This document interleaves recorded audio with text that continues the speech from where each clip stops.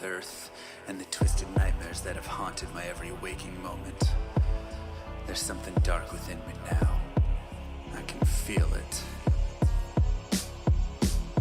Ice blast to the past, a bitter killer's mastery class, an orb of ice, a centrifuge recasted the fast, a frozen mass. They shattered into glasses of ash, a chill and blizzard wizards cast, and now I'm gone in a flash. And we don't stop, a nova proc, a weapon swap, a unique drop. We're tearing through this chaos, listen to our master raptor flock. The last who popped the moment stopped, he's finally free.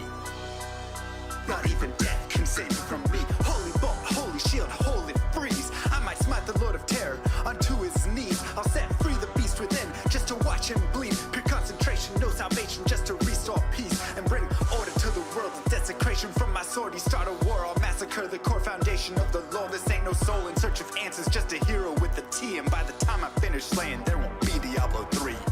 Lord of destruction, Lord of corruption, Lord of the hate and pain. I instigate a flow so great, eviscerate the syndicate. I decimate, eradicate my foes in turretonic state. They suffocate, choke on my name. Lord of seduction, Lord of disruption, Lord of the lies, Belial hides inside. He's terrified, mass genocide. My master rhymes identify the stale while they listen as I amplify, strict specify it's time to die.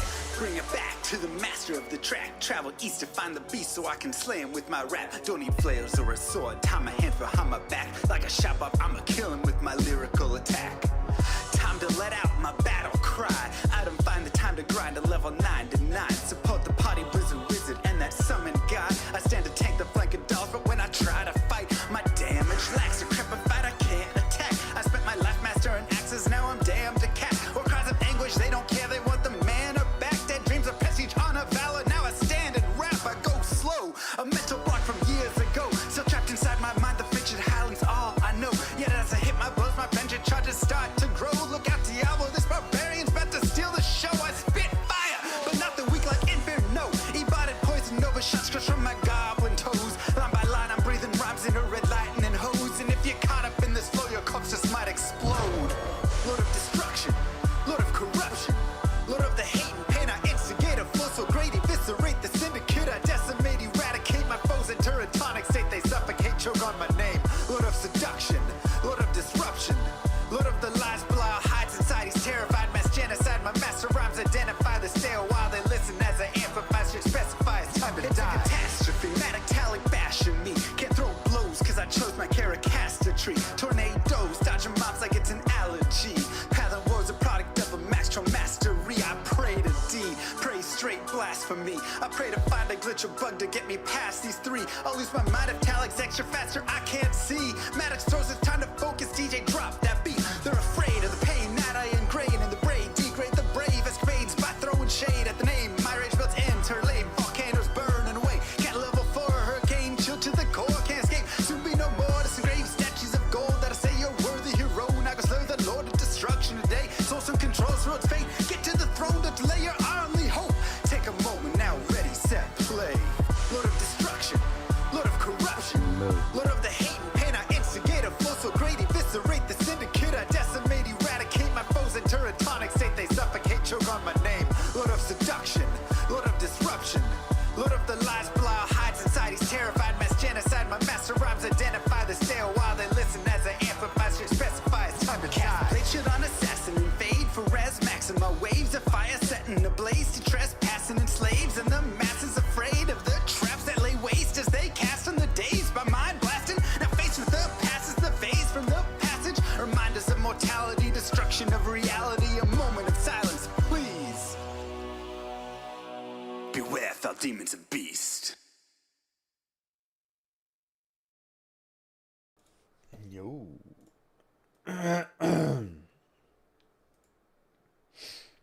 What's going on, everybody? Who turned off the lights? You know?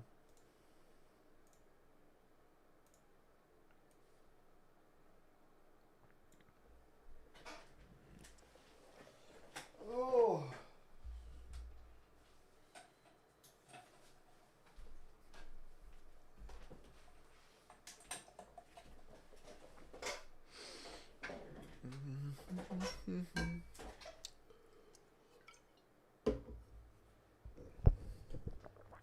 That's my question. Captain of Future. Thank you very much for the 36-month resub.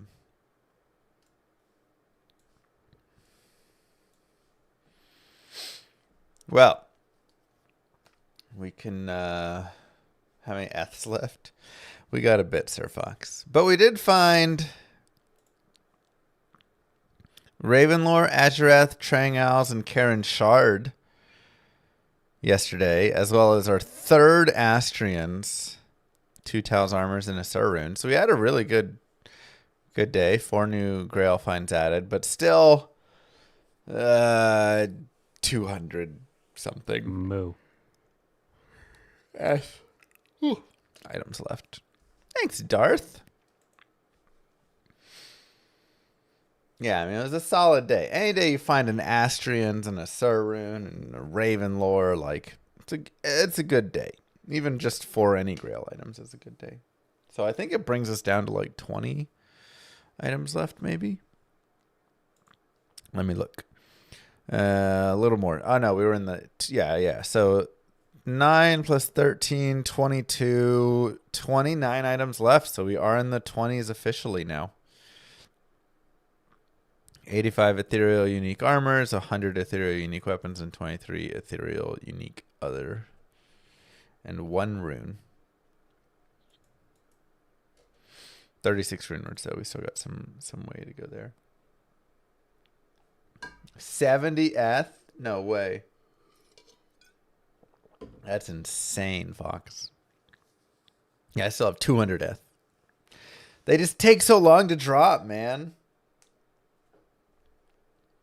Like, you drop your third Astrians and you're just like, ethereal, please. Zod 2 coming up. I mean, I wouldn't hate Zod 2. I still need it for Obsession and Breath of Dying, so. Eth and Nemo take forever. No, the early Eths won't actually be that bad. Wow, that's crazy, Fox. The early Eths will be pretty... Like, they'll take a little time, but I can just go farm, you know, normal Mephisto, Endariel, Cow King, Cold Crow, whatever, for a few days. And we should be able to hit those. So we can eventually knock out those early ones much easier. Okay. Modernization of Diablo Part 3 has released. This is from PupSup. We watched Part 1 and 2, and they were fantastic. So I want to watch Part 3. I'll try to take your guys' notes of pausing to talk instead of talking over. So. Welcome back to the third and final part of the modernization of Diablo, a series where we have compared the systems, features, and And there will be a link, of course, down below for you to go check him out. Follow. He's done a great job. Modernization of Part 1 and 2 of Diablo, Part 1 and 2 were both great and really described a lot of the issues of things like the level scaling and the itemization, all sorts of stuff. So campaigns of Diablo excited to see what we have here. 1 and 4 to see how they can produce such remarkably different player experiences, despite both titles being dark ARPGs in the same franchise. This is already such a great point. This book is optional and skippable. This conversation is not optional and not skippable. This is we're 10 seconds into this video and I'm already going to pause and go on a rant about how great of a point this is. This is the entirety of Diablo 4 and such a big issue. And it's so much more than just this is not skippable. One, it is not skippable all over the place. And so much of the game has this not optional, not skippable BS in it. Sorry for my language. Just like, oh my gosh, it is maddening how many times, this book, it's cute. It is maddening how many times you have to go through and wait for the person to walk over here. Then they slowly turn. Then they talk. Then there's a back and forth between them and Mephisto or whoever. And it takes 2 minutes of this.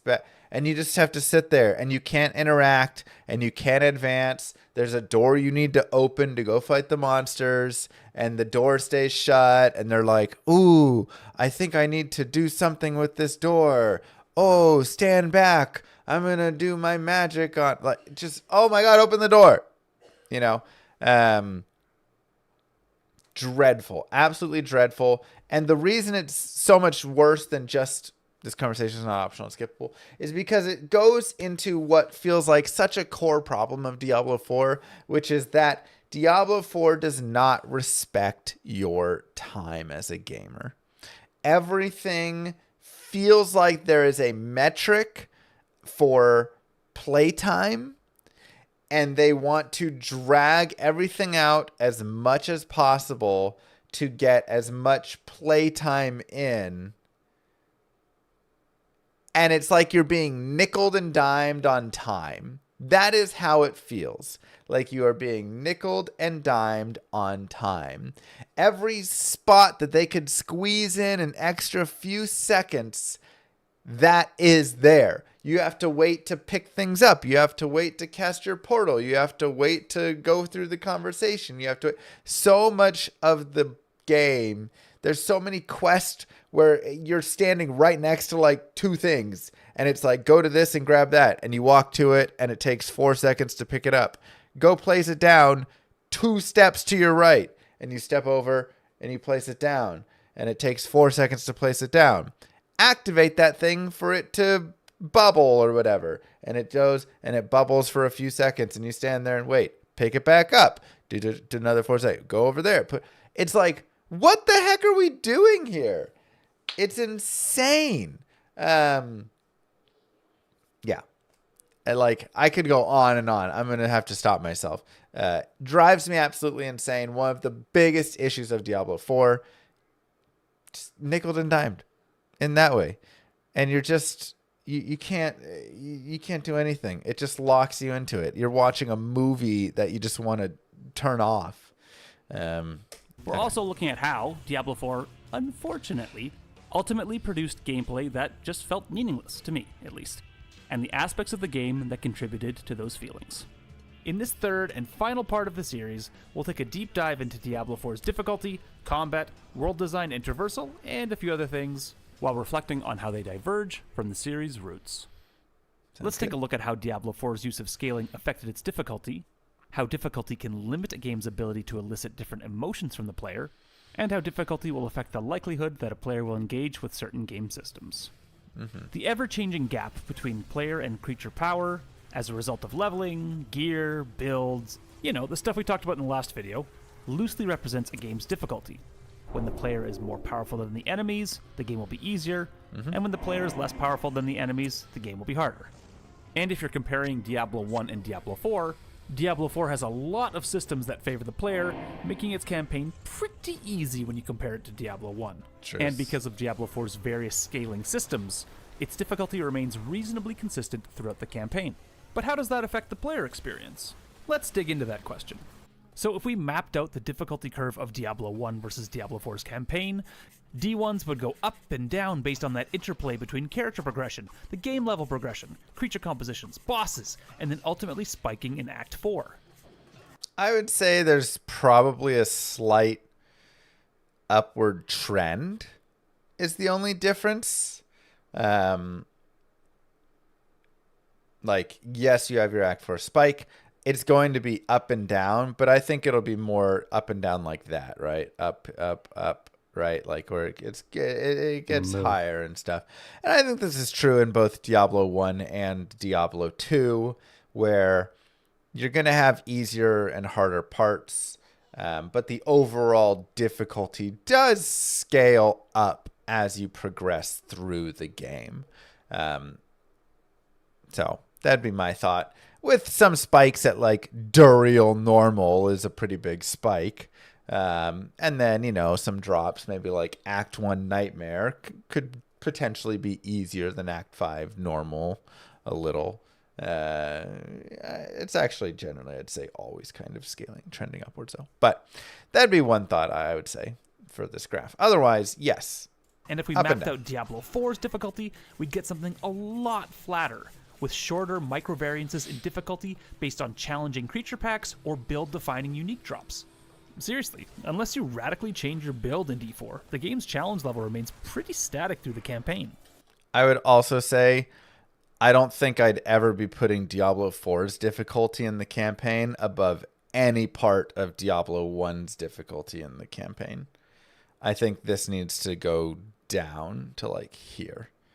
It just kind of, I don't think they overlap in terms of difficulty. And depending on your build, this difficulty may be higher or lower. For me, the campaign difficulty felt right about here compared to Diablo 1.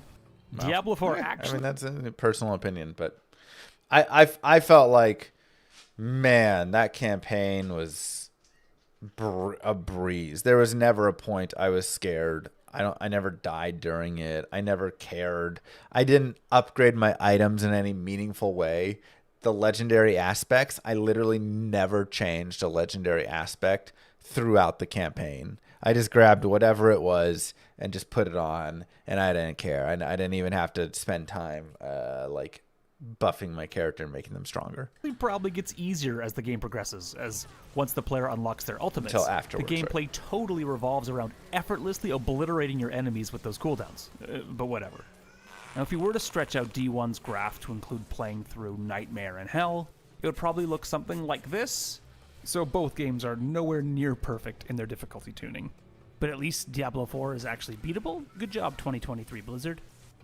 I found the flat difficulty curve in Diablo 4 to be a major contributor to the game's overall, often boring progression, because I never faced any challenges which were either great enough or persisted over a long period of time. No portion or encounters in the game really stood out. They all kind of just felt the same. And that sameness, purely from a challenge perspective, made the gameplay super monotonous. So, yeah, I mean, it's a great point, right? And like, I will also talk more on this. I'll let him say his stuff first, but like, the sameness is a huge issue. When it's always the same level, nothing stands out. He's totally right. I just played through the campaign a month ago. I can't remember like any of the combat, any of the fights whatsoever, because it didn't matter. It was the same. Everything was the same. Games, which feature varying difficulty, can make you feel tension, power, fear, triumph, anticipation. Diablo 4's use of scaling and the resultant flat, relatively easy difficulty just made me feel bored. Like, through the whole campaign, for 20 or 30 hours, I was just bored. He played 20 to 30 hours of the campaign. Good Lord. And when an action-oriented game can't elicit different feelings from the player through its gameplay, then it's probably going to be a pretty monotonous experience. In addition to helping the player feel things other than apathy, these spikes or increases in game difficulty encourage the player to do so many important things, like experiment with their build to overcome resistances, or try out new spells to see if that can help you beat a challenge, to hunt for new items that make you more offensively or defensively viable, or just changing how you approach the combat, trying out different strategies. But when you remove the need for any of these things, because the game presents no meaningful challenge, you have a game experience where the player can get through the campaign without having to adapt in any way, and that makes for super monotonous gameplay. Yeah, I mean, that's a really solid point and a good way to kind of explain it. Like he was saying with the emotions, right? You need to have the ups and downs of the difficulty to have different emotions and different feelings throughout. You just upgrade, you just hit a certain level and unlocked a new skill. You just found this new sweet piece of gear, whatever it is. And then when you go out and now you feel this like power, it like creates this, oh my gosh, this was hard and now it's much easier, or now it's possible. When you go and have a fight and you you step in and Duriel, right? Like first time you hit normal Duriel and he just comes up and just like pounds your face and kills you. And you're like, what the heck? And then you're experimenting and you're trying to figure stuff out and you're trying out different gear and you're getting your mercenary and you're trying to Google Mr. Llama SC, how do I beat Duriel? And you're like, oh, thawing potions. There's like all this stuff of like just experimenting and trying things. And maybe I just go back and level some more. And like, it creates this whole, and then when you finally beat Duriel, it's like, oh, it feels so good. And again, when you take all that away, when you play through the D4 campaign, you just like never die. Or if you do die, it's because you were just bored and not paying attention, right? But it's never like you step in and this boss is just super crazy and now you're trying to figure out, do I need to change my build? Do I need to get some more items? Do I need to go level some more? But like in Diablo 4, it doesn't matter. Like leveling some more just increases the difficulty of the boss as well. So leveling actually doesn't even help you. It can hurt you because if you level up, they go up in power, but your power doesn't increase if you don't somehow get like a new item with it. So yeah, I mean, it's and yes, D4 lets you respec, which also encourages the player to experiment with their build. And it seems that players can make pretty diverse builds with all the skills available to them. But it didn't feel rewarding to change my build because there were no challenges that my build changes helped me overcome. No. Like picking up different elemental skills to defeat enemies with resistances or immunities, for example. Diablo 4 is kind of just like, what do you want to kill stuff with? Fire, ice, lightning, or some combination? Your choice, which is nice. Doesn't matter. But the novelty of new skills fades away pretty quickly when they're not a solution to a problem that has been presented to you. Another issue with Diablo 4's scaled and low difficulty is that, during the campaign, features like the gem system or crafting with the blacksmith become totally superfluous. They're just not necessary to engage with because of the game's low difficulty and its extremely high rate of gear turnover. Yeah. I didn't even think to use these features on my barbarian, and only used gems after the campaign for my sorcerer. Yeah, I mean, you just don't care. Again, when there's no difficulty, you don't care. I never changed my aspects. Like, I never did any legendary imprinting on any gear during the campaign. I never did any crafting. I never put gems in things. I didn't care because, like Pups Up talked about in Modernization, I believe part 2, in Diablo 1, over the course of like an hour, he changed gear. Maybe it was 4 hours. He changed gear like 7 times.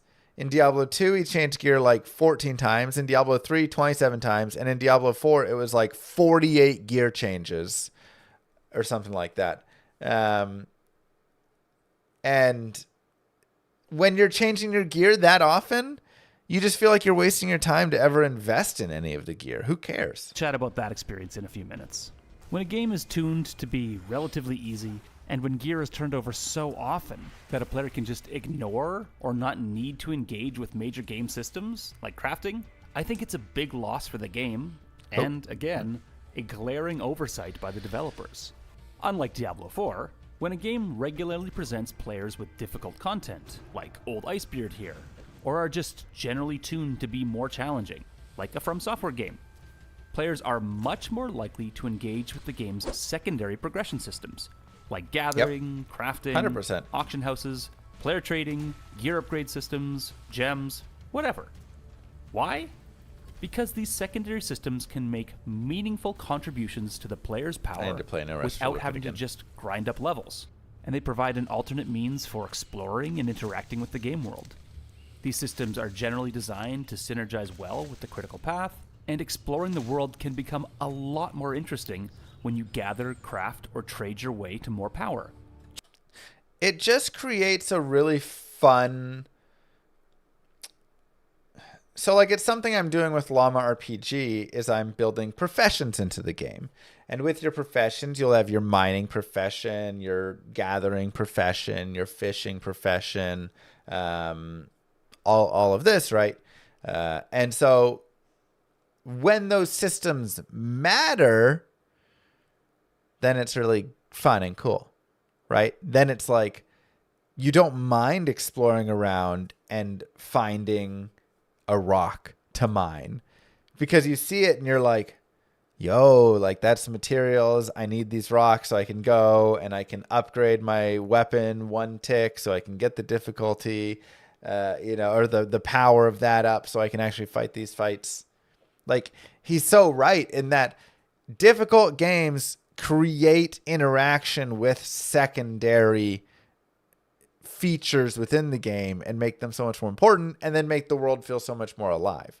When the game is so easy, none of that matters, then you're just only fighting. You just are going out and killing things, and that's all that matters. And that's so lame to run past. I hate when I'm running around in D4 and I'm just running past all of the like small crafting materials and mats, and the little herbs and whatever stuff, because I just don't care. Because again, why would I? Nothing matters. I do trillions of damage. Like, who cares? Just think about how much more exciting it is to explore a game world when you actually value the crafting items that you find. Yeah. But when a player can steamroll most of the game's content without much thought or preparation, they're likely to ignore these features which, when in the right game, can greatly enhance and deepen the experience. True. D4 might not benefit from some super deep crafting system, but it would be nice if the systems that were already in the game were more enticing to engage with because the campaign presented occasional or frequent challenges that the player needed to conquer. For the sake of being just a little bit thorough, I wanted to see what Diablo 4 offered beyond the campaign. So I did the Capstone Dungeon, which at that time was recommended for 7 levels above my current level. And it may be no surprise, it was the most engaging experience I had with Diablo 4, giving me a taste of what the campaign could have been if it had been tuned to be more challenging. So that he's totally right, and it's again just the scaling is really dumb, and somewhat even dumb in this regard, where the Capstone Dungeon being 7 levels above you or whatever just makes it so much harder. But it's one of the things. There's like speedrunning in Diablo 4. Not a lot. People don't super care about it, but there it has been done, and Kano I think did some, and Jim and stuff. And one of the like things is the game is super easy to speedrun. It all pretty much comes down to the Capstone Dungeons, right? Like, those are the only things that have that set level 30, level 60, and you go into it in a speedrun obviously under leveled, and so you go there at like 50 or whatever it is, and that then becomes an actual difficult zone. And like Pups Up says right here, it's actually really fun, because you're dodging these attacks. Things are scary. You actually want to like make sure your gear matters.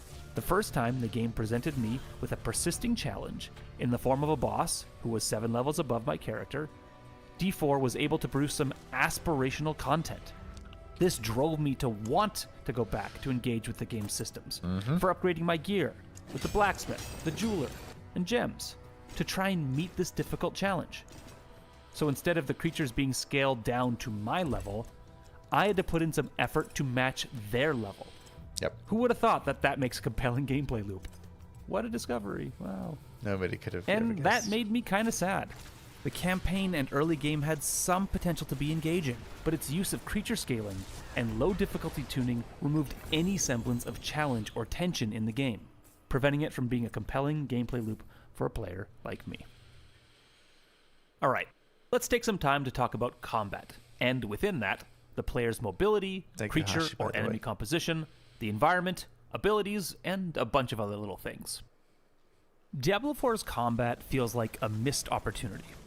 It shows glimmers of being tactical and engaging when it presents a challenging scenario or enemy to the player, but it struggles to remain engaging through most of the campaign due to the factors that we'll discuss, like excessive player mobility, poor spotlighting of individual creatures, limited engagement with the environment, huge issues with legibility and overcrowding, and some other stuff.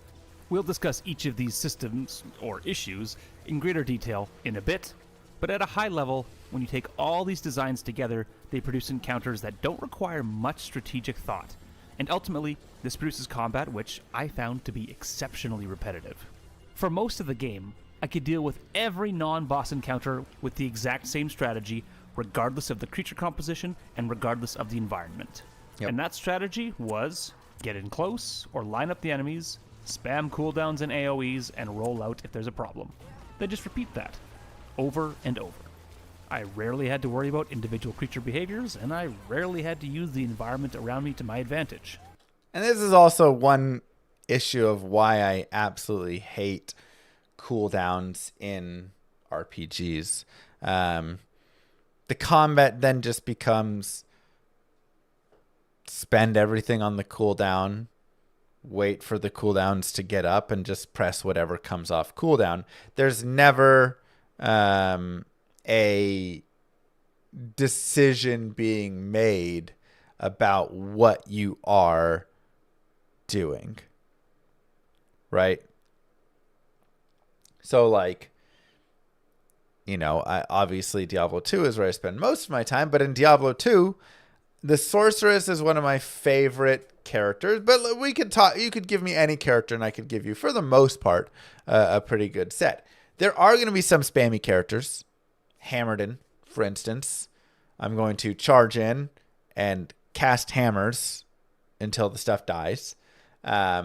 That combat is not engaging in that way. It's very engaging rather in the positioning because of how the hammers spin, where you're locating yourself compared to the monsters. So it's a different engaging, but you are not casting things other than charging in and using the hammers, or teleporting if you're with Enigma and stuff. So that is true in some of the cases. However, there are many cases, such as the sorceress, where let's say I'm a sorceress and I'm teleporting around early on in the game. I'm going to have teleport. I'm going to have static. I'm going to have frost nova. I'm going to have nova. And I'm deciding, I teleport next to a monster. I'm deciding, do I need to slow this monster with frost nova? Do I need to static them? How much should I static them? When should I get the nova going? Because do I need to put them in faster hit recovery? Can I put them in faster hit recovery? So if you deal more than 1/12 of their life in a hit, then they go into faster hit recovery. Or is it 1/8 and 12%? Whatever, one of the two. And so, like, if the monster is really weak, you want to just dive in and nova. If the monster is a little stronger, maybe you frost nova and static. If the monster is high damage but low life, maybe like dolls or, whatever, souls, you may just want to go in and just frost nova and then go straight to nova, because the static is actually less damage than a nova itself. If it's something like Death Lords or Blunderbores or something, now you want to go in and static them because they have high HP, right? Just like knowing the mob that you're fighting changes how you want to be using all of these actions within this fight. And I don't get any of that in D4 because everything's just on a cooldown, right? Except your one skill. You have your like one core skill, and then maybe your spender to generate the mana or whatever resource you need to spend core skill, assuming you're not getting it from another way. But you just dive in and you just go like cooldown, cooldown, cooldown. None of it matters. I never care what the monster is next to me. Like, the only thing a lot of times is I keep something that like allows me to be unstoppable in case they're like gonna stun me so I can run away or something, right? Like, that's about it. And that makes gameplay repetitive. Like, really repetitive. Just imagine playing a shooter where you had one gun and it killed everything, regardless of what you were fighting, and you never had to take cover or maneuver around the environment in an interesting way, or triage high-priority enemies. That'd be pretty fucking boring. And that's kind of how Diablo 4 felt to me. This shooter example might seem like hyperbole, but seriously, think of a game with great combat, from any genre really. What happens to the combat in that game when non-boss creatures have mechanics that can be ignored? When the environment doesn't play a role in combat? Yeah. You can easily outmaneuver all enemy types? When all creatures are equally vulnerable to all of your attacks? Well, yeah. I mean, it's really a good point. And I love the point of like the environment as well. Like, something that's so massive in Diablo 1 and Diablo 2, and honestly just all sorts of great games, is the environment actually mattering. Using doors to funnel monsters in if there's too many, blocking it right there. Using just tight corners versus wide open spaces, again, depending on the character. A hammered in a tight corner is going to suck. You want them in a big open space, so those hammers are going to hit more things. In Diablo 4, your hammers go through all of the objects. So if you're next to a wall, it just goes through the wall and continues spinning. So like it just removes even the positioning care about that. And you know, in the game we just saw right there, where the monster was like below the area, like a lot of times, like blocking monsters down below areas and things. Those things are really fun, finding ways to like cheese a mob that was kind of too difficult for you at the time. All sorts of cool things. Every like encounter is going to feel pretty much the same. And these are all features of Diablo 4's combat that we'll discuss. And that makes combat monotonous. Yeah. But, interestingly, much of the repetitiveness of Diablo 4's combat is embellished, if not caused, by its relatively low difficulty tuning.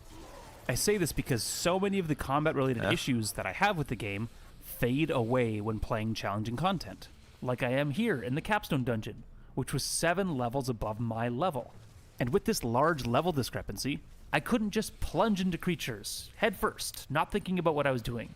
I had to triage enemies, I had to kite them, I had to use the environment to my advantage, I had to be wary of different creature behaviors. This is what makes combat engaging. Yeah. But without that difficulty, the combat throughout the campaign became incredibly monotonous. And just a reminder for context, I played through the campaign on World Tier 2, which was the hardest campaign difficulty available to me at the time. And at that difficulty level, so many of the encounters in the game just felt the same, because I could use the same strategy for every encounter. Makes sense. And where other games will break up this type of monotonous combat through varying difficulty, notably different creature types or compositions, or different environmental factors, Diablo 4 doesn't really achieve this, even though they tried. So let's break down why I found the combat in Diablo 4's campaign to be pretty boring. Showing like the different maps, like the Maggot Lair and stuff there is really nice. And like it brings up a small point I have, which is I love the Maggot Lair in Diablo 2. I don't love it, but I love that it exists. I don't love it because it's just like, oh my God, it's so hard. But I love it because it's iconic and it's so representative of all the different areas in Diablo 2 and how iconic they are. From the Arcane Sanctuary and Maggot Lair and the tight paths to the wide open areas of the Act 1, your Black Marsh and Stony Field and Cold Plains, to, you know, just like Nilithak's areas and down, you know, going down towards him, to anything and everything. The varying sizes of the paths, the just different mob types within each of the areas. They're so iconic. And it's wonderful that they have these different experiences. So you do have a Maggot Lair type experience. You do have a Durance of Hate, massive maps in hell experience, but it's not just that experience everywhere. If the whole game was the Maggot Lair, the game would suck. If the whole game was the Durance of Hate, the game would suck, right? But by having a little here, a little there, whatever, it creates all these iconic areas and zones, and having iconic monsters that you actually care about within them matter as well. Souls and dolls and death lords and all of these mobs are really well known in these areas because the game has that difficulty. And so you're like, yeah, I really care about this difficulty. And I care about souls, and everybody knows and remembers them because they've all been pounded by them, you know, relentlessly. And so you engage with them and you fear for them, and it creates an emotion, you know, that you just don't get over here. First, let's talk about mobility, because player mobility plays an enormous role in how combat encounters unfold.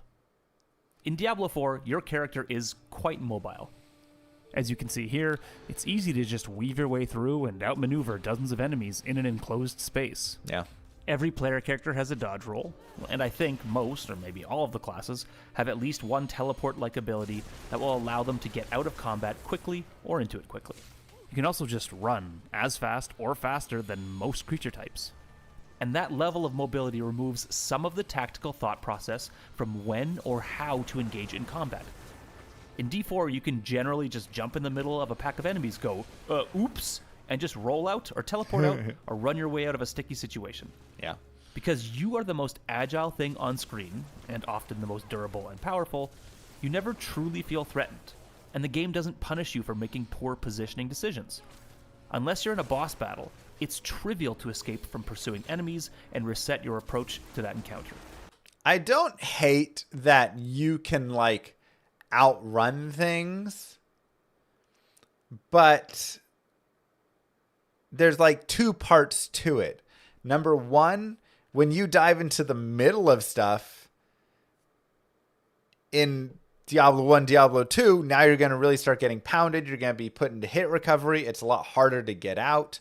Whereas here, you can always just get out, right? There is no hit recovery and stuff. You can get, like, stunned, but then you can just do an unstoppable skill. You can literally just cast a skill that's just like, I am unstoppable. And then it just guarantees you to just be able to run away. So, like, that's part one.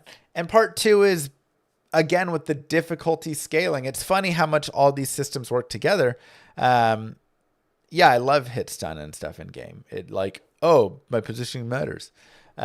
When you go to the next area, if I just run through 4 areas in Diablo 1, Diablo 2, I'm just going to get absolutely murdered in the next area because, I haven't leveled at all. I haven't found any gear. I haven't done anything to upgrade. In Diablo 4, the level of the next area scales to you. So if I run through 5 areas without killing anything, it's all still the same difficulty. So, like, okay. Well, there's no... Okay. And this is a far cry from the slower, more positionally based combat of Diablo 1, where you can't just disengage from a fight at any moment because you were too aggressive or underpowered. You might get stun locked and killed when you're trying to run away. Diablo 1 actually requires you to think about what you're doing when you engage in combat, because there isn't always an easy way out. And I thought this made for more interesting combat encounters than Diablo 4. Yeah, for sure. Time for another silly example. Going back to earlier in the series, where I compared Diablo 1 to Resident Evil 4, and how both games rely on limited player movement speed to generate gameplay tension, Diablo 4, on the other hand, would be more like a hypothetical Resident Evil 4, where Leon S. Kennedy is able to run and shoot at the same time, he can sprint, he can dodge roll, and he had other high mobility skills. And most of the enemy's mobility was not increased to match him. It's a dramatically different player experience.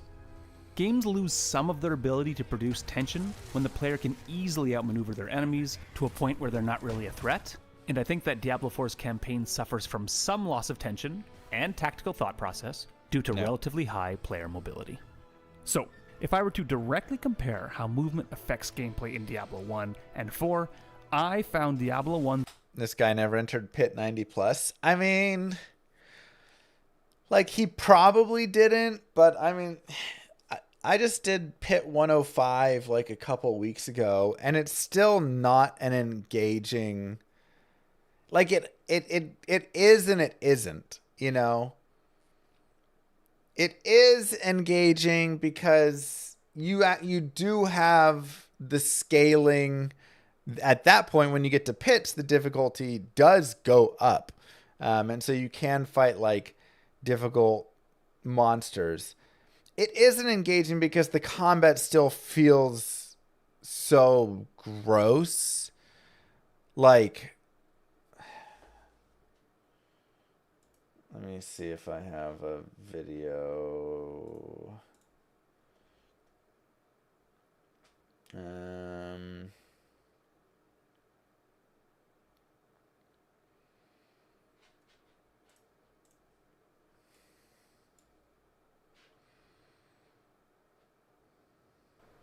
What's up, YouTube? Mitch Llama. If you want, you can really just run with the Billing Star. Get a little bit of increased crit strike chance, like we talked about.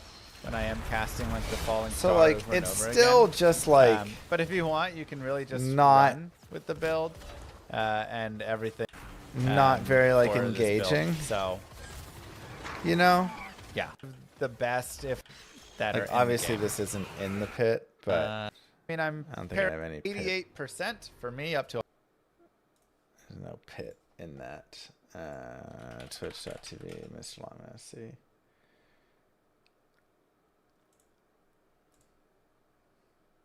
So I'll try and be really quick with this. Let me just go to recent broadcast. Diablo 4 Arbiter, sure. You know,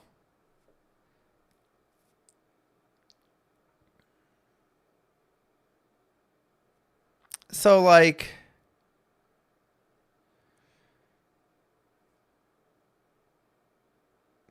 this one is only a pit 85 because this was a different build. This was I was trying out like an Arbiter Paladin.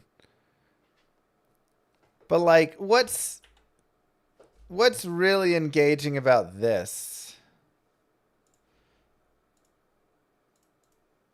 Oops.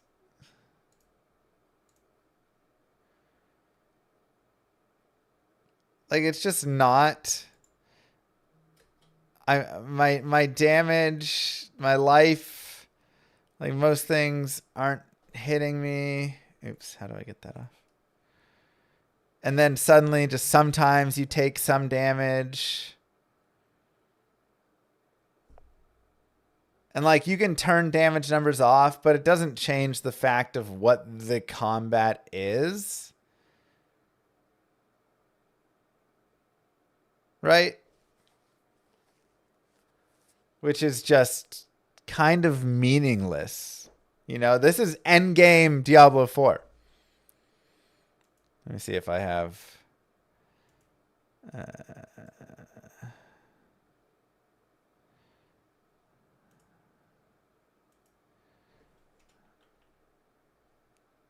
Okay, this is pit 100 here. On my wing strikes build with the damage numbers off. You know, but like, again, look at my mobility. Look at my life total. I'm standing literally right in the center of deadly mobs on pit 100.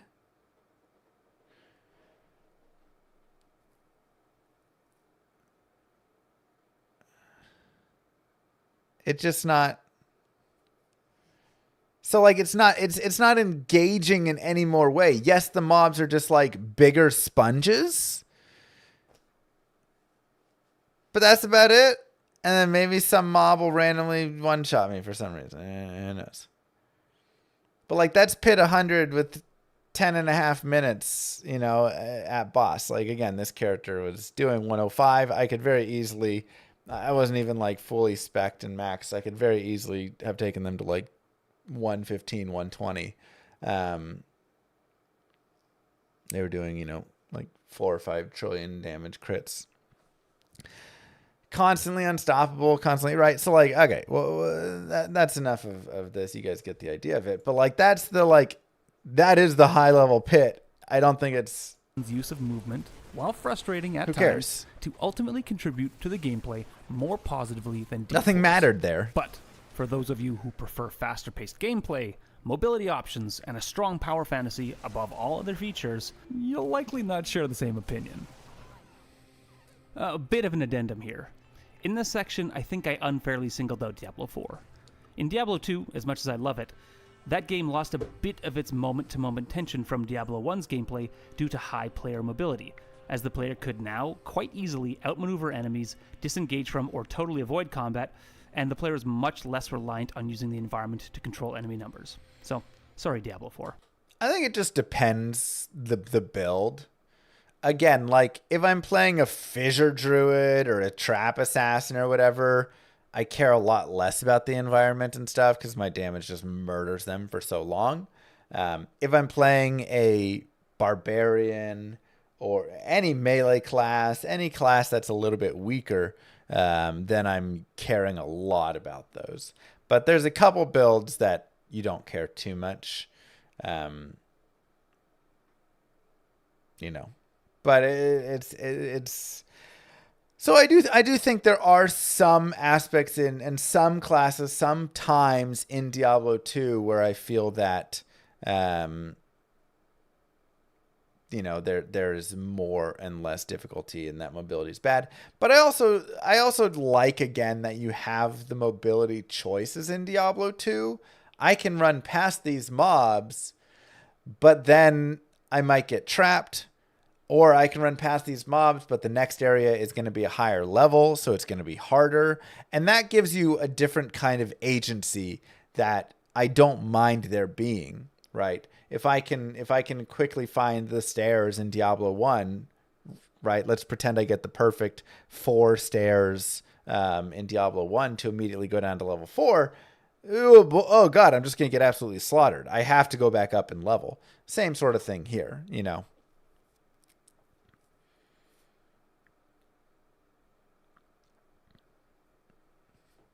Wait, did I accidentally mute him? Oops.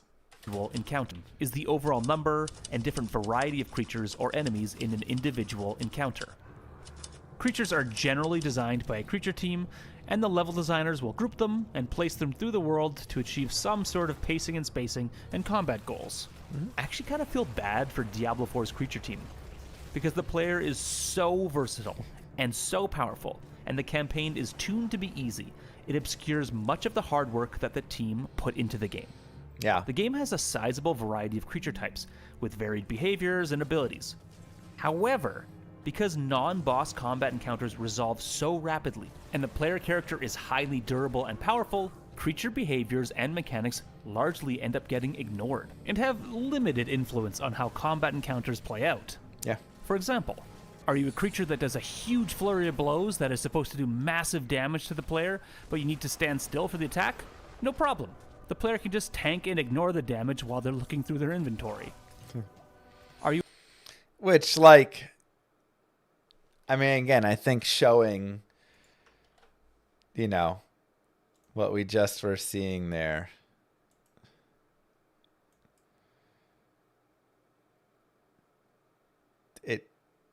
What mob is here? Who cares? Right? What mobs are right here? Who cares?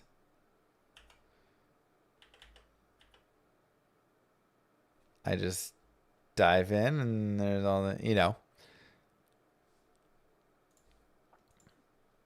And I do kind of also feel bad for the D4 team that created the monsters, because he is right.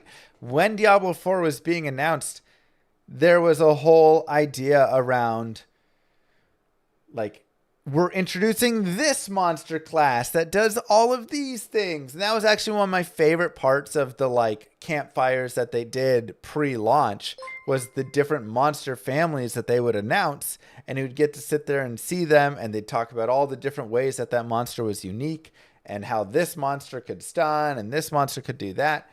And it never matters, They just, You're a creature who can resurrect others. The player probably won't even notice. No. And the resurrected will just die in crossfire. Are you a creature who will kamikaze into the player, causing a large explosion? No problem. The player can just absorb the damage while they're fighting a dozen other creatures and an elite. Yep. So, as you just saw, varied creature behaviors are in the game, providing some ingredients for more varied encounters. But they get lost in the noise of combat and ignored due to player power. And that's a bummer. The player's ability to ignore some, or even any of the creature's mechanics, is an unfortunate design decision for the game. I sincerely believe that having to consider and be cautious of these kinds of mechanics would make combat much, much, much more engaging. So how do you make players care about an individual creature's behaviors? Well, here's how. Creatures need to present a certain level of threat to the player before players will engage with the creature's mechanics. Yeah. Like here, with the Tomb Lord's detonation ability, taking down most of my health. So now I know I need to avoid it or it might kill me. Good. Good job, Diablo 4. But these high threat abilities were not common in Diablo 4, And even in this Diablo 4 example, it was trivial to replenish all my health. When other games feature high damaging or threatening mechanics from even basic creatures, and the creatures aren't tuned to replenish the player's health in predictable intervals, the players are much more likely to engage with those creatures tactically. Yep. You can see this in games like No Rest for the Wicked or Souls-likes, as even the most basic creatures in those games have behaviors which pose a threat to the player, like this thing's flurry attack. In the Diablo series, I think Diablo 2 did a wonderful job of generating creatures that had memorable and effective behaviors that the player had to remain attentive to. Now, I have about 40,000 hours in Diablo 2, so of course I'm going to remember them a little more, but I feel like even going way back prior to playing all of those hours, the mobs of Diablo 2 are some of the greatest mob design ever, because so many of them are memorable. Again, obviously you have your souls and your dolls and your death lords and all of that, but you have even just like your poison mages and stuff. Like there's so many that do matter all over the place. It's crazy how many of the mobs are unique and you actually know and remember what they do. Even if they're easy, you can remember them for being the easy ones, you know? But just like the archers, the flares, everything from the density amounts to the types of attacks they had, the vipers and their like quick charge. There's just so many that had a different threat, so many memorable things. That game had many creature types that can have a significant effect on the player's health. And then when you combine almost any creatures with certain boss affixes like extra strong, extra fast, curse, auras, you get a robust set of dangerous creatures. When a player can't ignore an individual creature's mechanics, they have to exercise some amount of caution and strategy when engaging with them. And that strategy will change based on the creature you're fighting, the interplay between the creatures in the composition, and the environment. This creates great variability between encounters. Every encounter feels a little bit different, and that's a huge part of what makes combat engaging in any game. Yeah. And as a level designer, that's what you want. You want to use the tools at your disposal, being the creatures and the environment, to make each encounter feel at least a little bit unique. You don't want all the encounters to feel the exact fucking same because the player can just ignore the creature behaviors or not have to use the environment to their advantage. Ugh. Sorry, personal tangent over. And I'm sure the creatures that I'm showing here have a lot more complex behavior trees and more robust animation sets than the creatures in Diablo 4, but I think the point still stands. But this isn't the direction that D4 chose for their encounters. The creature composition in D4 is closer to a Dynasty Warriors than a Dark Souls, as the vast majority of the creatures you encounter in D4 pose little to no threat to you. With all that said, I don't mean to suggest that Diablo 4's encounters should only be one-on-one fights between you and a single enemy. I just wish you had to pay a bit more attention to the average creature's behavior, because the few times the creatures truly posed a threat to me, like this Big Bertha here, I thought that made for the best and most tactical combat. In Diablo 4, on occasion, you'll run into elites with some non-diegetic affixes that are pretty dangerous, and there are a few non-elite creatures that you have to be mindful of. For example, these furries here can hit stun you, and in a large pack can stun lock you. Awesome. Good. These creatures actually make you consider how you should approach a group of them in combat. You can't just dive in head first. You might die.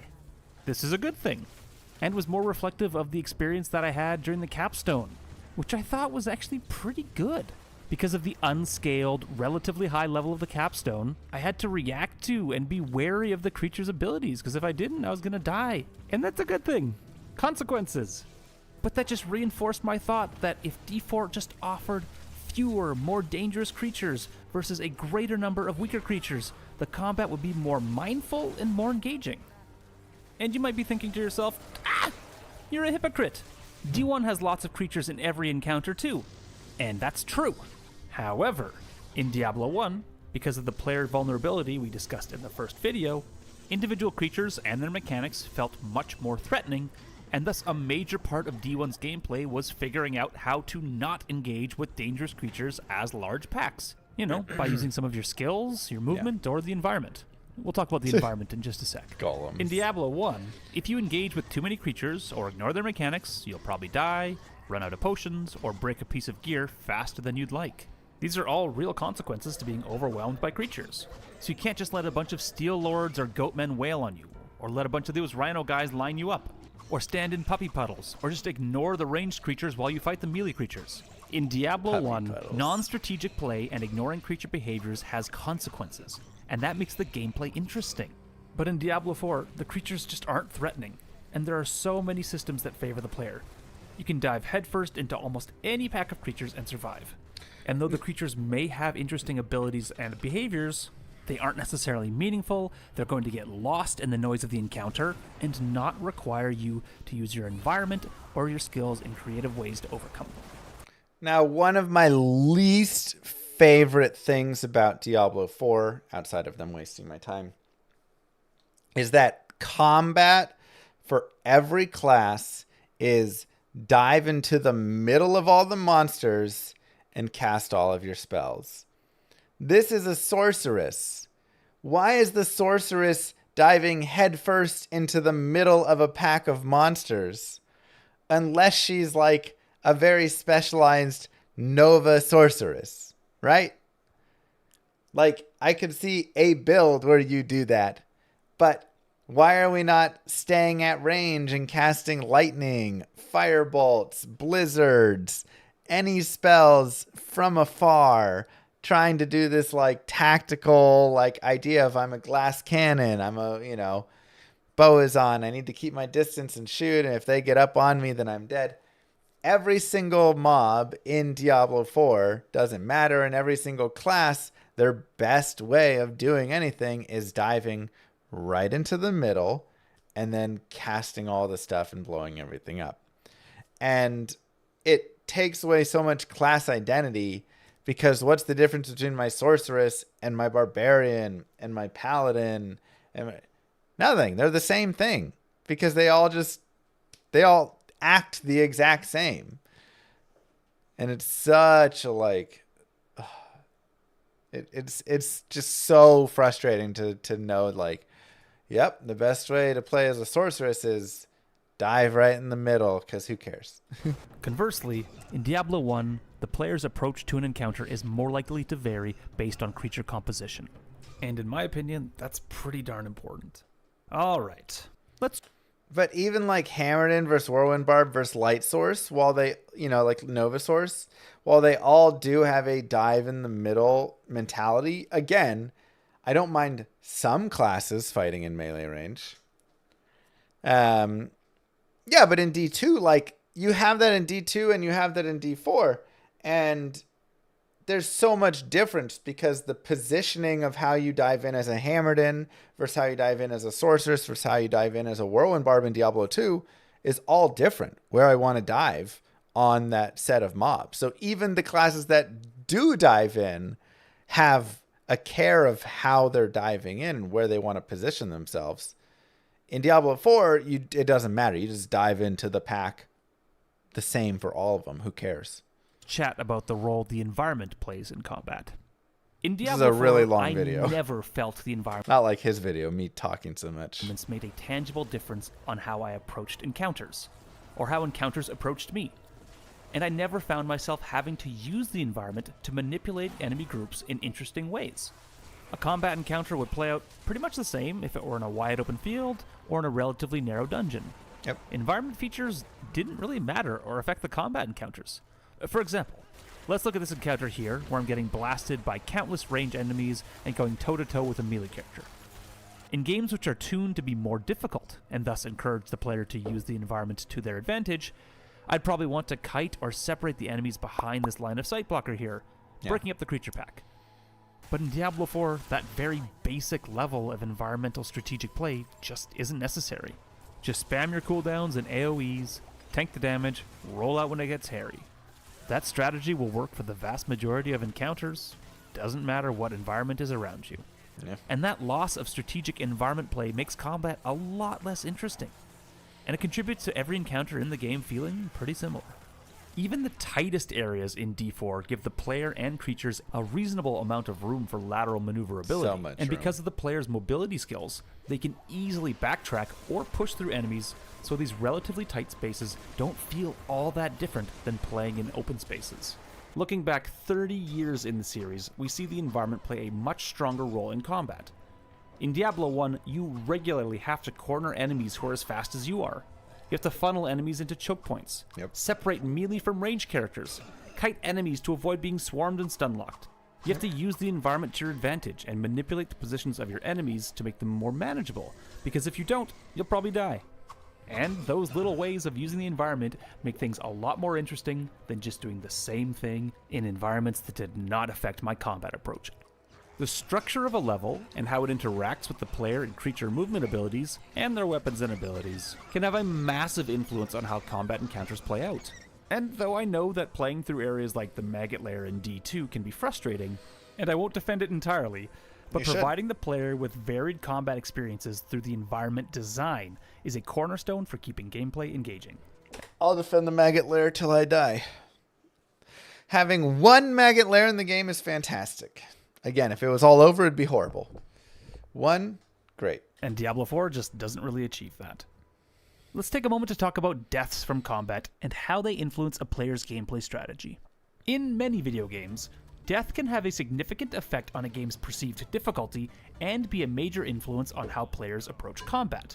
When death in combat is an ever-present possibility due to a game's difficulty, and the consequences of death or even just taking lots of damage are significant, in the form of lost time, gear repairs, potion runs, lost experience, lost gold, corpse runs, whatever. Like you'd see in Diablo 1 or 2, the game is training the player to avoid taking damage and to avoid death, and thus to play more strategically. They learn that taking damage and dying is bad, and that is more efficient to play the game in a way that avoids unnecessary damage or player deaths. In Diablo 4, the consequences for death are minimal. For example, while I was doing a survey of how many exposed nipples there are in this game, I tragically died while taking notes. In this instance, after a 5-second timer, I respawned exactly where I had died. In this next instance, while I was doing my important research, I respawned a few meters away, and then I was back in the fight in seconds with a full belt of potions. And I think I only died twice in the campaign, organically, and I was not playing with a lot of strategy. So not only is death uncommon in Diablo 4's campaign, due to its low difficulty, it's also inconsequential. With this combination, the player is disincentivized to play strategically and cautiously. Why would the player bother to slow themselves down by playing thoughtfully, using line of sight blockers, triaging enemies, kiting enemies, that kind of stuff? It's way more time efficient to be hyper-aggressive, spam your cooldowns, and accept death in the unlikely event that it actually happens. And that's probably the way that most players experienced Diablo 4. Yeah, I want to know the results of the exposed nipple count. If you die, you'll be back in the fight in a few You better give us that. seconds with a full potion belt and little incentive to change your playstyle. When a game doesn't require any strategy other than spamming cooldowns, and it doesn't train you to play differently, that explosive, flashy, mindless gameplay is going to get old pretty fast. And you could say, just play hardcore, then you'll have meaningful death. Sure. But I don't think it's fair to make it the player's responsibility to make the base gameplay meaningful by choosing a game setting that is so punishing. There is a happy medium for death consequences, and D4 is way off that mark. Death is an important tool for making combat engaging, and D4 did not leverage that tool well. Here are some nitpicks about bosses and their abilities before I wrap this section up. Diablo 4's bosses fall prey to the overuse of excessive disembodied visual effects, or VFX, which will damage you or debuff you if they come into contact with you. They use these VFX as a way to make fights more challenging and engaging, but I thought that they made visually noisy, tactically messy encounters, which feel cheap compared to some of its contemporaries. Instead of creating bosses that have interesting and dangerous behaviors that physically come from the creature, supported by unique animations and making the creature itself dangerous, like you might see in a game like No Rest for the Wicked or Souls-like, in Diablo 4, much of the danger and challenge of a boss fight relies on those disembodied visual effects that the creature summons. Yeah, I mean, this is actually a good point, and something that I do appreciate in Souls-like games is even if you don't have to make everything, like Souls-likes just have so many like one-shots and absolutely brutal hits and stuff. And even if you don't want to be quite as hard, you could go like half the way and get that same feeling and effect, you know? And especially with like limited potions, which is something that you do actually have in Diablo 4 in a fight, is, you know, you only have X amount of health potions. And so you kind of care about spamming it a little bit there.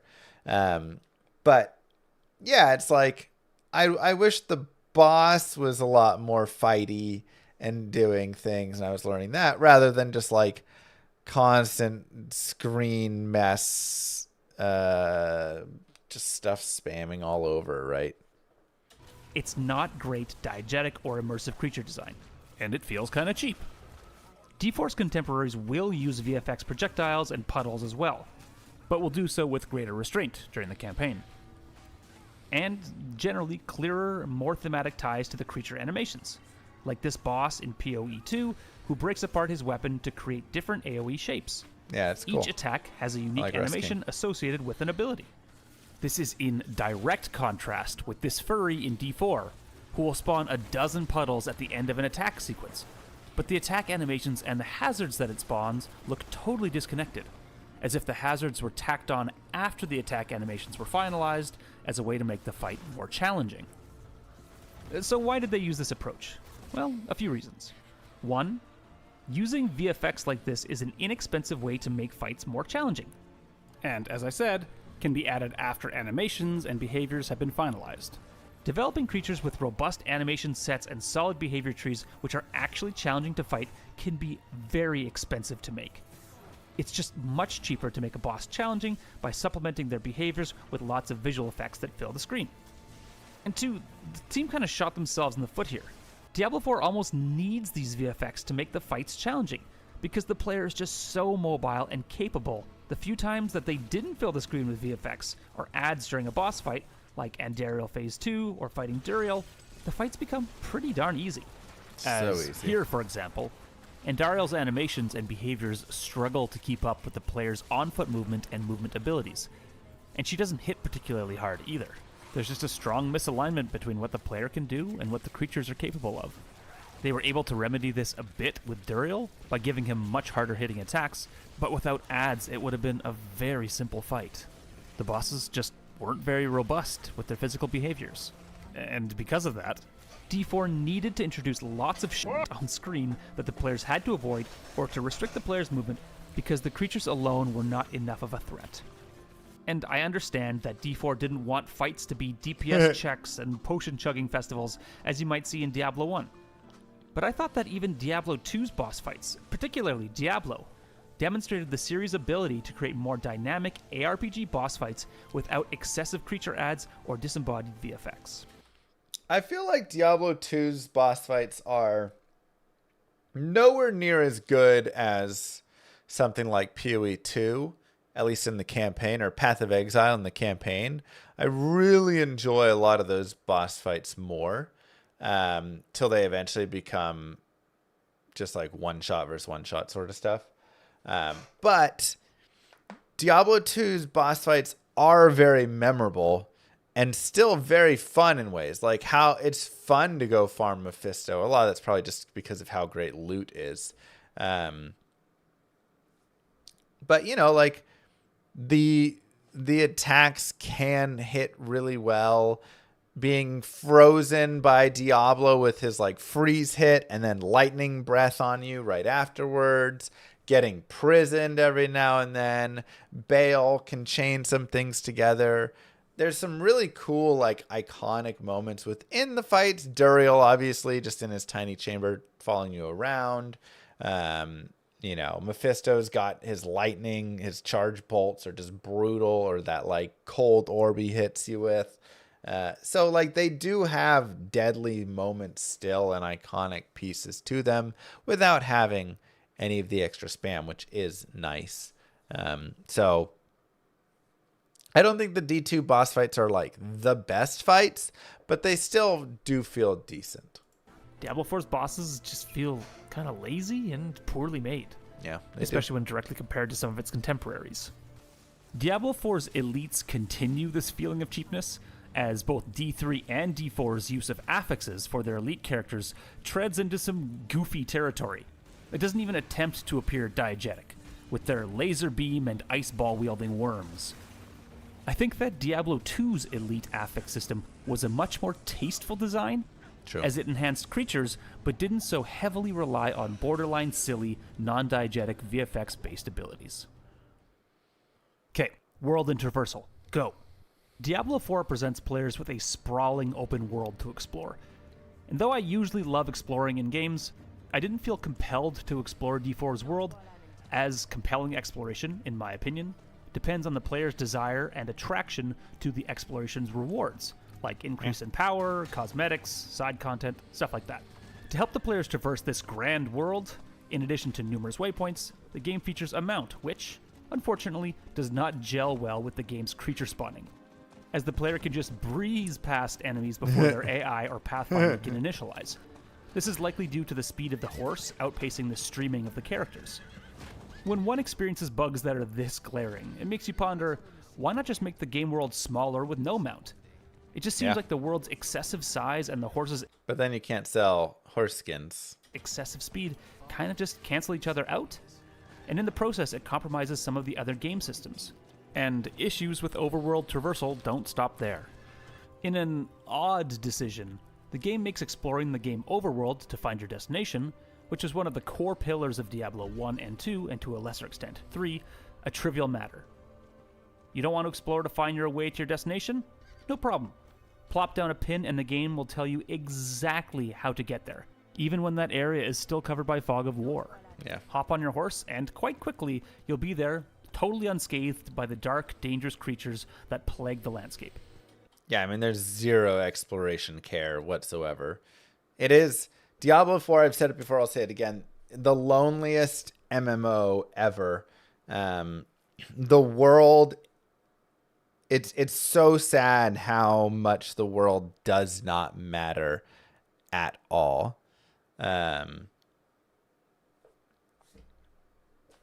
Like, it's completely pointless. You go to where the Helltides are, a world boss, you teleport to the rest of the things. That's it.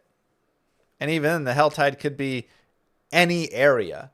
Helltide of one area versus another area, you can't tell the difference between them. It's the same thing. These systems make it so easy to just mentally disengage from Diablo 4, which might have been the intention. They may have wanted exploration in the overworld to be like a second screen experience, where you can watch a YouTube video while you just casually but rapidly trot through the world, not having to worry about how to navigate, and not having to worry about being attacked. And this goes back to the same idea of earlier, where it feels like time waste. Why is this world even here? Just to waste my time to run around. Because nothing happens during it. So yeah, it's like just a mindless friction. So your mind can focus on watching videos or doing other things other than playing the game. I don't know. And this is such a different experience from the original Diablo, where much of the game's tension was around cautious exploration to an unknown destination. Now, that tension and mental engagement from exploration is totally gone in the overworld. The hypermobility of the horse can also trivialize quests. For example, the Rack and Ruin quest may have been originally envisioned without mounts, as a treacherous journey into a dangerous swamp, searching the unknowns. But in practice, it becomes a trivial, safe trip through the swamps on your rocket-powered horse, with the horse allowing you to totally ignore all the creatures in the swamp. The game's mount speed and the auto-navigation system were just two more features which allowed me to mentally check out of the game when playing it. Yeah. And that's not a good thing. In an attempt to be fair, let's take a moment to talk about what I thought the game did well. The game has some, dare I say, excellent environment art. When the player is actually forced to slow down and stop blazing through the world on their horse, the game truly shines through its environments. And it's, in my opinion, the strongest aspect of the game. I think visually, yes. I think take away the, visually, yes, but like sizing and stuff, no. Like so many of the zones are the same size, actually, same path, same whatever. That I feel like from an actual architectural standpoint, it's not great. The visual world has a lot of beauty, but then they throw on top the cheapest, worst animations, and it like spoils it. Like all the spells and the exploding effects and everything on top of it just make it look so cheesy and ruin what is a beautiful underneath. It is a little too grayscale for me personally, but other than that, it is nice. Standout environments like the Forlorn Cells. Some of the art in the open world is understated and lovely, with beautiful lighting and some lovely texture work. And it has a really strong palette of destructible assets. They also use those destructibles very well to prop up the environment, making the world look lived in without getting in the way of gameplay. It's great. Some of the voice acting for the main cast is done well. The game has some good looking and well directed cutscenes too. The music didn't detract from the experience, which I think means it's good. And I thought the climax to the Dawnon storyline was awesome, inclusive of the creature design of Aspirational. The narrative payoff of the fight and the slow run back through the aftermath of your battle, those were all examples of the game at its best, showing the game is able to produce some great scenes, even when artificially restricting the pacing of the game. And the game's uniques, which can fundamentally change how skills work, is a great way to entice players to try out different... This part I disagree with. First off, these aren't uniques. These are the legendaries. Just a small, difference. The unique, like, slapping these things on your legendaries is so artificially bland. I really dislike the legendary imprinting and aspects and stuff. Because, again, it just kind of makes all of the gear pointless. You can just put your aspect on any piece of gear. So you have your Codex of Power, and you just take it out and put it on whatever gear you have. All right. And then they just, do the things. specs, although I still found Diablo 3's rune system to be more enabling of interesting build variations. Alright, let's wrap this up. Dang, that's all the positives. So why did I make this video? Well, it started out as a project that I thought would only be a 5-minute video that I'd finish in a weekend that compares the structure of the quests of Diablo 1 and Diablo 4. But the more I played Diablo 4, the more it unveiled this never-ending list of divergences from the original Diablo. From the narrative, to the quest structure, to the traversal, the loot, the combat, everything. Outside of name, camera angle, and some shared lore, Diablo 4 shares very little with Diablo 1. And as someone who is a newly unearthed fan of the original game, it is fascinating to see just how much the series has changed over time, despite the early iterations of the series being massive successes. Dude, the emote wheel quest. I hate those so much. So dumb. And based on, perhaps, my questionable taste, I don't find that these changes have made the series more interesting or engaging. Again, these changes were iterations on Diablo 2 and Diablo 3, so the direction of Diablo 4 seems like a natural progression for the series. But man, has this series ever changed over time. In the end, ultimately, and most importantly, is Diablo 4 a good game? Critical consensus seems to think so, and it was also hugely financially successful. But based on my experience with Diablo 4, seeing that critical reception aggregate and those sales numbers attached to this game make me feel so out of touch, especially as someone who used to design games for a living. This game is filled with so many systems that I found repellent, and ultimately, I felt like they built a game that just felt meaningless. It was so easy to mentally disengage from Diablo 4 while I was playing with it, and that seems like the intention of some of their designs. Yeah. A Diablo game where you can auto-navigate to your destination, where deaths are meaningless, where there's no tension in the gameplay, where the story is shoved down your throat, makes playing this game feel nothing like playing the original game in the series. Ultimately, I found that playing Diablo 1 was a far more interesting and engaging game than Diablo 4 was near its launch. And I'm sure that nostalgia colors at least some of my experience with Diablo 1. Yeah. So if by some miracle there is someone out there who's watching this video who played Diablo 1 for the very first time after they played Diablo 4, I would be sincerely interested to hear your opinion on these two games. And I want to know which one you enjoyed more and why. Maybe the design of Diablo 1 is truly dated and I'm out of touch, and I'd like to know if that's the case. Diablo 1 is not perfect, and those imperfections may bother others much more than they bothered me. But even then, I still think that Diablo 1 demonstrates that the series doesn't need a massive budget. It doesn't need to see the player trotting across the globe. The combat doesn't need to be fast-paced and twitchy. The loot doesn't need to be a constant shower. The narrative doesn't need to be so explicit and inhibiting. Bigger, more bombastic games aren't always better. And particularly, for a series that's meant to be as dark as Diablo, I found that a simpler game that focuses more on a smaller scale, implicit narrative, on tense exploration, player vulnerability, and limited but rewarding loot to be far more engrossing. Okay, that's it. I'm done. Thanks for your time. Bye-bye. Yeah, really, really nice points. I think, one of the... Sometimes I also look and go, am I out of touch? And in a way, I think yes. I am somewhat. Because I still know a lot of people that play Diablo 4. And what they like about Diablo 4 is that they come home, they crack open a beer, and then they just blow some dudes up for a couple hours. And they don't want to think, they don't want to have engaging content.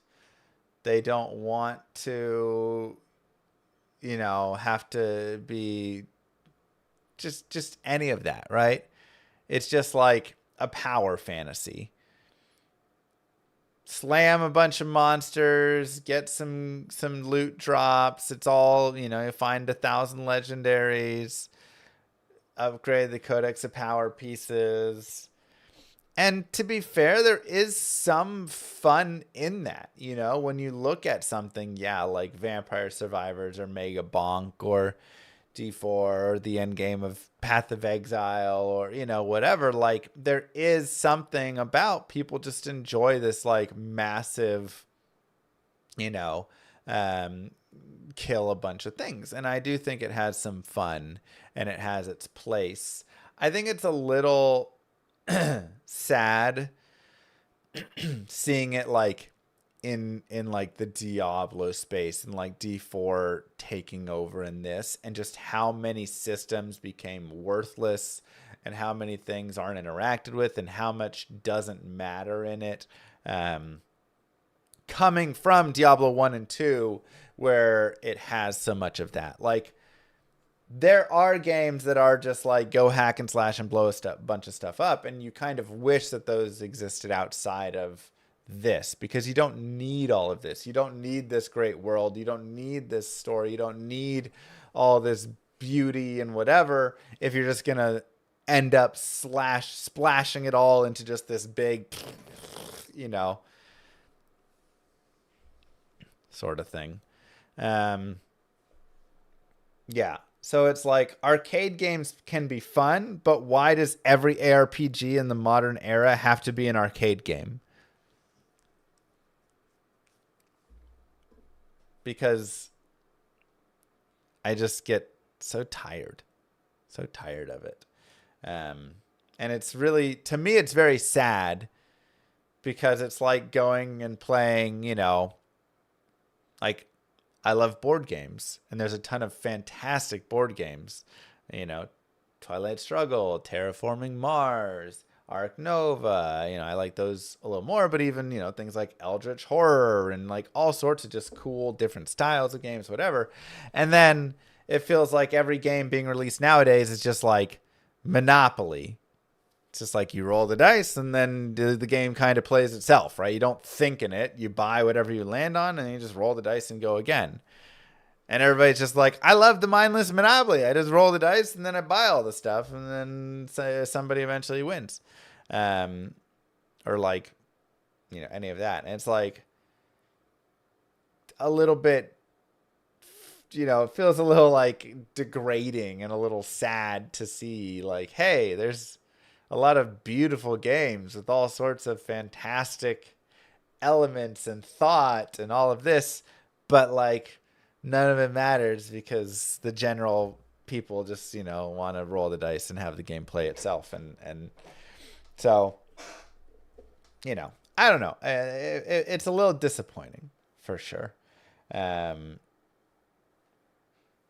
Too much action in all the ARPGs nowadays for me personally. And for Pups up here. And again, I think he did a great job. I think he hit on so many of the aspects of what I think. This is like an hour and a half video. I've spent way too long on this, so I'm going to end it here. Yeah. Videos down below. Go check out Pups Up for some great videos right there. PC2. All right. Sounds like Hearthstone first two expansions are fine. They just went draw good or bust because cards got so powerful. Yeah. What's up, YouTube? People say you just mean Dark Souls, but it's not Dark Souls. That's the thing. Early Path of Exile 1, Diablo 1, Diablo 2, Nox, Dungeon Siege, all of the older style games were different from a Dark Souls, but still had this, they were an action ARPG or RPG, right? Lowercase a RPG. Now they're uppercase A RPG. Pretty much just A. They're just action. They're just action games. That'd be interesting, Zine. Yeah. Last time I farmed the tunnels, ancient tunnels, a few weeks ago. Early PoE 1. Yeah, I played Path of Exile in college in like 2011, 2010, 2011, when it was the beta. And it was so different from what it is now. And I actually really loved, like, I liked it a lot more back then. Until eventually, you know, it just became everything. No Rest for the Wicked playthrough when? I think we have to do another playthrough. Co-op is coming soon. They're doing some like updates in a couple weeks, so maybe in a couple weeks we do a No Rest for the Wicked playthrough. Because I think they do a pretty good job of having that. It is a little more of the Souls-like, but it's great. Yeah. PoE 1, you definitely feel the spirit of Diablo 2 in the beta. Now it's just the same craziness. All right. Wait.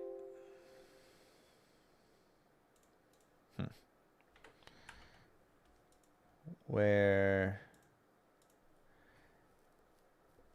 did I install Myth?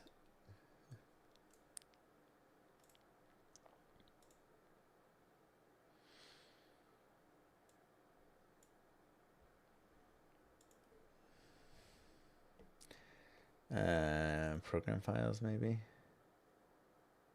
Myth 2. Okay.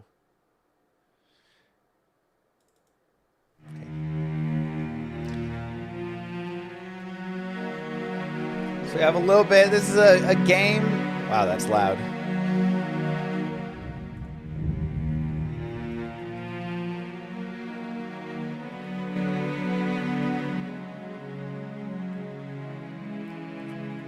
I know, it's not there yet.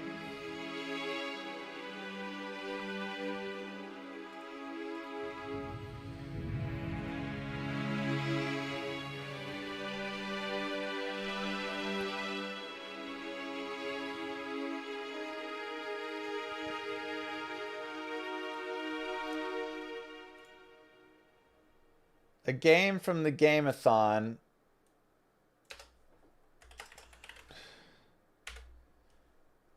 That we never quite got to.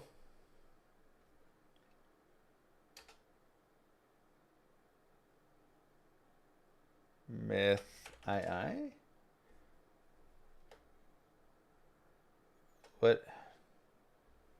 What category do I even go under?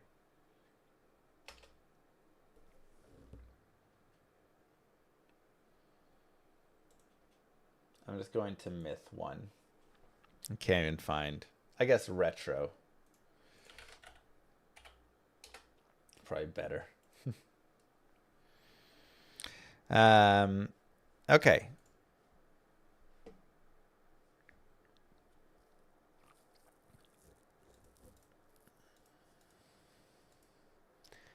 Myth 2 Soulblighter, Chimera single player. I'm just going to do Myth 2.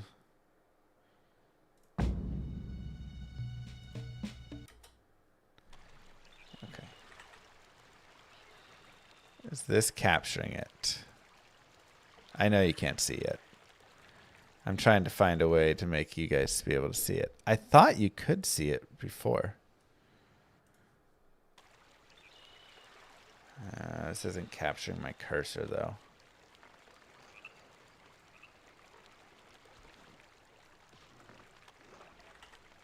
It's the one issue. Capture cursor. That'll do it. The town is under attack! Run for your lives! Help! Yes, sir. Stay away! Whoa, this camera's crazy. Get away from me! Stay away! Got it. Yes.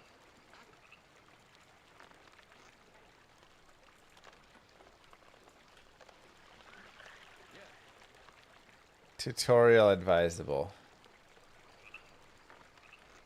I don't know how to do tutorial. It's fine. That mic rotates. Oh my god, it's so hard to just go like left or right. Yes, sir. Yes.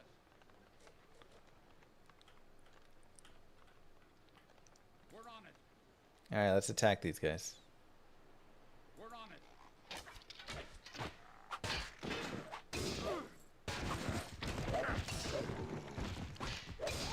Get him.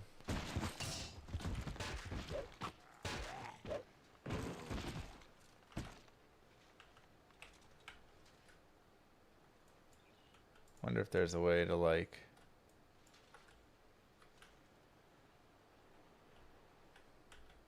Is this the town?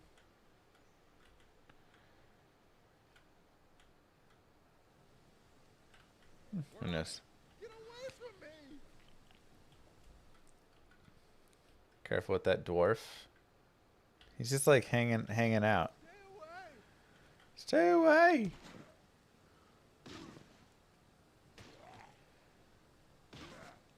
Stay away!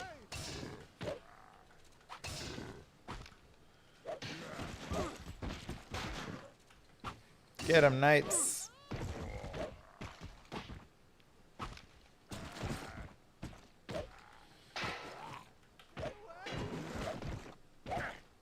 There's a normal left-right camera pan. Whoa, look at that.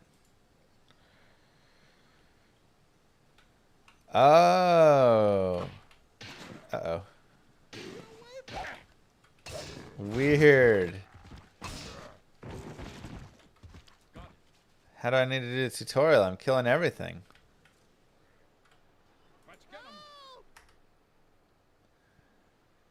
Save game. Llama.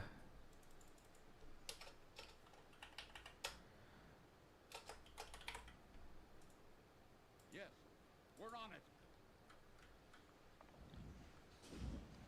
Ah! Stay away!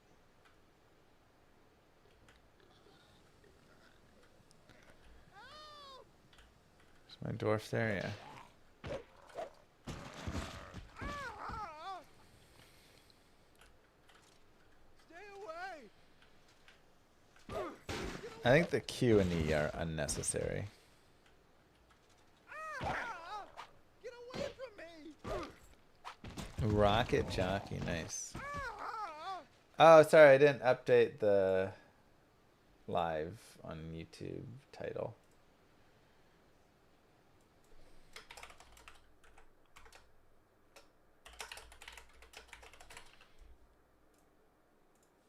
Yes, sir. Okay. Yes, sir. Stay away! Ah! We're moving. Pretty sure keeping units alive matters. Haven't I kept them alive? 1, 2, 3, 4, 5, 6, 7, 8. Yeah, I've kept all my guys alive. Stay away! Stay away! No! We're on it. Stay away! Let's get him. I actually get experience. Whoa.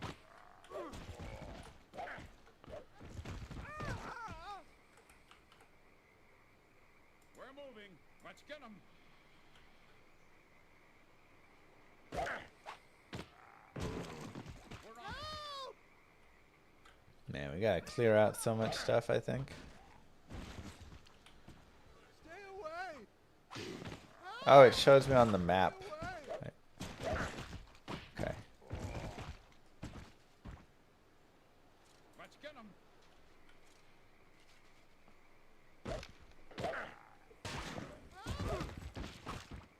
This game was so hard years ago. Oh, I was thinking this game's easy so far.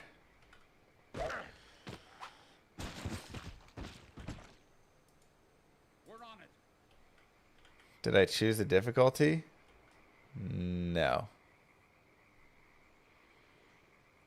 I just pressed play. Stay away! Let's get him. Oof. Probably on middle difficulty then. Yo! That dwarf cast fireball?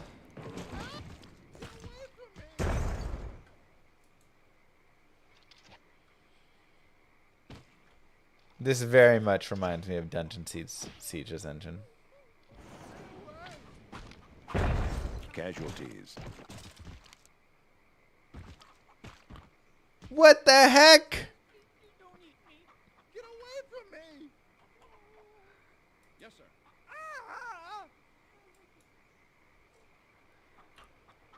Oh my god. Moving. Stay away!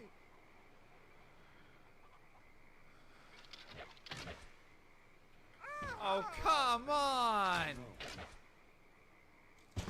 Are you kidding? Yes. Yes, sir. That's crazy. Hey, watch it! Got it. Hey, watch it. Got it. What are you doing? Stay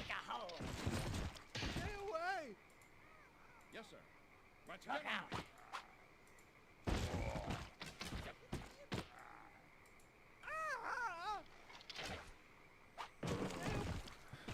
We're moving. Help! Yes, sir. Yeah, I'm moving. We're on it.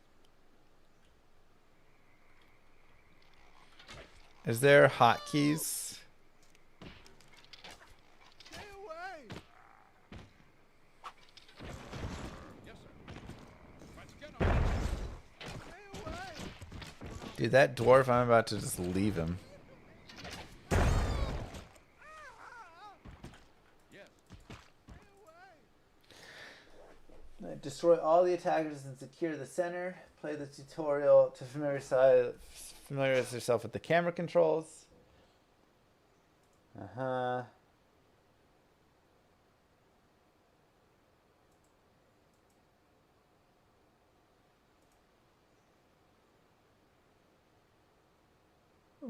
F2. Keep your long-range units on the highest ground possible so you can fire farther.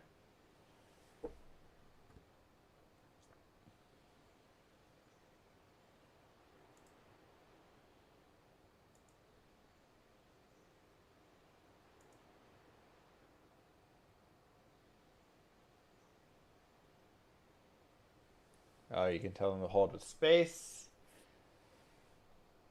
Double click to select all that type.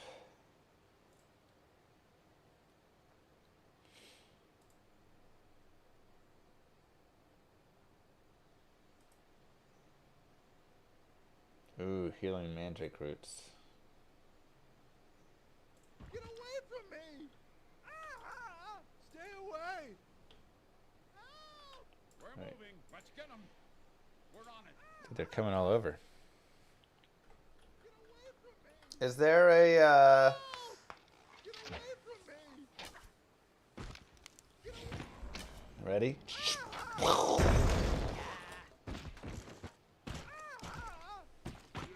Casualty. Casualty. Stay away!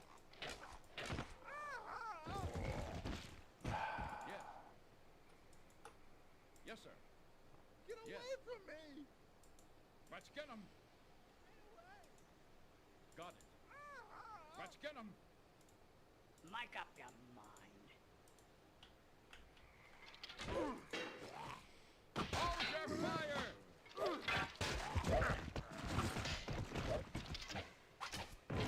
Uh-oh, were the archers arrows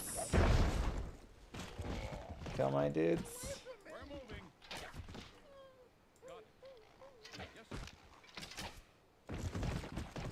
Get out of the way.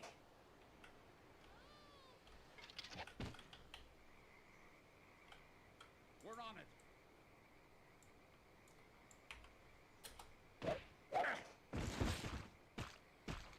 Yes, my archers will also kill. Oh my gosh. Yes, sir. All right, where's the town center? Get away from me! Help! Stay away! Help! Get away from me! Stay away! I feel like the town is secured. Get away from me! Get away from me! I've got a wife and kids, millions of kids. Millions.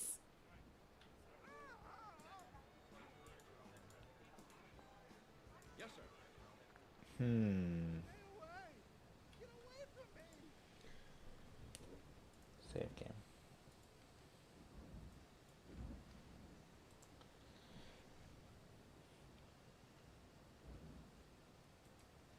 Secure the center of town.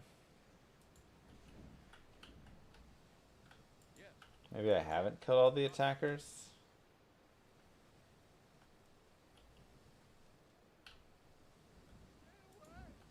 Yes, sir. Get away from me! I mean, that looks pretty center. Get away from me! And or the outhouse. Get away!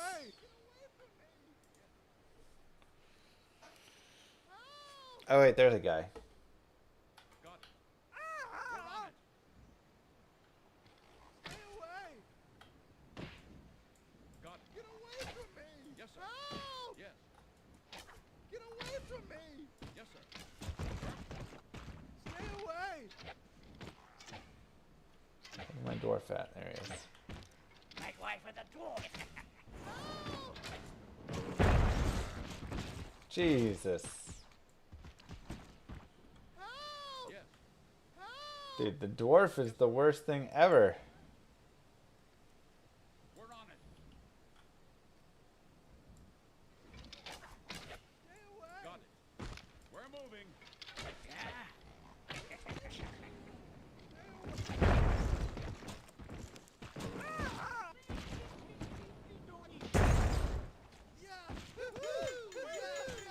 Okay, now we've secured it. Well, we lost half our army, but let's go!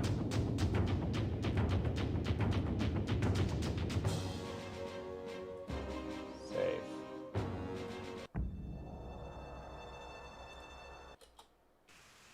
Okay, somewhere within the cemetery are captive villagers. Locate and free them, escort them to safety.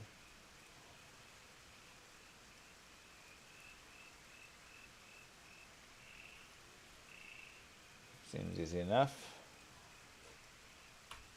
Sir, they're holding the villagers captive near the back of the cemetery. Yes, sir.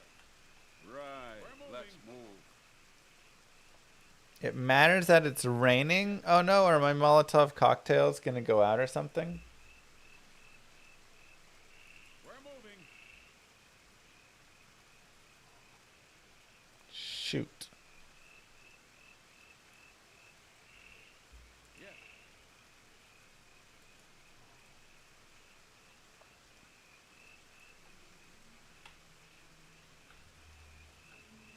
We're on it.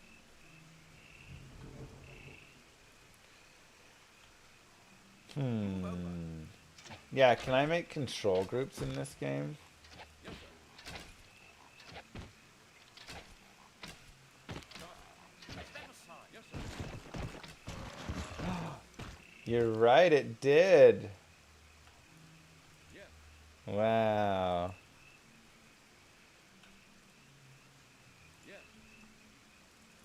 Double clicking the unit just does that.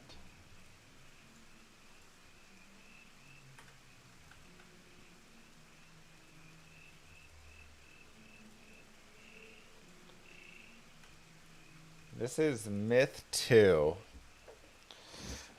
A Gameathon entry we did not get to. Hold control plus number to set a group. I don't think that works. No, it doesn't.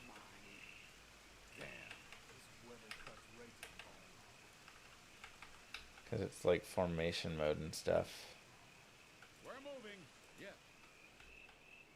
Yes, sir. Let's get them. Hold it for a few seconds.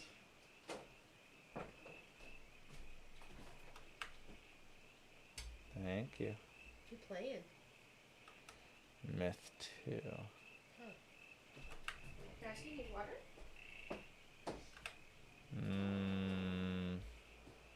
It's not doing anything. Yes. We're moving. There you go. There's your water. Drink it, Darcy. Okay. Says there's a bad guy like right here. Oh, in the cemetery.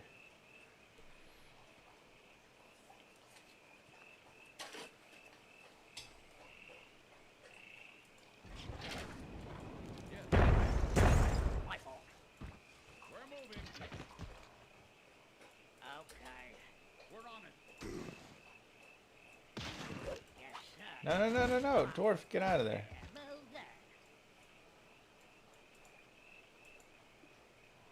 Why is he like stuck? Yeah, there's different formations. He got paralyzed? Dang.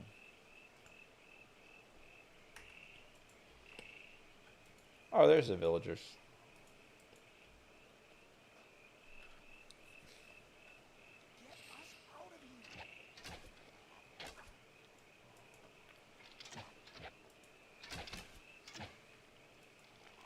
Yes. What? Okay.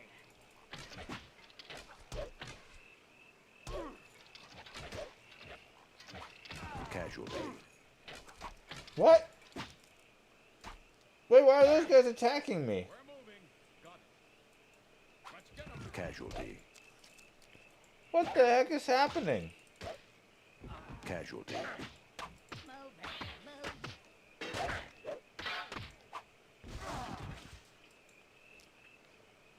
Those guys look friendly. Make up your mind.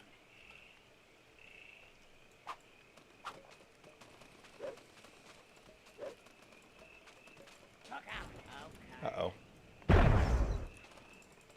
Oh no, I killed one of the survivors. Yes, sir. Sound the alarm. Got it. Yes, sir.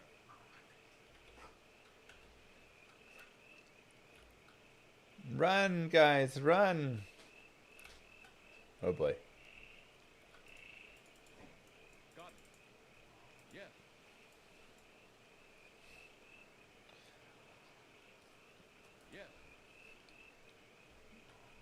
You know, I just knew that clip was good. No, no, no, no. Casualties.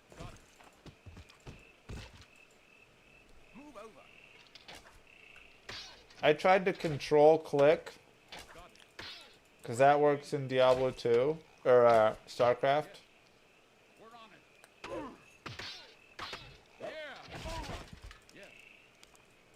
My dwarves would be really nice right about now.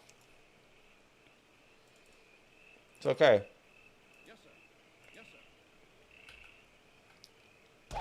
Yeah, instead control click is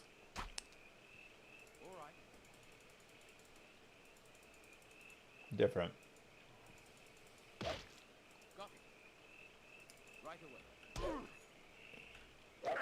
Casualty. All we need is for these guys to get out. That's all. No, don't. Son of a gun.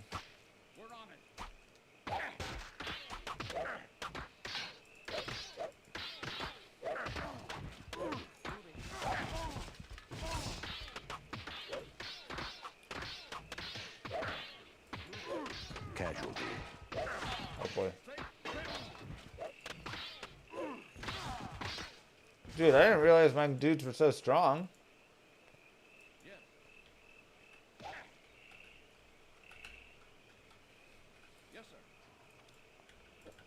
It's fine. Just take these guys on a wild goose chase.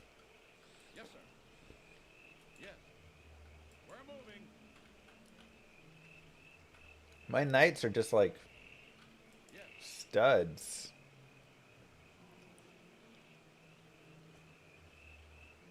It's alt plus a number.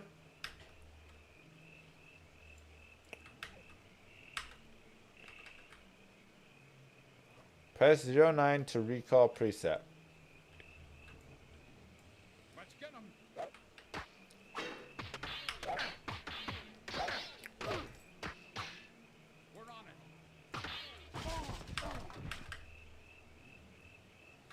Huh.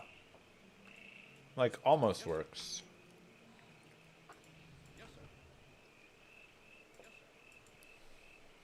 Zero 09 are formations. Okay. Yeah. But there is something about alt. Hold 0 to 9 to recall preset and to set preset. But then how would I...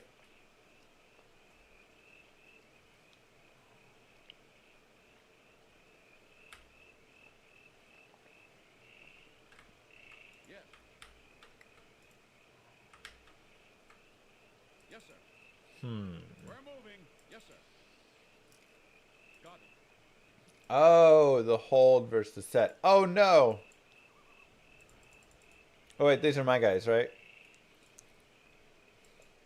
Woo. I got it. Let's go, baby. Easy win.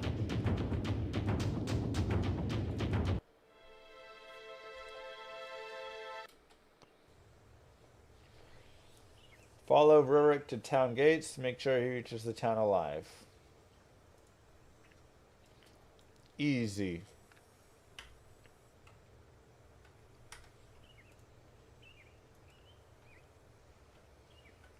Yes, sir. Feels like cheating to accept such a poor performance as victory. Whoa, now.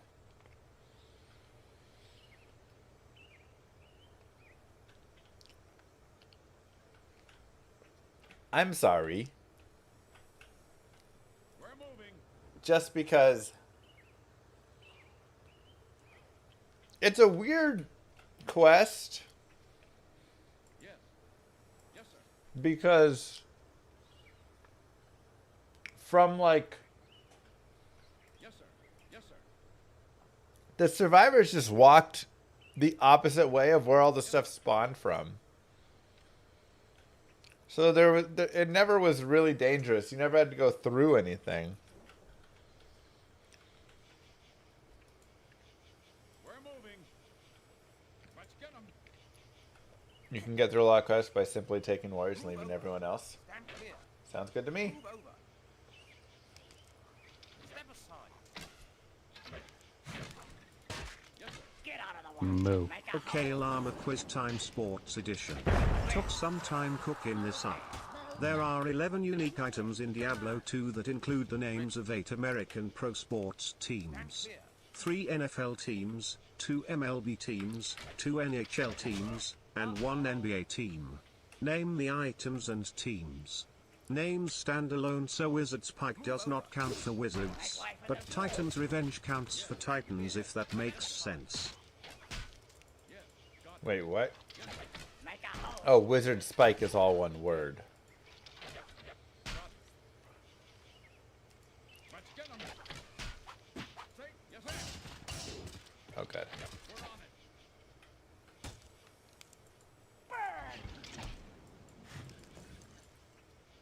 Oh yeah. Okay. Make up your mind. Yeah. Yes, sir. I'm over here. Don't let him get me. Okay.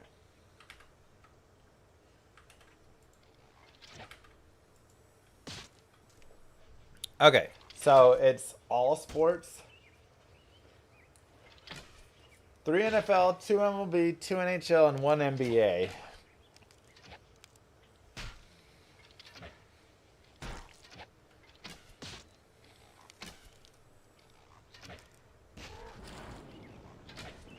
Only uniques. Casualty.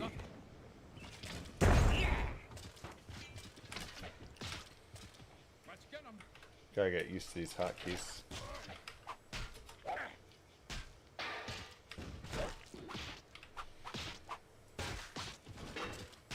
It's fatal.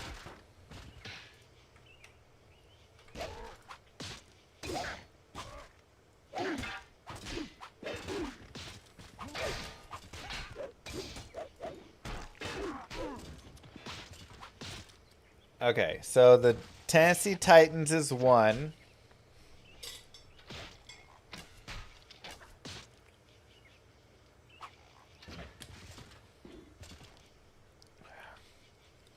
Yes, sir. Yes. Yes, sir. Okay, let's see. Cowboys, no. Eagles. There's Eagle Horn. Is that counting?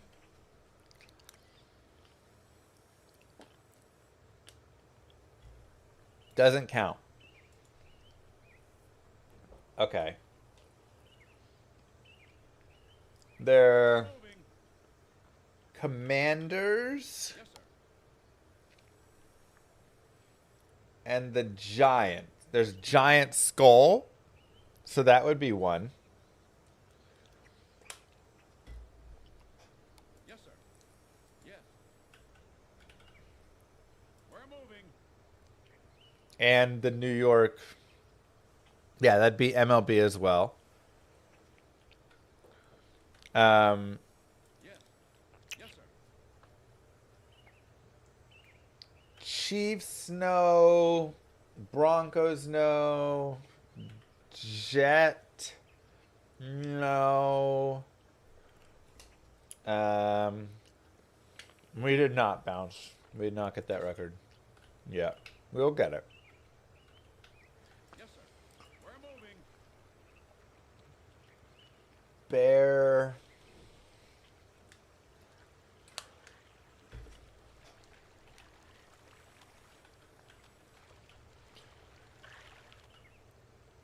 The Chief 10 is not Chiefs, though. Is Ravenclaw and Ravenfrost Got it. one word or 2? Yes, sir. Yes. Both of those. Okay. Step aside. Wait with the dwarf. Stand clear. Step aside. Make up your mind. We're on it. Okay. NHL teams. We're moving. Yes, sir. Stars. Yes, sir. No. Avalanche, no. Got it. Got it. We're moving. Yes, sir.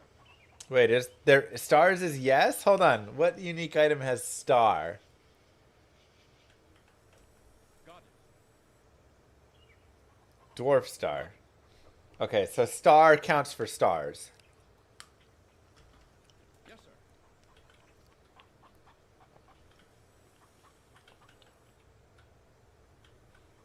We're moving. Wait, where's the dude at? I haven't even been following him. Dwarf star and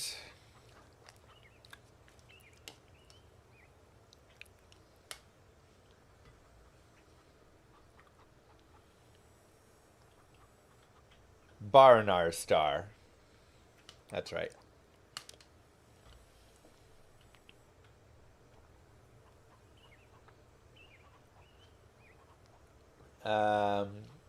MLB teams. Red Sox, White Sox.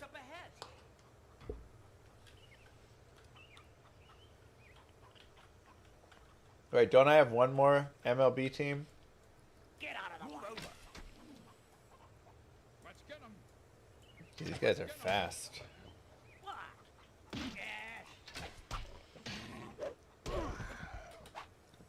Okay.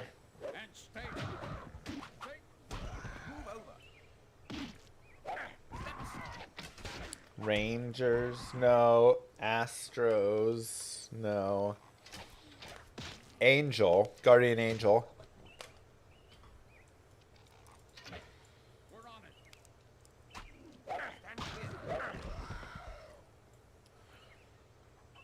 Yes.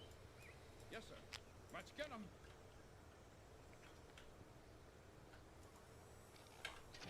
Moo. Happy New York. Happy New York to you too, Rixty. So the last thing we need is the NBA team.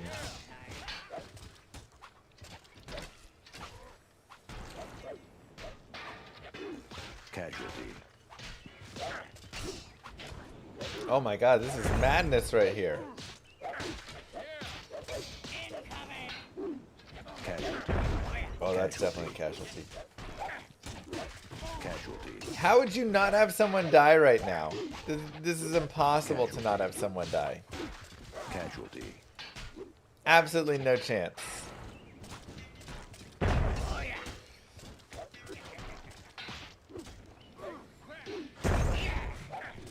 I did treat it like an RTS. There's still no chance.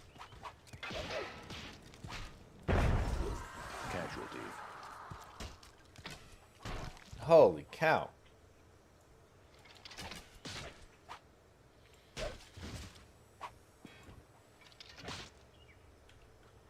Terrain matters?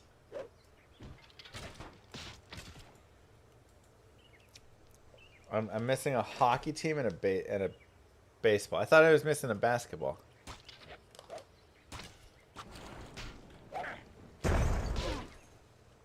Oh, I think I'm just toast.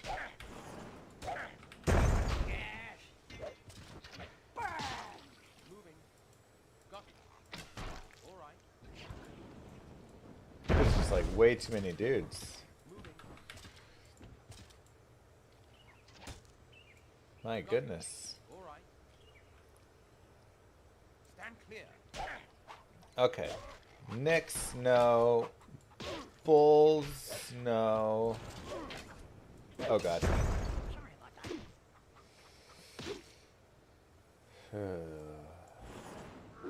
Casualty. Rockets, no. Casualty. Casualty. Yeah, we just lost. Completely. That's crazy.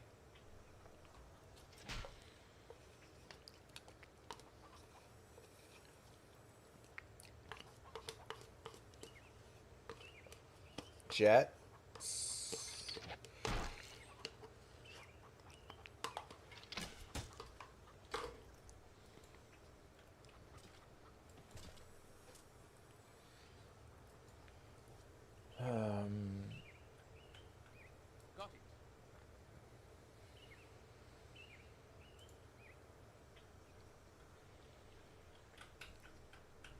That's crazy, Clay. Warriors. That sounds right.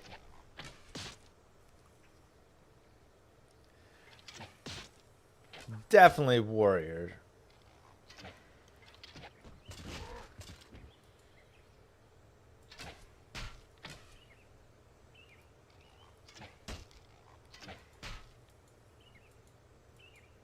Now, what is the unique item that would be warriors? Okay. Ooh, Rising Sun Amulet and the Phoenix Suns. That's a good one. Moving. Open the gates! No, he died. Bastards.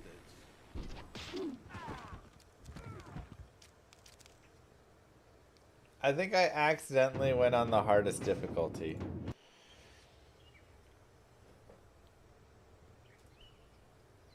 Sir?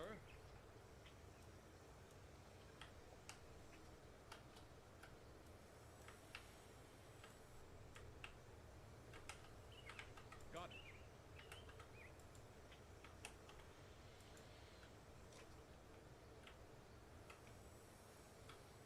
It's easy if you try it all. I did try. What do you mean if you try it all? There was like 5,000 mobs that appeared.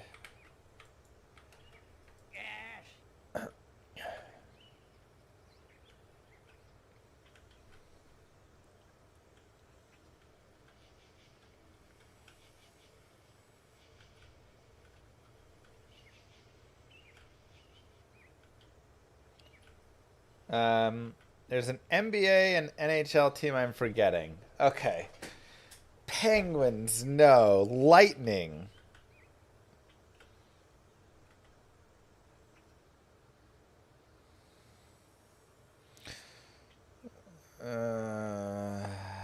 No. Feels like there should be a lightning, but there's not. Move here, move there. Thunder, no. It's thunderstrokes. Ducks.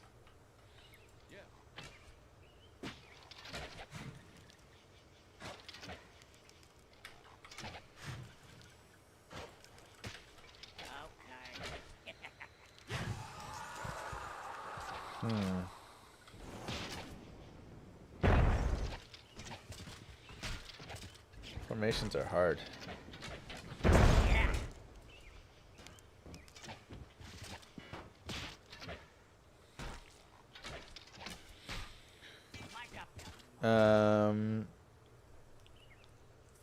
Okay. I'm over here. Got it. Yes. The Lakers.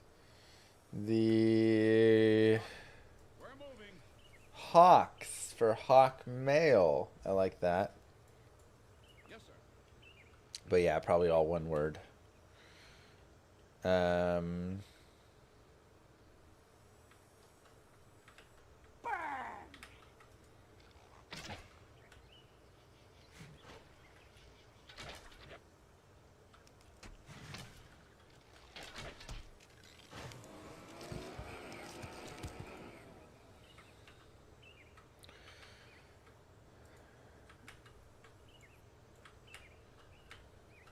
Oops. Hello is this way. Son of a gun.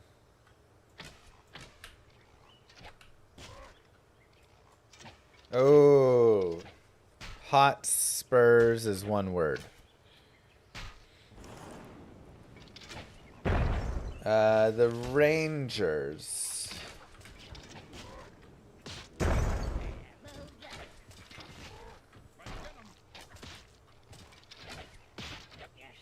No, my dwarf. Son of a gun.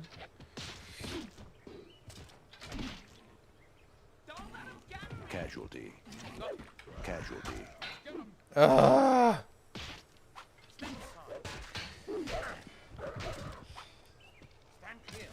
Sorry, I'm trying to not die here, but there's just so much. How do you not die to this? Casualties. What? I didn't say throw it there. Did it blow up on the tree? Casualty.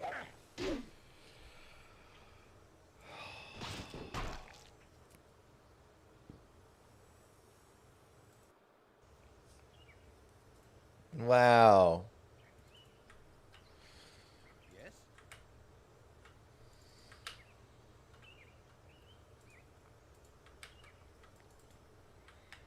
We're moving. Yes. Yes, sir. Chicago Bull Cathos. Okay, sorry. Team California. You've got Anaheim. You've got Sacramento. We're moving. You've got Make up your mind. Lakers. You've got We're moving. Los Angeles Clippers. Yes, sir. The Kings play in Sacramento. Yes, sir. We already said the Kings. Yes, sir. I said that like forever ago. Yes. I'm pretty sure I said Kings. Got it. I just didn't say the unique, but I did say Kings. Yes, sir.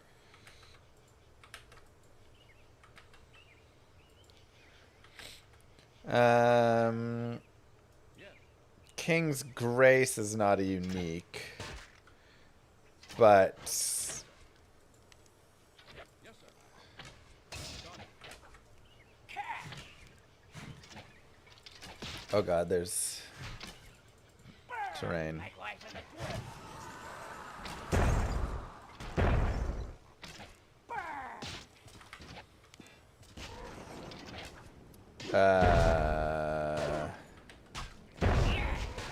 Stand clear. Arm of King Lyric. Yes, sir. Yes. Let's get them.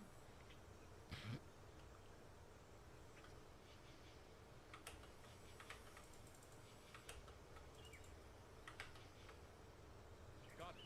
Yes. How am I going the wrong way? I'm fighting all these dudes that are coming at me.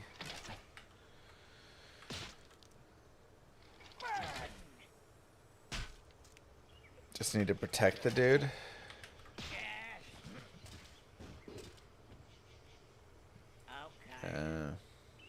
Okay. Do these guys spawn indefinitely? Is that like their thing?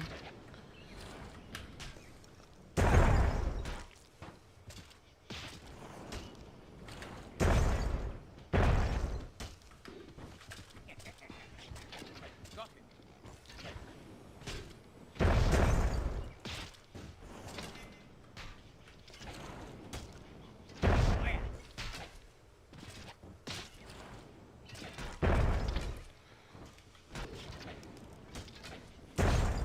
Yes.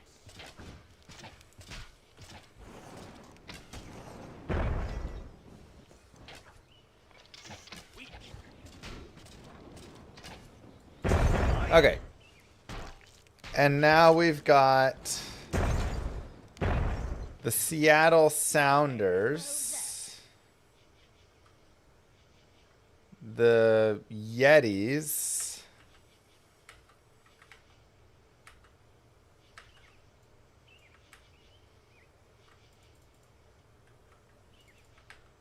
Yes, sir. Follow me. Okay.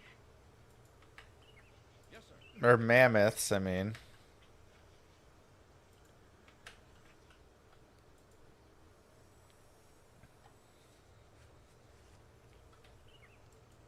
Oh, the Cleveland Guardians and Guardian Angel. That's a cute one. Make up your mind. Burn. Guardian Naga. Yes.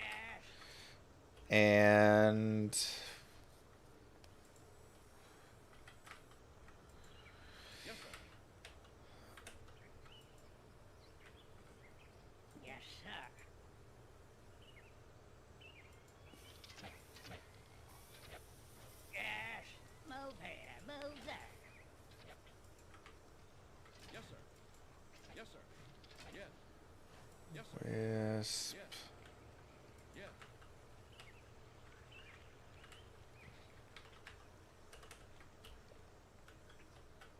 Oh god.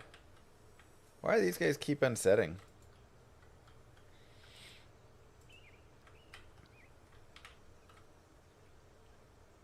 Uh-oh. We're on it.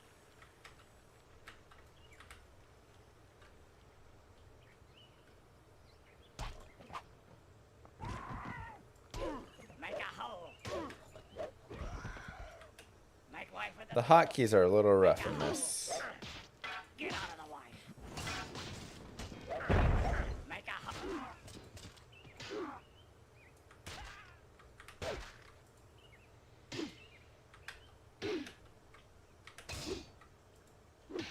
Casualty.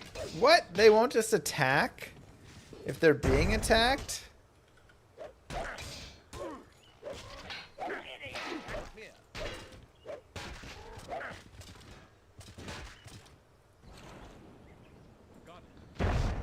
Those dudes were not attacking. Yes, sir. We're moving. We're moving. Make up your mind. Yes. Yes, sir. Yes.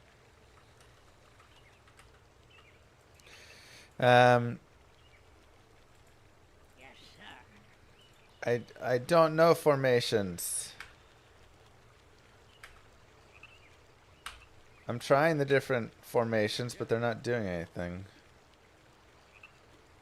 Got it. Let's get them. Is short line good? Maybe. Hey! Move here. Move there. Yes. We're moving. Got it.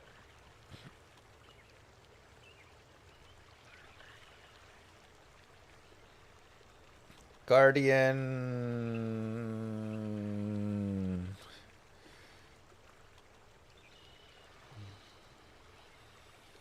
Yes.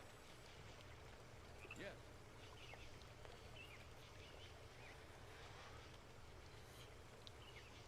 Yes, sir. Guardian. Guardian, Guardian, Guardian. Guardian, shield, Guardian.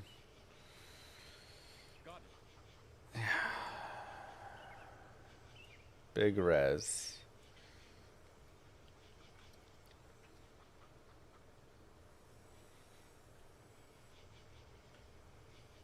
We're moving.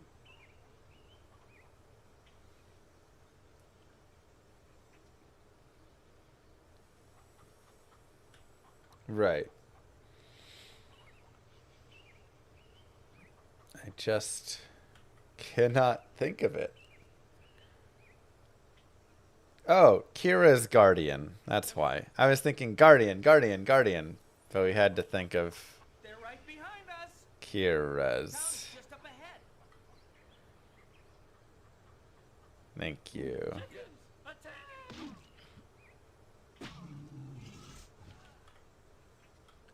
Alright, you just keep moving, buddy. Yes, sir.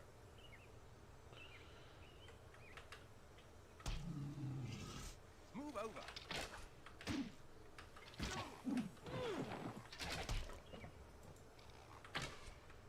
Get him. Move over. Okay. Commands are just so Let's get him. tough. Like, it's so hard to select the units properly. Casualty. Just doesn't quite work right. Casualty. Shoot. We lost our bombers. Bombers would have been real nice against all that. Your orders, sir. Yes. Well, I just wanted to move a specific unit. Is the problem. Open the gate. Good stuff, Llama. That was a fun one. I was. I'm gonna make a peanut butter sandwich, but to leave you with a quick one. Oh, boy. Quiz time, lore edition. What year was Deckard Cain born and what was his father's name?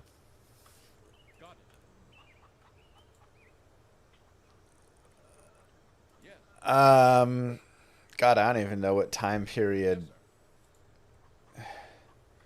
it takes place in. 70 AD? That seems too early.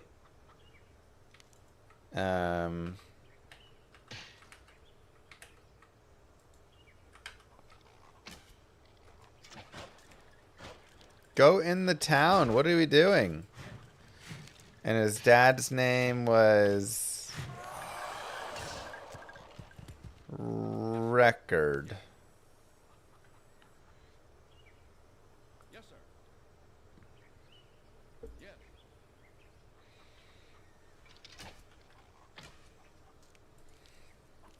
We're moving. Record Cane.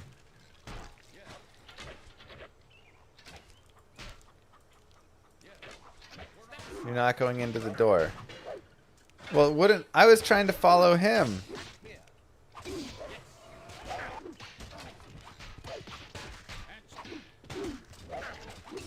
Casualty. Casualty.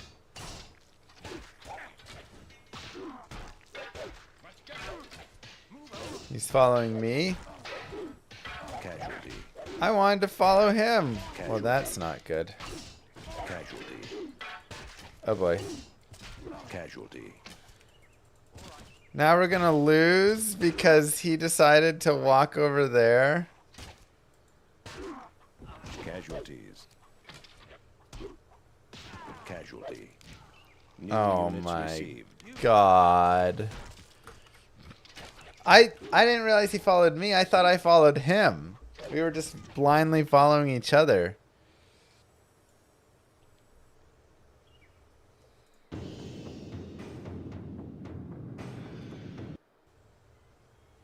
Oh my god, there was no save.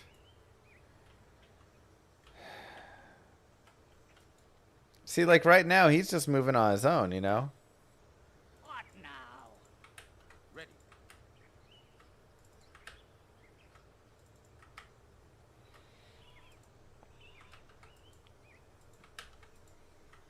Yes, sir.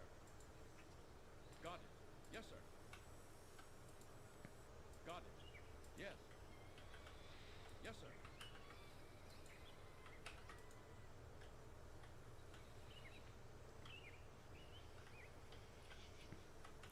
Like, I didn't know how to get him to those gates. I just followed where he went. Ah, boy. We're moving. Move here, move there. Make up your mind. We're moving.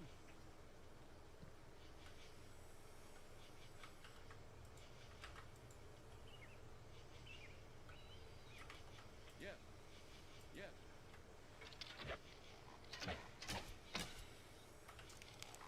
Follow me.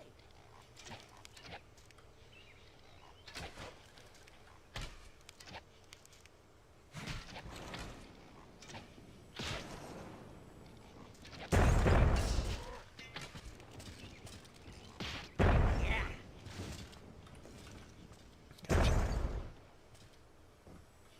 Yes.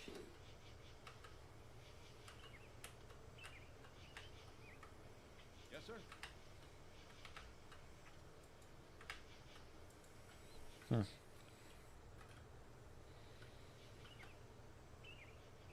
Oh, wait. He wants to go this way.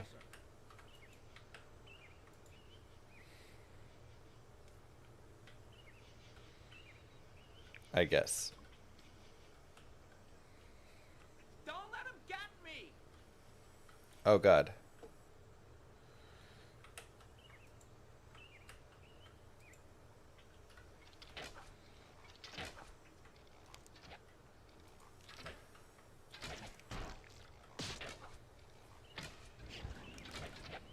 Tree.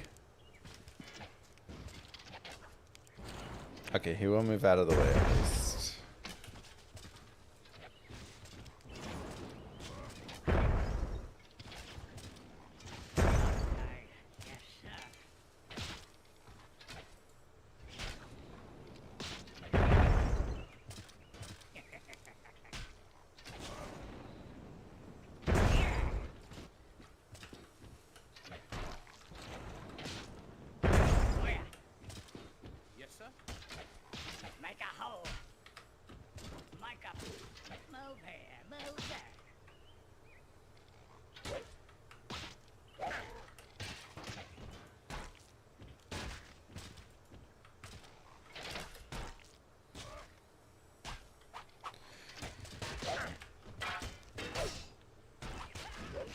Get him. Easy.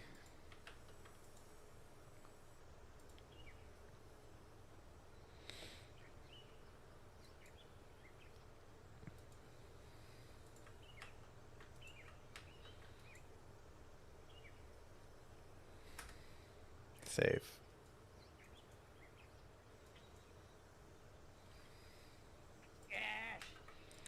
I'm not going to lose this one again, but, you know, good to save it anyways. We're learning. Already more difficult than the entirety of Diablo 4. Crazy, huh?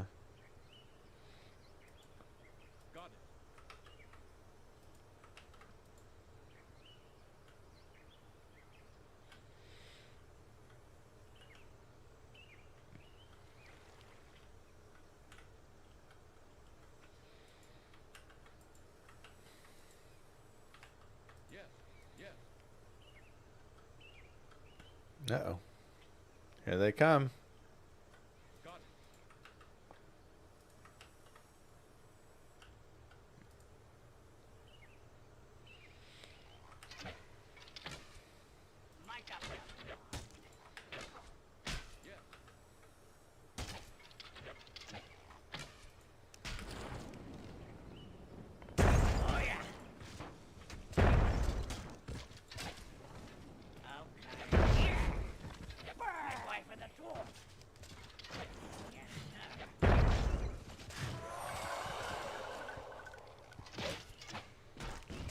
Make way for the dwarfs. Move here, move there. Yeah. The dwarves will blow themselves up? Oh my god. I actually was thinking, I wonder if they'll kill themselves. And then I thought, no, surely they're smarter than that. Yes, sir. They are not.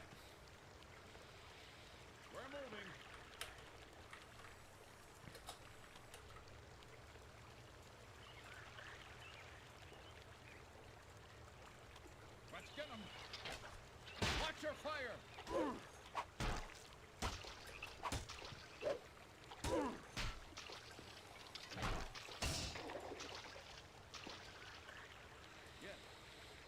Whew. I know about satchels and fire arrows. Oh yeah, I can press E for specials, right? We're moving. Yes, sir. Got it. Yes, sir.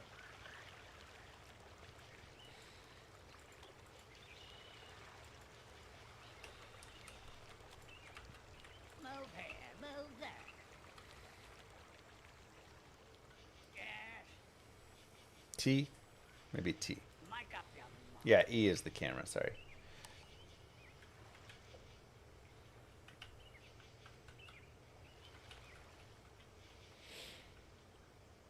Yes. Flaming arrow.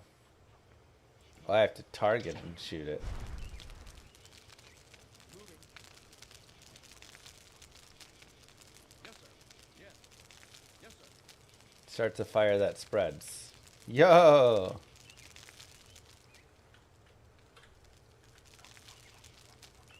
Wow! We're moving. Yes. Well, why would I burn that guy's house down? That doesn't seem that nice. Yes, sir. They're right behind us. The town is just up ahead. Okay.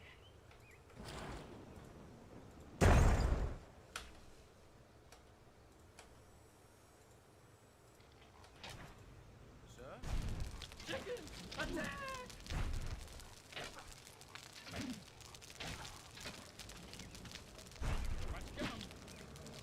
Yeah. Get out of them. Yes, we're on it. Oh no. Make a hole. Make way for the door. We're moving. Get 'em. Yes, sir. Got it. Okay. Got it. Gotta burn everything behind us. Oh boy, there they come. So you only get one flaming arrow per time, I guess. Yes, sir. Ready. Open the gates!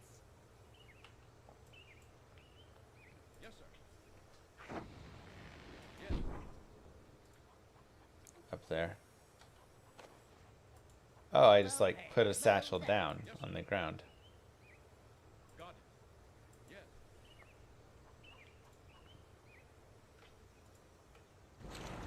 Yes, sir. Okay. The shield is how many enemies they've killed. Yes. Sir. Dude, Yes, those sir. bombers, man. Sir. Whoa, this guy's killed 11 dudes. Yes, sir. 13 guys for this warrior?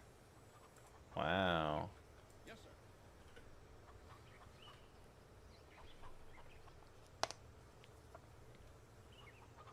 What does creative data refer to?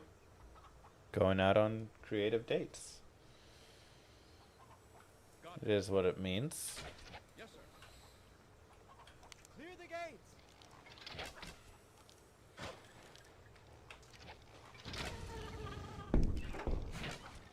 Fire!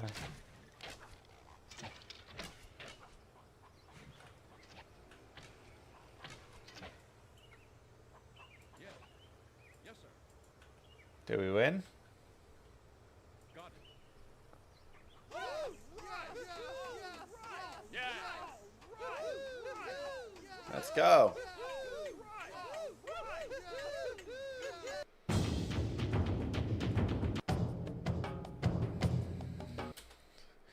I don't know. I don't feel like I've been on any dates recently that are too much. Just because with the babies, it's a lot harder.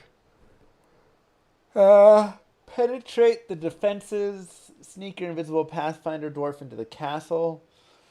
Fight your way into the castle on the entry. Wow.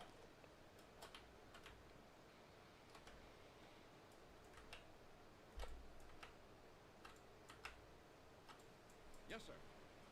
Yes. Moo. How you doing, Llama? What up, Sood Sahib? I'm good. How are you? Got it. Yes. Got it.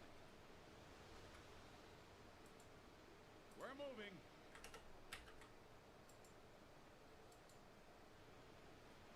Move here, move there.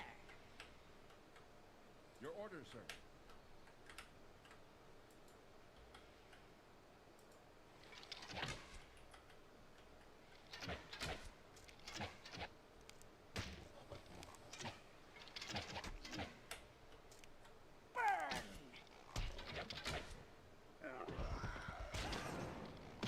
They just throw their swords at me? We're moving. Got it. Back to the grind. Yep. I feel it. Holidays are coming to an end. Got it.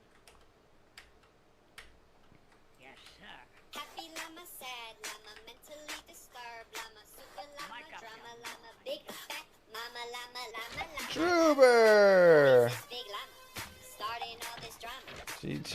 It's me, bitch. You're improving. There's more to learn. Keep it For up. 1,000 biddies. Ramalu. Let's get them. We're on it. Yes, sir. We're moving. Yeah, it's much more tactical. Yes. Got it. Alright. How do I sneak my invisible dwarf? I mean, it looks like the castle's just like wide open, if I'm going to be honest. There's just... It just says, come on in. Right?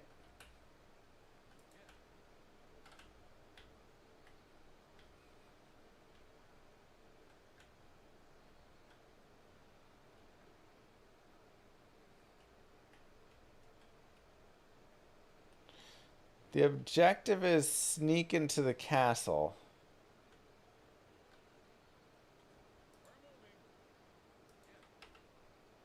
and then like break into it.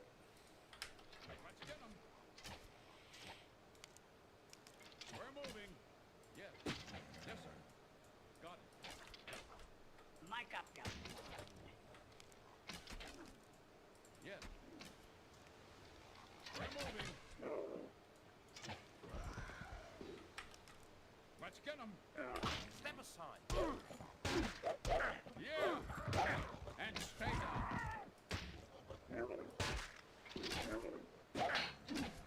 Right, sir. Right. Got him. Yes, sir. We're moving. But again, it feels like it's just, unless this is outside the castle.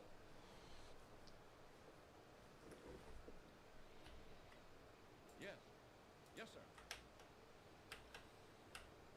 Yes, sir.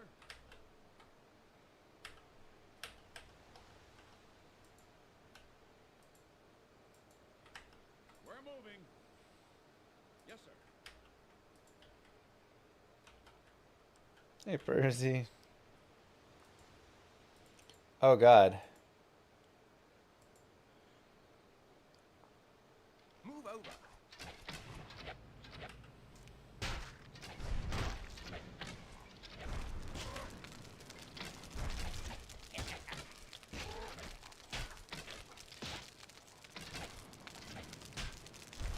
Okay. Stand here.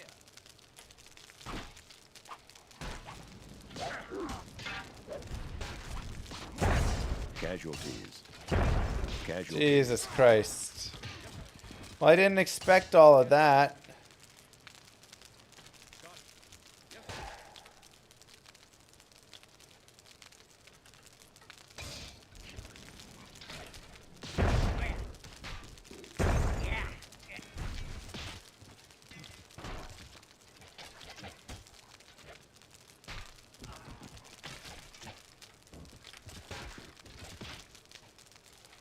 We're moving.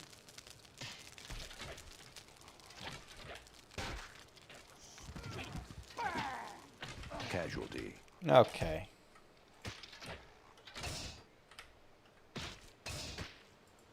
Got him. Casualty. Make way for the dwarf. Make a hole. Get out of the way. Casualty.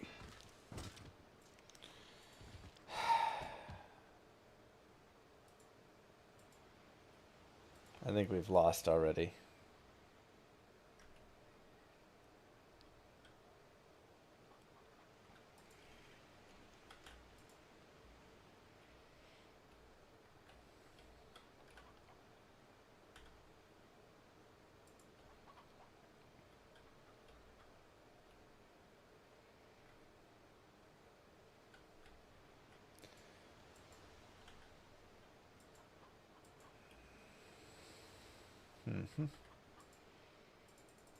So one of my dwarves is supposed to be invisible.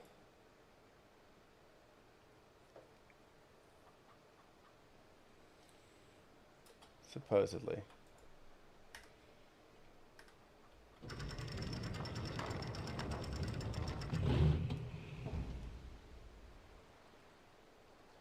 Ah, here he is.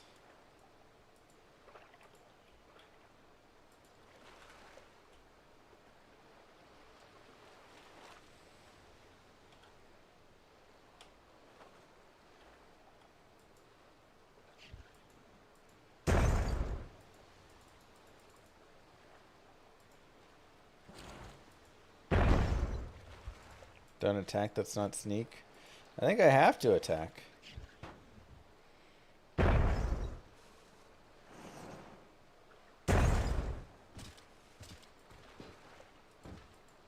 There's definitely no way to sneak around those dudes.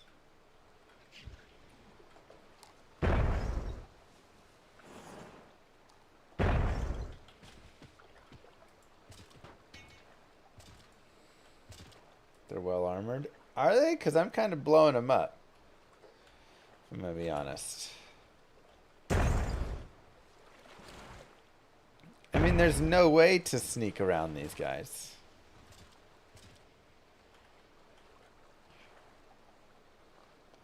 Wait, was he invisible at the start? Oh, I made him uninvisible.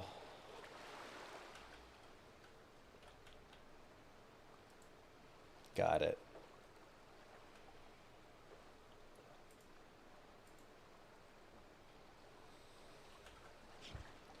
So now he's just gonna have to kill his way through.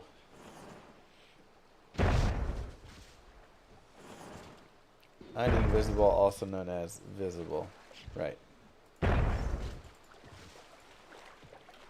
It's alright, he's a Chad, so he'll be able to get in there.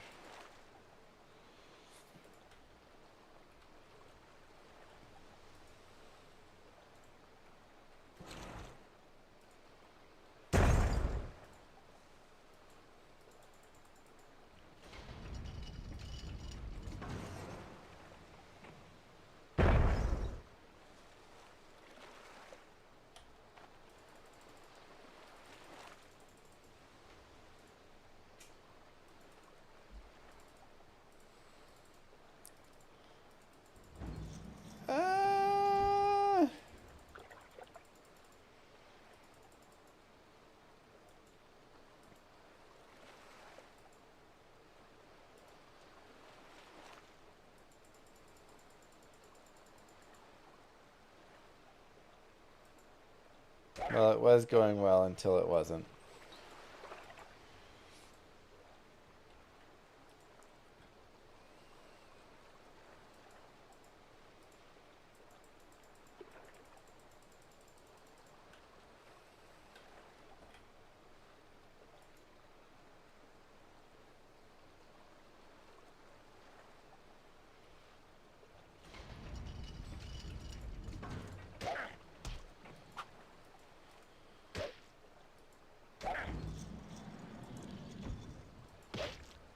Go, go, go.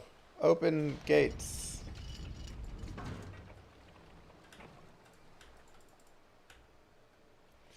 Alright, we've done it.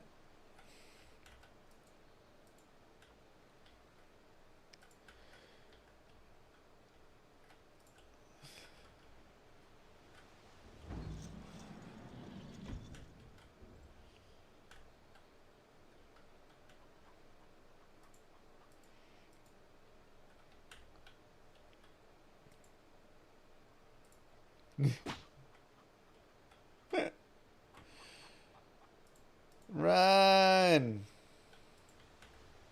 Wait, how do I lower the gate? There it is.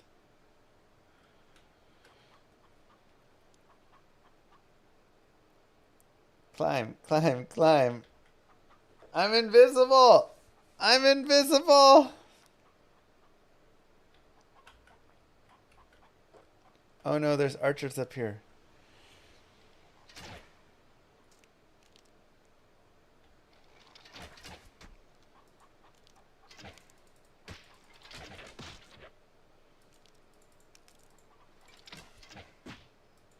No!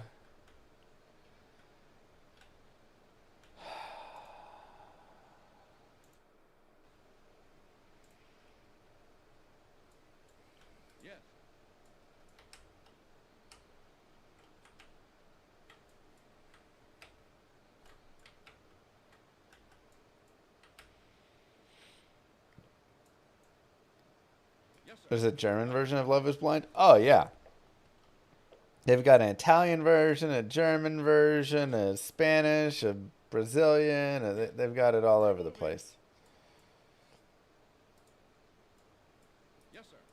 And again, at this point, we all know love is not blind. We've all clearly learned that. Yeah. Okay. Move it. Yes. We're moving. Yes, sir. Got it. Your wife and you are all about Love is Blind? Ah, it's so trashy.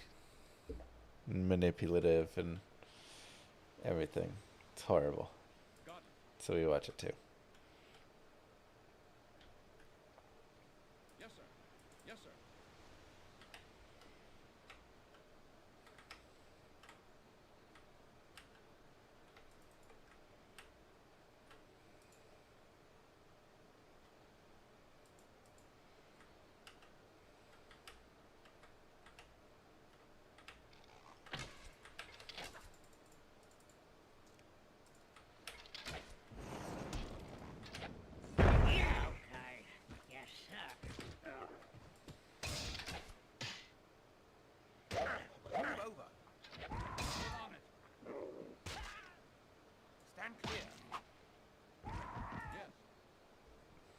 Yeah, that is all it has done is proven love is not at all blind. But if you get people on TV and drunk and deprived of food and everything, and in this weird experiment, you can convince them to propose to somebody. That's what it has experimented. That it has proven. You can convince them to propose to someone they should not be proposing to at all.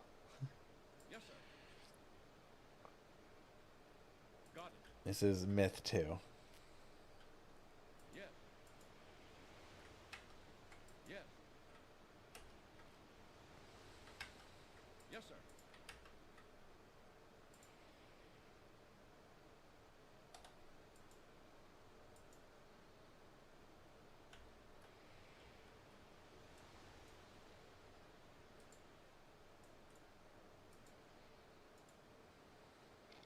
Okay.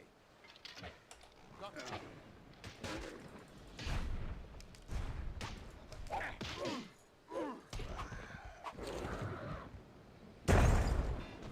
Oh, wow. Getting flanked from behind.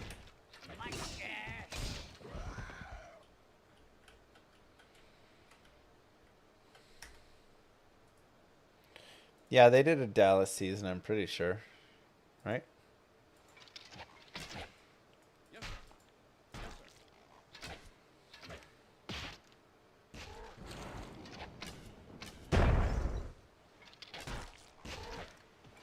Okay. Move here, move there.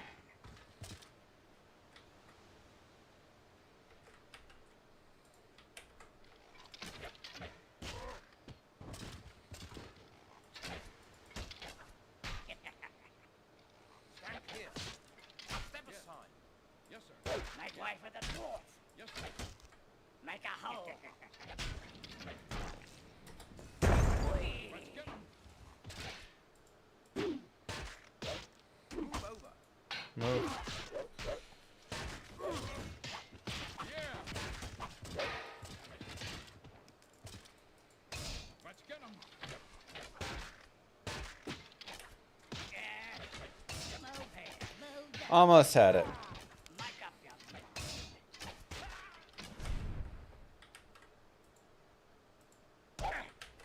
Make up your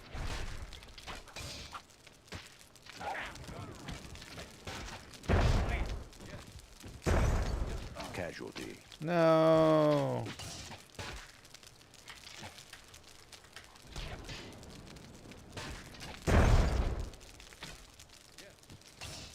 We're moving. Yes.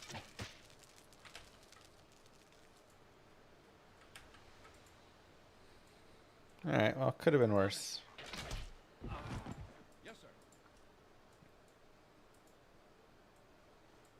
Yes, sir. Yes. Is there a high-res version of this game? I think this is it.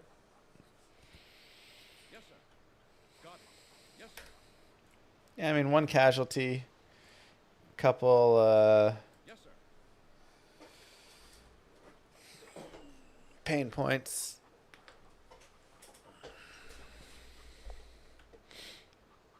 We're moving.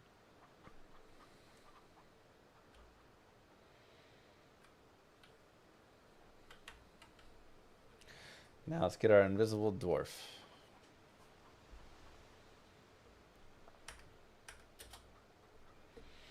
StarCraft shooter to be revealed at BlizzCon 2026. Rumor mill. So StarCraft Ghost.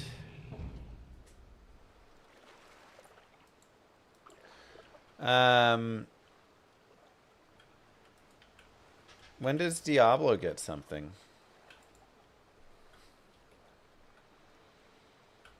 Everybody but Diablo 2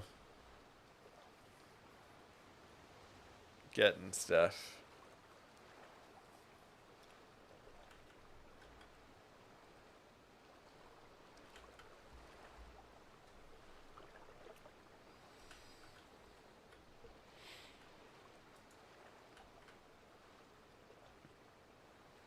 Diablo's already got Paladin for D4.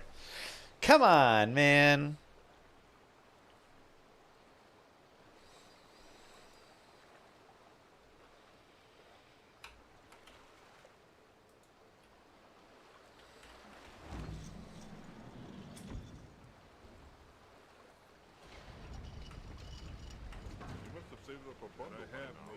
I feel like we can just speed it up for this part. It's kind of nice that they have the speed up, actually.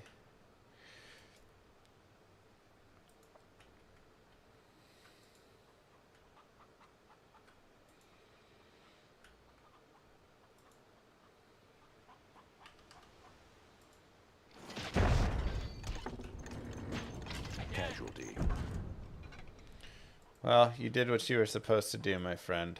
We're moving. Casualty. Casualties. Yes, sir. Yes, sir. Yes, sir. We're on it. Casualty. Casualty. Casualty. Casualty. Casualty. Casualty. Yes, sir.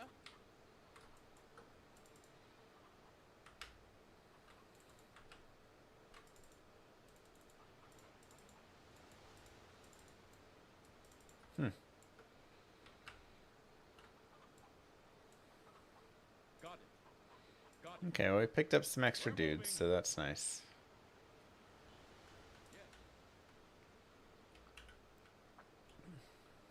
Bomberman did a little bit there.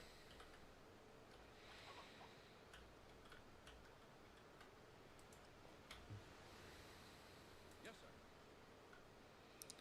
I mean, I imagine these dudes are just gonna pound us. Casualty. I don't know how we're supposed to not just get wrecked by them.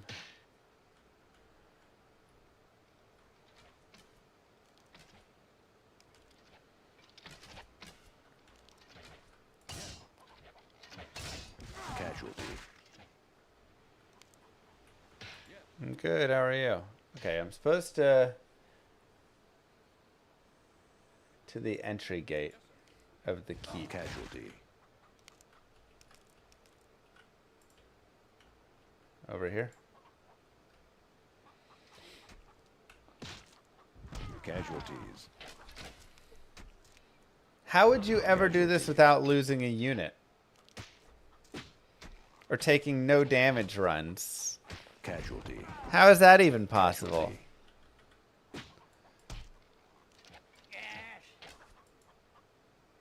Gotta do like attack dodges? Casualties. Casualties. Whoa.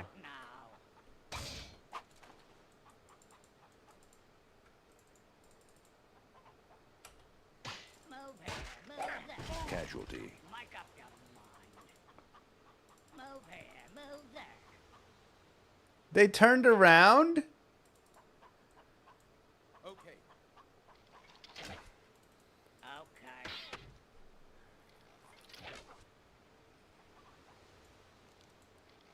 All right. They were about to come over my satchels.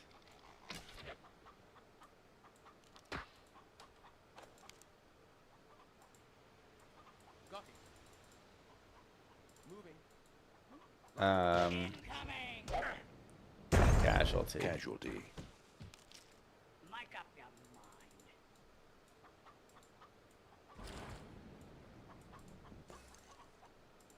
Yes, sir. What the heck? Look out. What just happened? Casualty. Why would they turn around? Make a hole.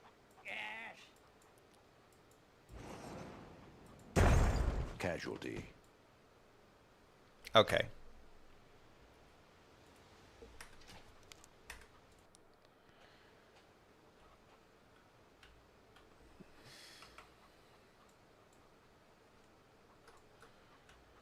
Yes, got it. Stupid. Yes.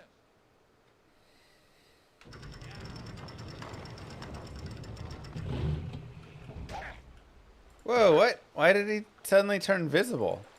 He didn't attack anybody.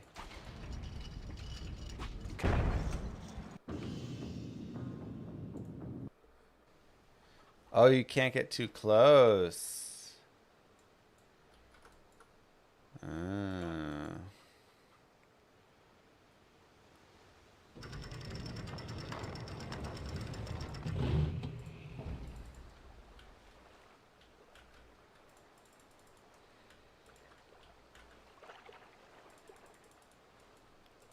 Oh god, he's like right on my butt.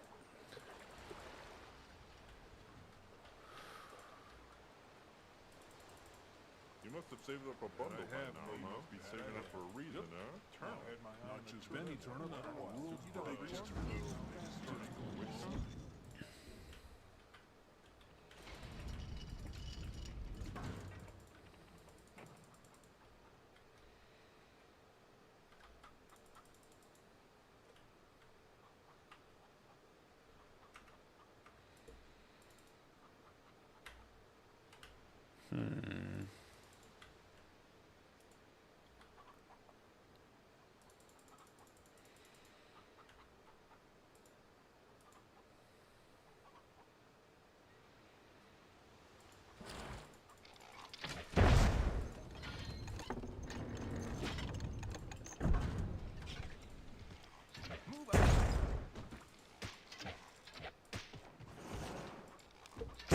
Let's go!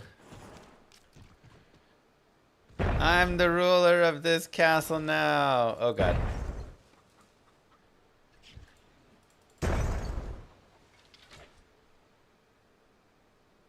Why would you walk into them?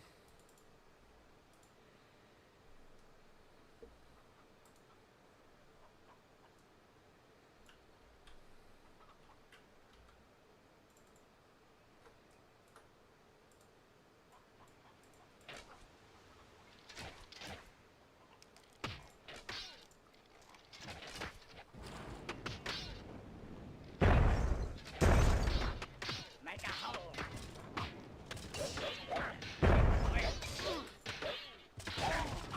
Casualty. Much better. Yes, sir.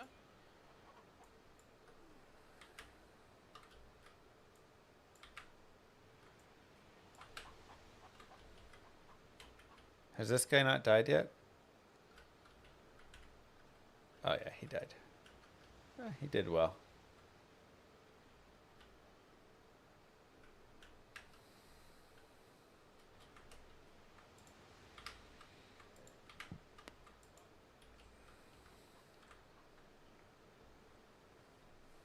We're moving. Yes. Got it. Wonder if I can just have my archer shoot up here. How well that does.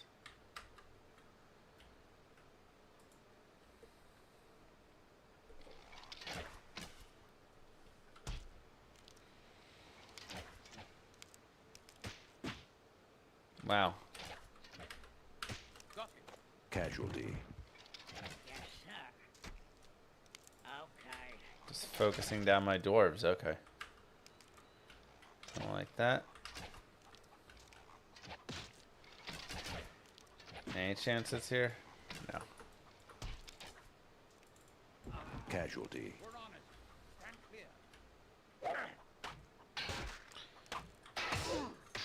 Okay, I don't like that I lost so many. Oh, I lost one dwarf.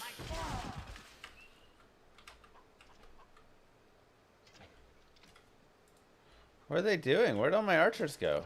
Casualty. Yes, sir.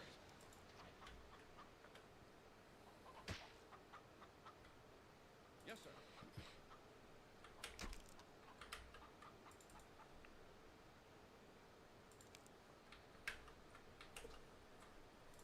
Move here, move there. Got it. Let's get him. Yes. Yes, sir. Yes.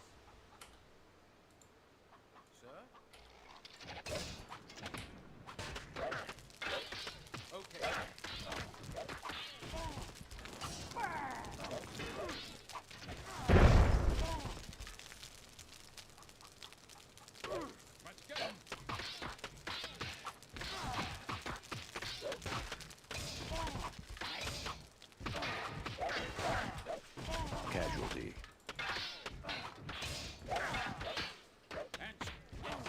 Casualty. Okay. Much better this time. Whew.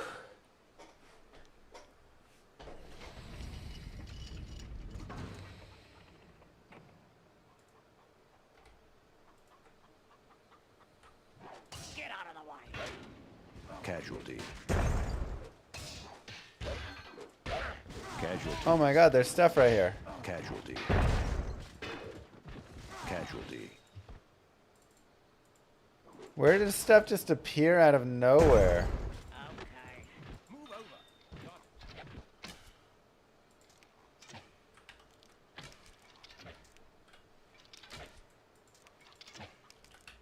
Like, I can't even go into there and see in there.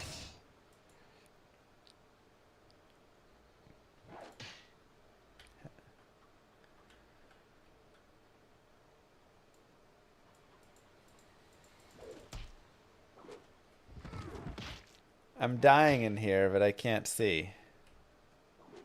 Have I won? Have I lost?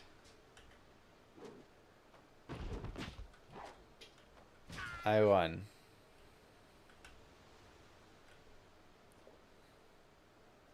Maybe?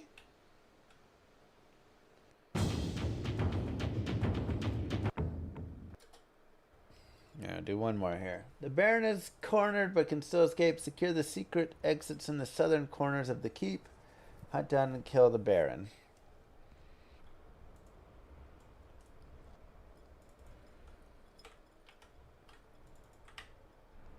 We're moving.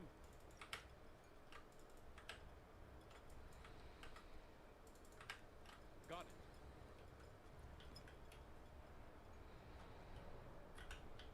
Yes. Yes, sir. Yes, sir.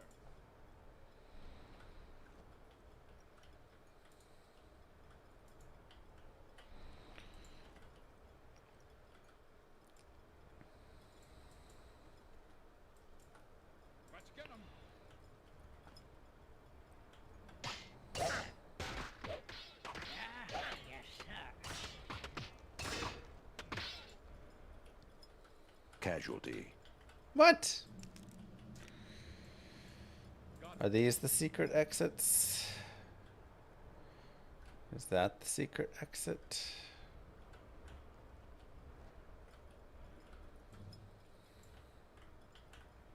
Yes, sir.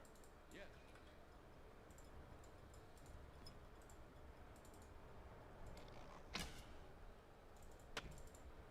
We have to cover the exits.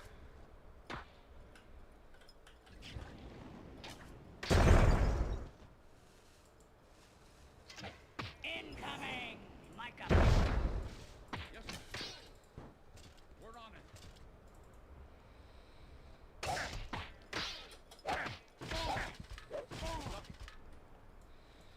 Yes. Yes, sir.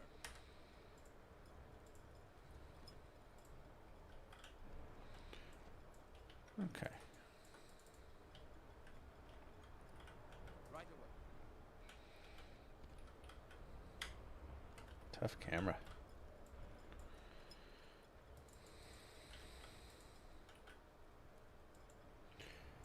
Okay. I mean, I guess I've secured that exit. Yes.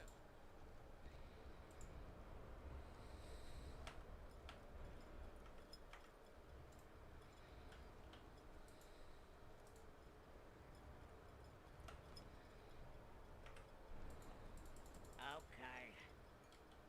Yes. Move here, move there. Move here, move there. Yes. Yes, sir. Yes. Run back. Happy llama, sad llama, mental No! llama, drama llama, big fat mama llama. Control llama, click. Who is this big llama? Starting all this drama. It's me, bitch. GG still improving. And I'm glad those chickens got what they deserved. What? Poor chickens. Thanks, Druber. Those poor chickens.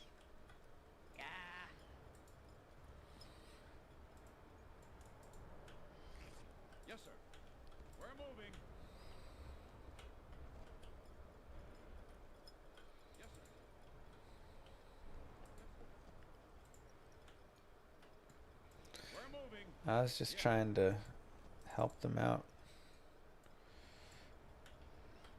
Yes, sir. Yes, sir. Yes. Dude, this is tough because every time you just round a corner, there's a bunch of dudes. Yes. Ready. All right. Dude, they won't listen. Yes, sir. Make a hole. Yes, sir. Stand here. Casualty. Casualty. Move over.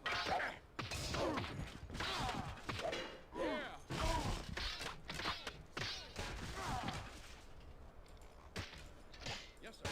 Casualty. Casualty. Yes. Yes. Yes, sir. Let's get him.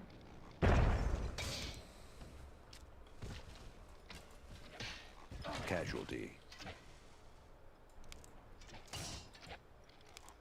Where'd my dude go? There he is. Ouch. Casualty. Oh, that's like a stage you have to crawl up on. Whoa.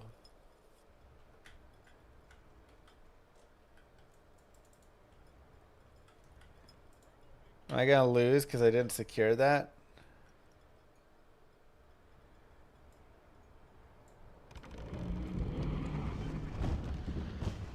Let's get him. You stupid dummies. Yeah. I Get am out of the way. free. Make way for the dwarfs. Make a hole. Make way for the dwarfs. Yes, sir. What? You don't. They just. What? He just randomly appears there? You're just supposed to know that that's the secret escape?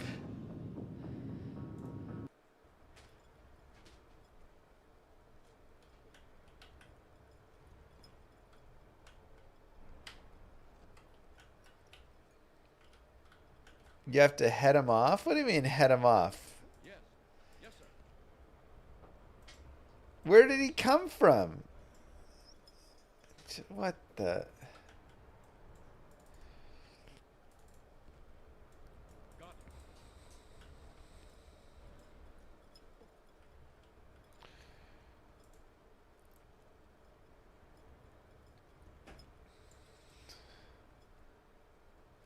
Alright, well, I'm just going to wait in those rooms. That's it.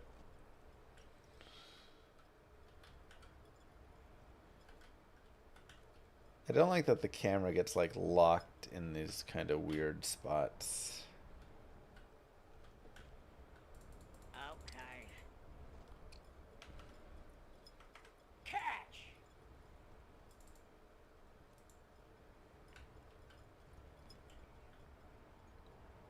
Can you throw? He just decided not to throw at all. Okay. Okay.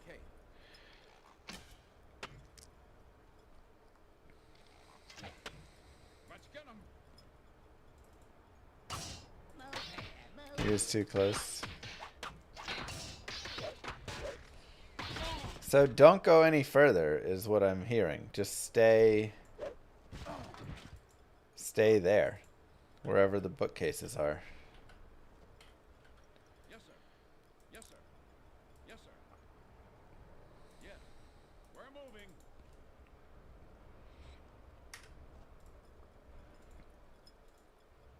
Yes.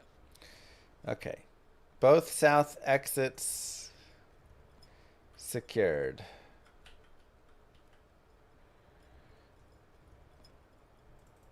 Yes, sir. Yes.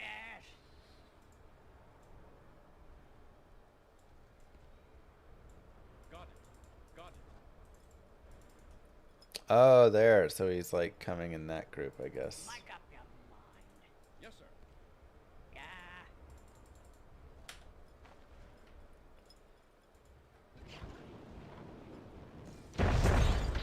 Yes. Okay. Yeah.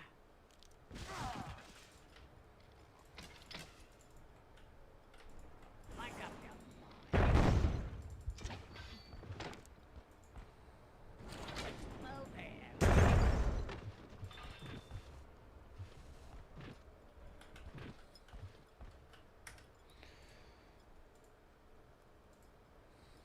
Okay.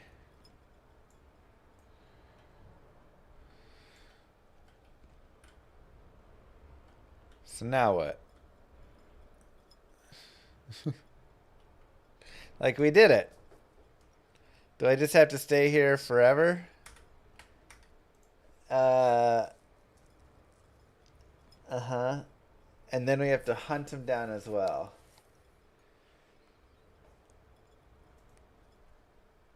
So I have to keep these secured while also hunting him down.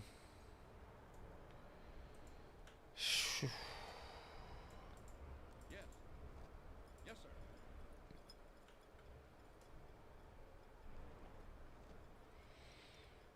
I've done it before, Cyber. It was We're moving.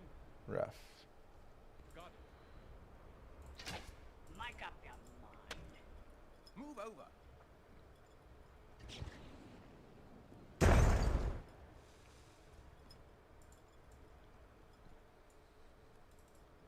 We're on it.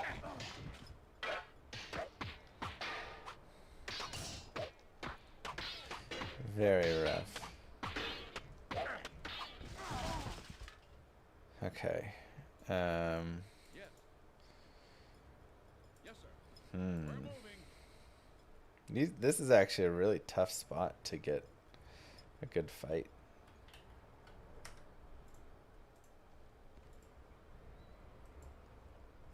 Yes, sir. Yes, sir. Yes.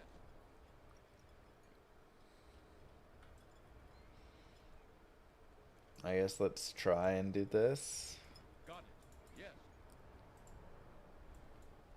I wonder if it's good to like let him get to the escape hatch and then go like bomb him, you know, like hang out right up here. Then as soon as he gets there, you just go bomb him. Got it.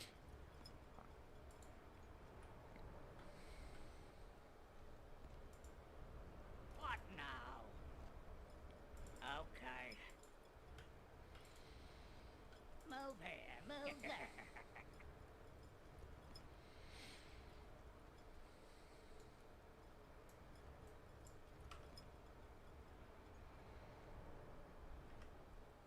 Yes. Burn!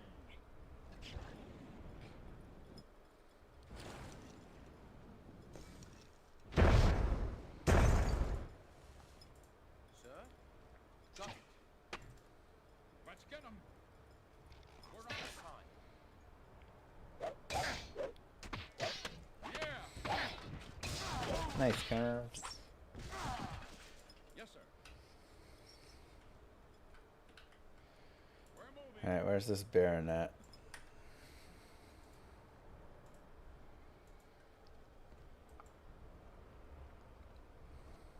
Got it. Which run was it? He's up on the chair there.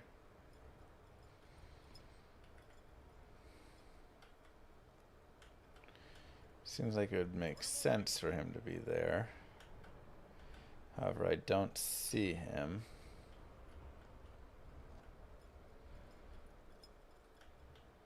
Oh, the ultimate strategy guide. Yes, sir. Awful.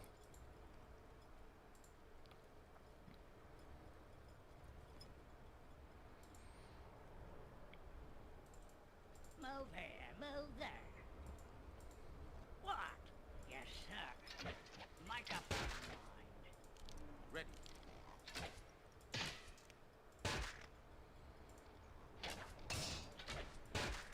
Yes, sir. What now?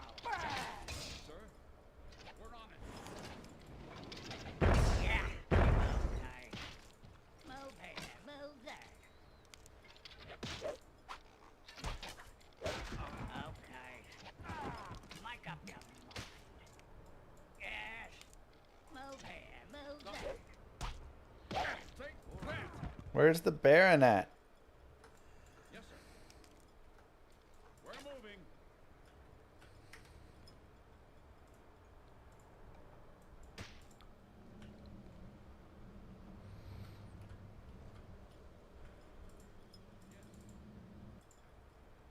Yes. We're on it. Okay.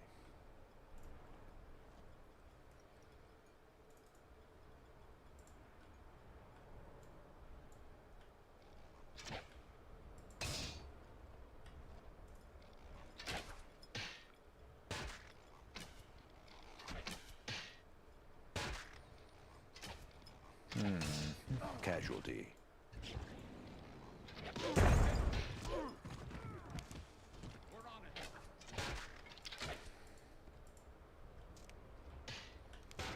Wait, where's my... Mike up here.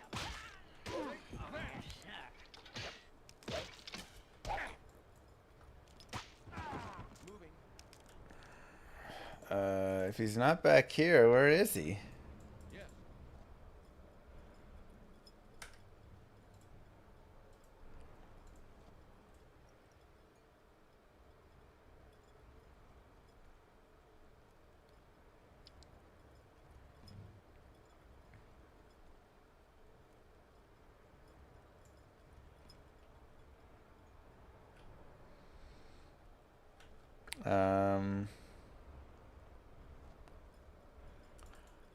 What is that?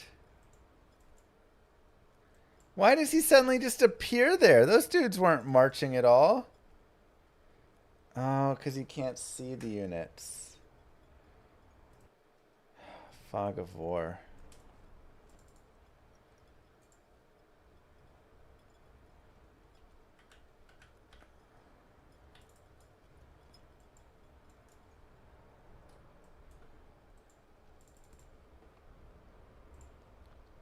So messed up.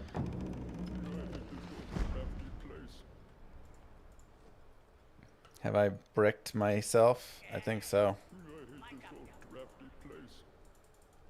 My save is too late. Oh my god. I am free!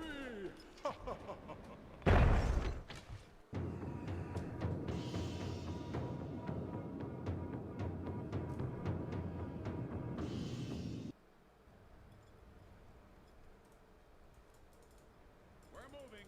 We're moving!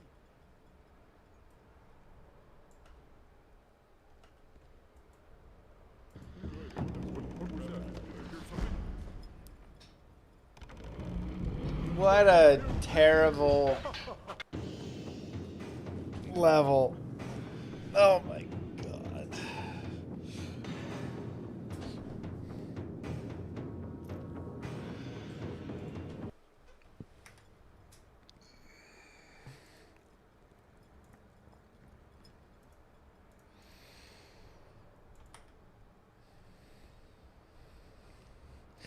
I know you can see the secret passage, but...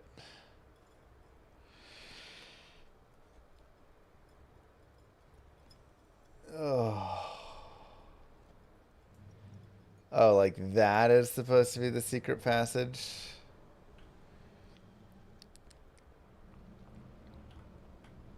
That's so crazy, though. Alright, well. That was good.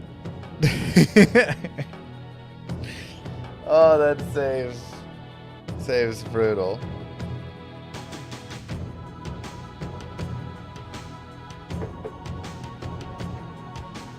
Not Llama's jam. It is and it isn't. Like, I mean, we were, you know, we did our hour and time on it, right? Let me actually make sure that I did enough time.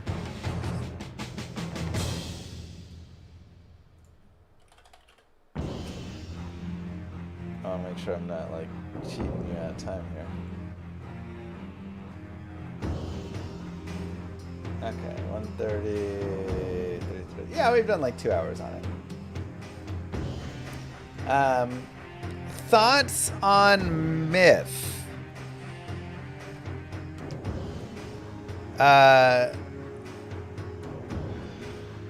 Very fun. I really do enjoy the idea. No, yeah, I'm not against it. I thought it was a really fun game. I think the missions have a good difficulty. You could definitely see what learning did about the terrain, about the positioning, all of those pieces.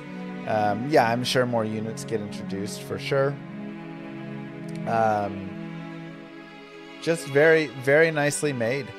My biggest issues with it are the controls are a bit outdated. It reminds me a little bit of Total Annihilation, which is kind of funny because that's also the game that Druber wanted potentially for me to play, was Total Annihilation, which came out about the same time.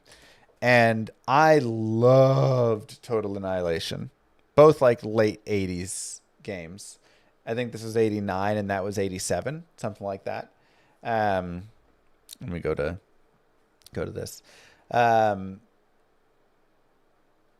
Amazing. Truly amazing games. I used to love Total Annihilation so much. I would just play that all the time. But I went back and replayed it. 90s? Total Annihilation. Oh, 97. Oh, excuse me. I thought it was 87. I don't know why I thought that. Yeah, obviously 90s.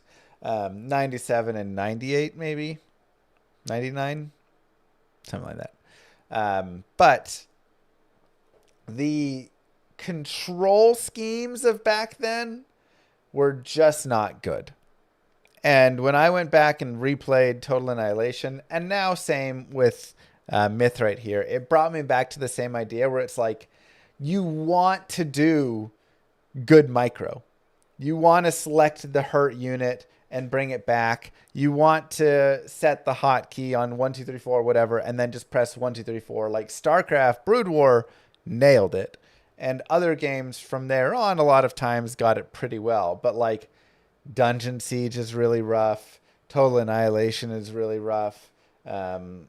Myth right here is really rough. They just had a lot of difficulty in figuring out proper hotkeys. And then like fast selecting and pulling stuff away. Like a lot of times it's in Myth here, you have to like do a second. Like if you want to drag and select something, you have to like click and hold until it changes to a select and then do a select box. And there's just like slow, you can change all that in preferences. Okay, that's good to know. But there's just some hotkey stuff that overall I would say needs to be figured out and adjusted. But I did think the game was really fun. I think this is a solid pick by Druber. I really appreciate this pick because it does have that RTS style. I just think the micro is a little hard, right? Like to get a guy and tell him to move and turn back is kind of difficult to do. Like to click in on him and things. It just doesn't quite have it yet. But really, really cool game. I think if you remade this game today with like a little, some improvements and all that stuff, it could be pretty solid. Yeah. So very fun. Let's see. What do we want to do? Oh, we do have... Let's watch this.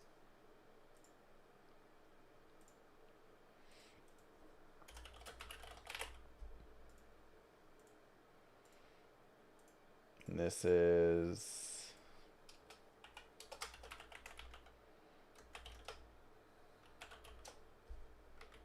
So, yeah. GG, Druber. I know it seemed like I was being harsh. I do hate that I saved over a spot. It also had a little bit of the very early 90s style, like, design where things were still some of the games just kind of had that design like that secret passage level. That's just like a little cheesy in some ways, like a little too simple, a little too cheesy. So it's kind of funny, right? A lot of those games, they were trying to figure out how to do 3D well. They were trying to figure things out. They built some maps and stuff. Would you do a tutorial right now for one?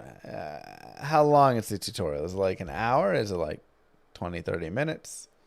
It could be good to...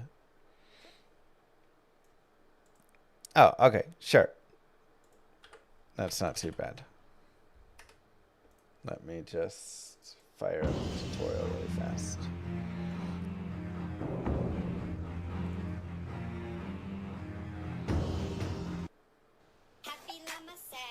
Thank you, Droober. At the beginning of each level, this box will contain information on what you need to do. In the tutorial, you just need to follow the stuff, experiment with units, and have fun. Welcome to Myth 2, Soul Blight. Tai. Do what you're told, Tai. and you might live to tell about it. Wait, how do I look at controls? Preferences.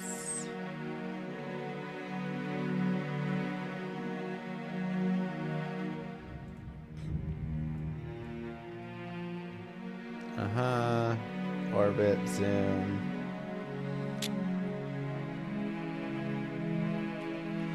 Select all as return. Okay.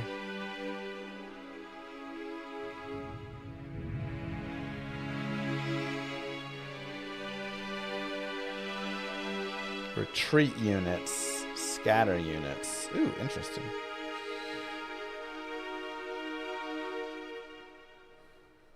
I actually didn't hate like the controlling of things. It was a little janky, but it's just harder to select them.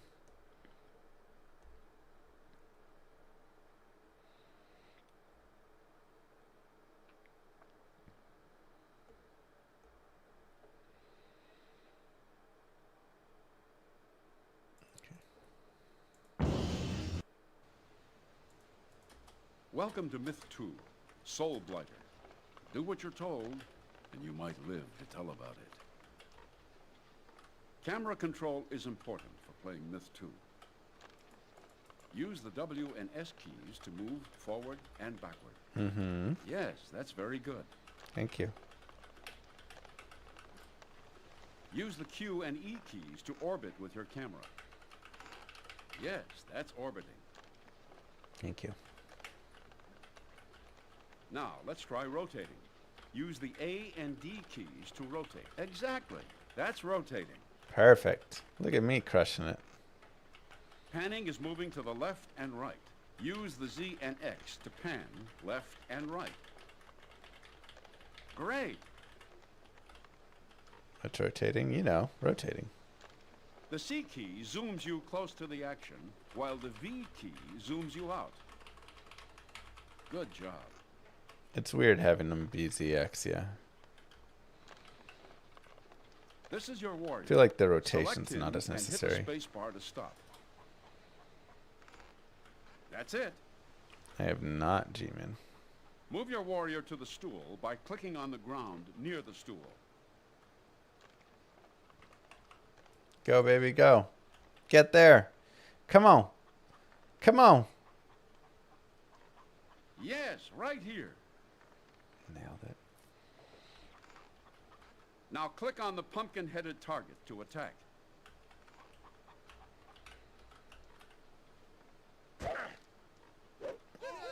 Got him.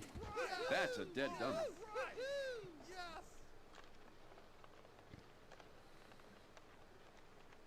These 3 warriors are yours. Select them and attack those target dummies.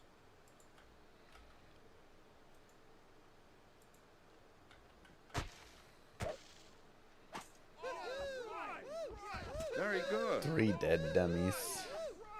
Formations are essential for skillful gameplay. Select all of your warriors, press the 3 key, loose line formation, and click on the ground.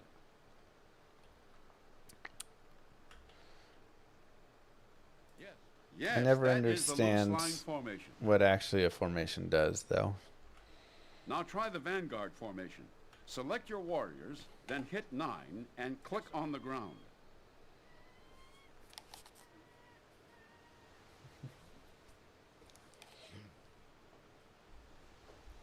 Excellent. This is a bowman. Select him and click on the target dummy.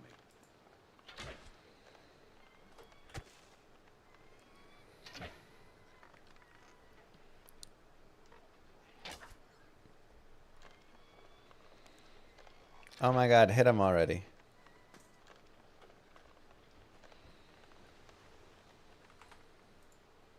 Right away. Well done. Thank you.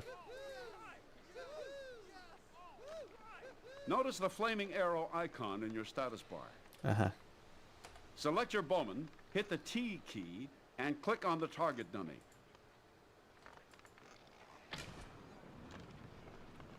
Woohoo! Now that's a fire. The journeyman has a special ability to heal units. Yes, sir. Select the journeyman, hit T, and click on the warrior to heal him. Ooh. Excellent. Good job, journeyman. This is a dwarf. Dwarves like to blow things up. Select your dwarf and click on the target dummies to blow them up. The dwarves are solid. Yes, that's the way. The dwarf also has the special ability to place satchel charges. Oh. Move the dwarf close to the target. Okay. Move here, move there. Yeah. Now hit T to place a satchel charge. Now control click on the ground near the charge to blow it up.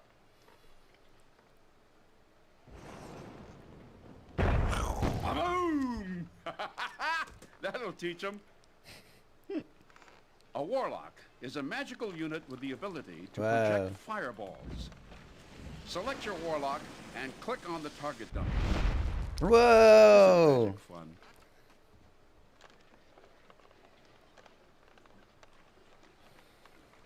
Now you'll have a chance to try experimenting with your units. When you wish to leave the tutorial, move any of your units near the windmill. Yes.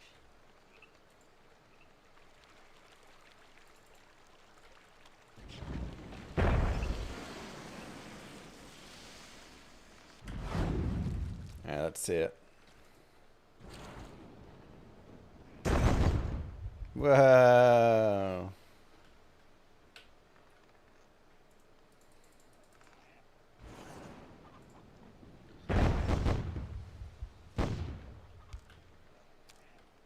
That's cool. Yes.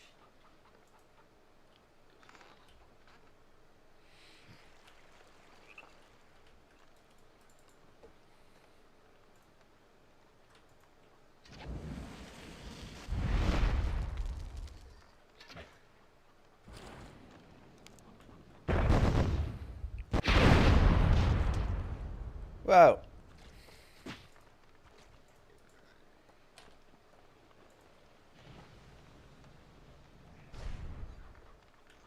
What?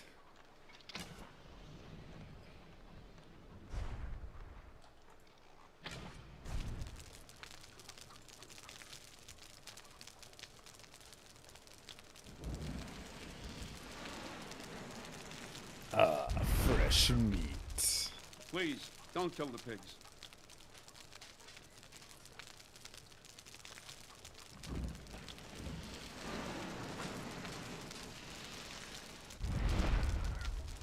Looks like you'll be having bacon tonight.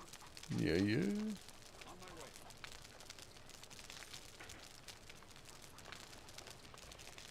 Hello. Evo.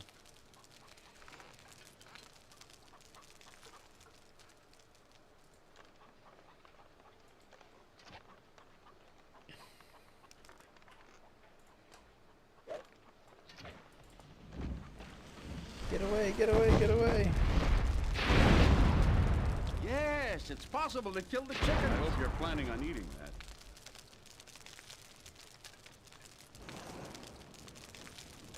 You're a little late with the Molotov.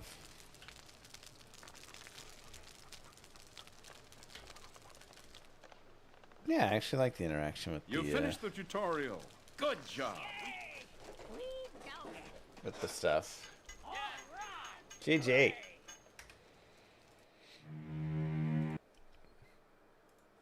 I feel like that we had learned most of that, right? Like we were pretty good.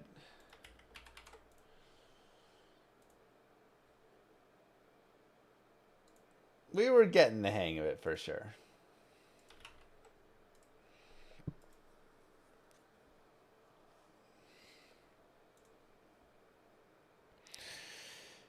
Okay. Let's listen to economies of RPGs, because as someone who is developing a game, Llama RPG, Farm to Fable, I have an economy within the game, and it's always good to learn from the best, and Chris Wilson is one of the best. So let's take a listen to what he's got to say. Hi, I'm Chris Wilson. Hi, Chris. I was going to start this video by joking, if you're an average viewer of mine, you're probably running an online RPG and have questions about how to maintain the integrity of its economy. But honestly, looking at the emails I get, I'm beginning to suspect this might actually be true. Don't you hate it when you're playing an online RPG, trying your hardest to level up and find good items, but it feels like all the other players are miles ahead of you because they're not playing fairly?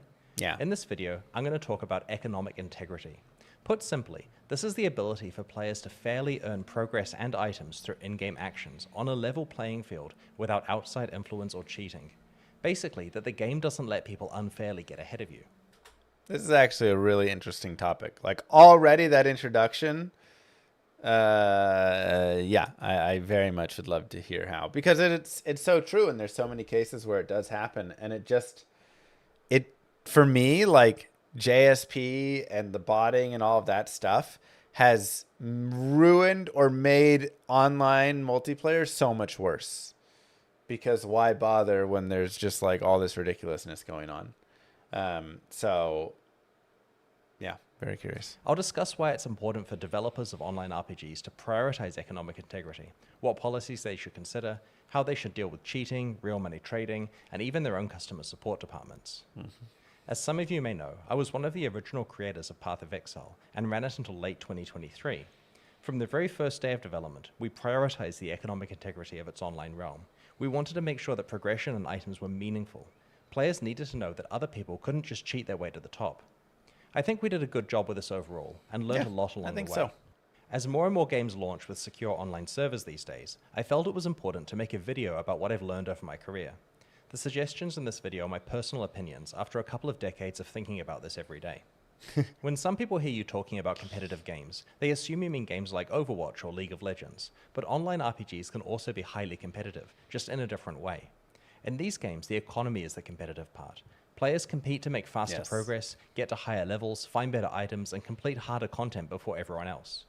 That's always one of the things. So many people put in this, like, well, what's it matter? It's not a competitive game. Or, you know, just like, who cares because you can't win an ARPG, right? Like, everybody like goes and beats the game, and then it's just endgame grinding and all that stuff. So like, who cares? But like, the people playing actually do care. You do feel it. If you want to play and be the best in an ARPG and have a ton of fun, you want to see your efforts be rewarded. You want to be able to get stuff that other people can't get. You want to, right, all of these pieces. Like, there is still winning, even though it's not a 1v1, I shoot you, your character dies, and thus I've won. Sort of thing. So it's something that I've definitely noticed as well. A lot of people discuss and mention of like, yeah, but like, what's it matter? And it's like, it does. It takes a lot of the fun out of it if there's all of this. Each Path of Exile League launch is highly competitive. A lot of players schedule considerable time off work and stay up overnight to play as much as they can while the economy is fresh. Players come out of the woodwork, bringing their friends whenever a new league starts. Yeah. The seasonal ladder reset model, pioneered by Blizzard North after the launch of Lord of Destruction, is an absolutely critical part of the way that many modern action RPGs retain players, but it hinges on players feeling that the economy that they're playing in has integrity. These players are trading a lot of time and effort to get the feeling that they're making real progress that matters, and finding real items that have value. If something happens to the integrity of the economy that causes them to doubt this, then they quickly stop playing. This is why it is so catastrophic when a game launches and then there's some bad exploit soon after launch, wrecking the economy and everyone's interest in continuing to play that season. Yeah. As a developer, if you're paying the significant cost of server authoritative multiplayer for your game, it's worth finishing the job. Protect the economy those servers exist to validate. Online RPGs are also an escape from societal class issues. Players expect a level playing field where wealth doesn't matter. Playing an online RPG lets you outplay and outsmart the other players to become more successful than them regardless of their real-world wealth. And the economy needs to have integrity for you to feel this way. Actually, two good points. The first one, I would actually go one step further, and this is why in my game I don't sell skins. The game isn't out yet, but skins will not be for sale. Skins will be only earned in the game, crafted in the game, traded for in the game, because I think that is part of winning. Again, the idea, if I can get the coolest looking godlike skin, if I can earn it, that's awesome. But if another dude can just pay $300 for it, whatever, then like, okay, well, like you just bought it. And then this brings into the second point he's saying, which is it's no longer a level playing field where societal, economics and classes don't have an effect, because if the skins are a part of looking cool, which is a part of winning in a way, then you're removing that and you're bringing in this person has wealth, so they get to look really cool, and you don't have wealth, so you don't get to look as cool. You're introducing that right back into the game. So I actually think that, Chris, I mean, it's tough. I completely agree with what Chris is saying, and I say you could turn that back on PoE and skins, and I would be curious to hear his thoughts, and maybe I'll ask him. I'm gonna talk with him next week. And I understand the idea of like Path of Exile is free. You want a way to support the continuing cost, blah blah blah blah blah, but I still think it does cheapen it overall, and it does bring societal wealth and class into the game when you can give something to someone for money that someone else can't afford. Now you're showing off, again, that wealth disparity in the real world as opposed to within the game. You don't want to be playing a game where some millionaire can buy his way in and get better items than you just because he's rich in real life. Now sure, if the game doesn't have an online mode and is just single player, there's no server-validated competitive economy, and hence no integrity considerations are needed. Yep. But people in single-player games can just arbitrarily cheat as all the data is local. Many players want to play on secure multiplayer servers because it validates that progress is real. And this is also, how many times have you heard someone come into my stream or wherever and say, who cares that you found XYZ? It's on single player. Multiplayer is the only thing that matters, because I could just cheat that item into my single player file and then I have it. So what's it matter that you found it, right? For a lot of people, that's really how they truly feel. One, they don't have the impulse control to not cheat the item in single player. So like they can't like stop themselves if they could, and then they ruin the game for themselves. But also like the integrity, they don't have that like they like the economic integrity that the servers provide, and having that comparison of what others have found and all of that in a real sense, where again, you cannot cheat it. So I enjoy single player because I don't cheat. Like I say, I'm not going to cheat this item. So I put that whole drive and journey to find it. So when I find it, I feel fulfilled and it's great and I really enjoy it. But yeah, if I were to just cheat the items, then like, yeah, it would be pointless. And then online is the only place that I could like have someone else stop me from cheating to guarantee that then it is fulfilling and rewarding. So self-control, but it's really hard. I mean, when I was a young kid, yeah, in single player, all I did was cheat the items to myself because I just couldn't not do it. Some games have a solo self-found mode where players are unable to party with or trade with each other. In this mode, their progression is still validated server-side, so they have bragging rights about what they have achieved, but there's no way for them to trade with a greater economy, so they aren't affected by many integrity issues. While that's exactly what some players are looking for, an overwhelming majority of other players like to play together and trade. If you limit or remove trade from your game to sidestep economic integrity issues, you certainly miss out on a lot of potential. In this video, I'll be primarily talking about economic integrity for games with trade, but many of the issues still apply to online RPGs without trade. The first step is treating your game's economy with respect inside your studio. For example, let's say a celebrity approaches you and wants to do a promotion for your game. They're going to play it on stream alongside your lead developer and it'll get a lot of attention. The problem is they're famous and busy and aren't going to play through the game to get a character ready. They want you to pre-create a high-level character for them to play. This could be really good for marketing, but it could also completely undermine your community's trust in the game economy if you're just going to go around making characters and items for people. In a situation like this, you should play with them on a test server and communicate to the players that it's on a test server and not the live servers.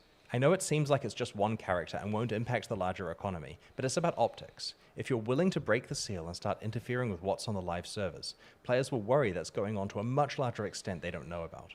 This is actually something that I've experienced with multiple companies where companies have like I've reached out and said like, hey, could I get like a character to start with for this sponsored game or whatever it is, and some of them are like, yeah, sure, whatever. They like don't care about the integrity, but many of them have said no. And Blizzard and Diablo have been one that's very, very specific on all of that in all cases where they say, we're not going to give you any gear. We're not going to do anything to increase any chances, do anything, whatever. We're not going to revive hardcore characters from whatever, right? They will not do any of these pieces because that has always been such a thing, is like, if we do one thing for the celebrity, for whatever person and boost it, it drops. It's such an image hit that it does like completely ruin that. The only time with Path of Exile that this did happen, I want to say it was like 7 years ago.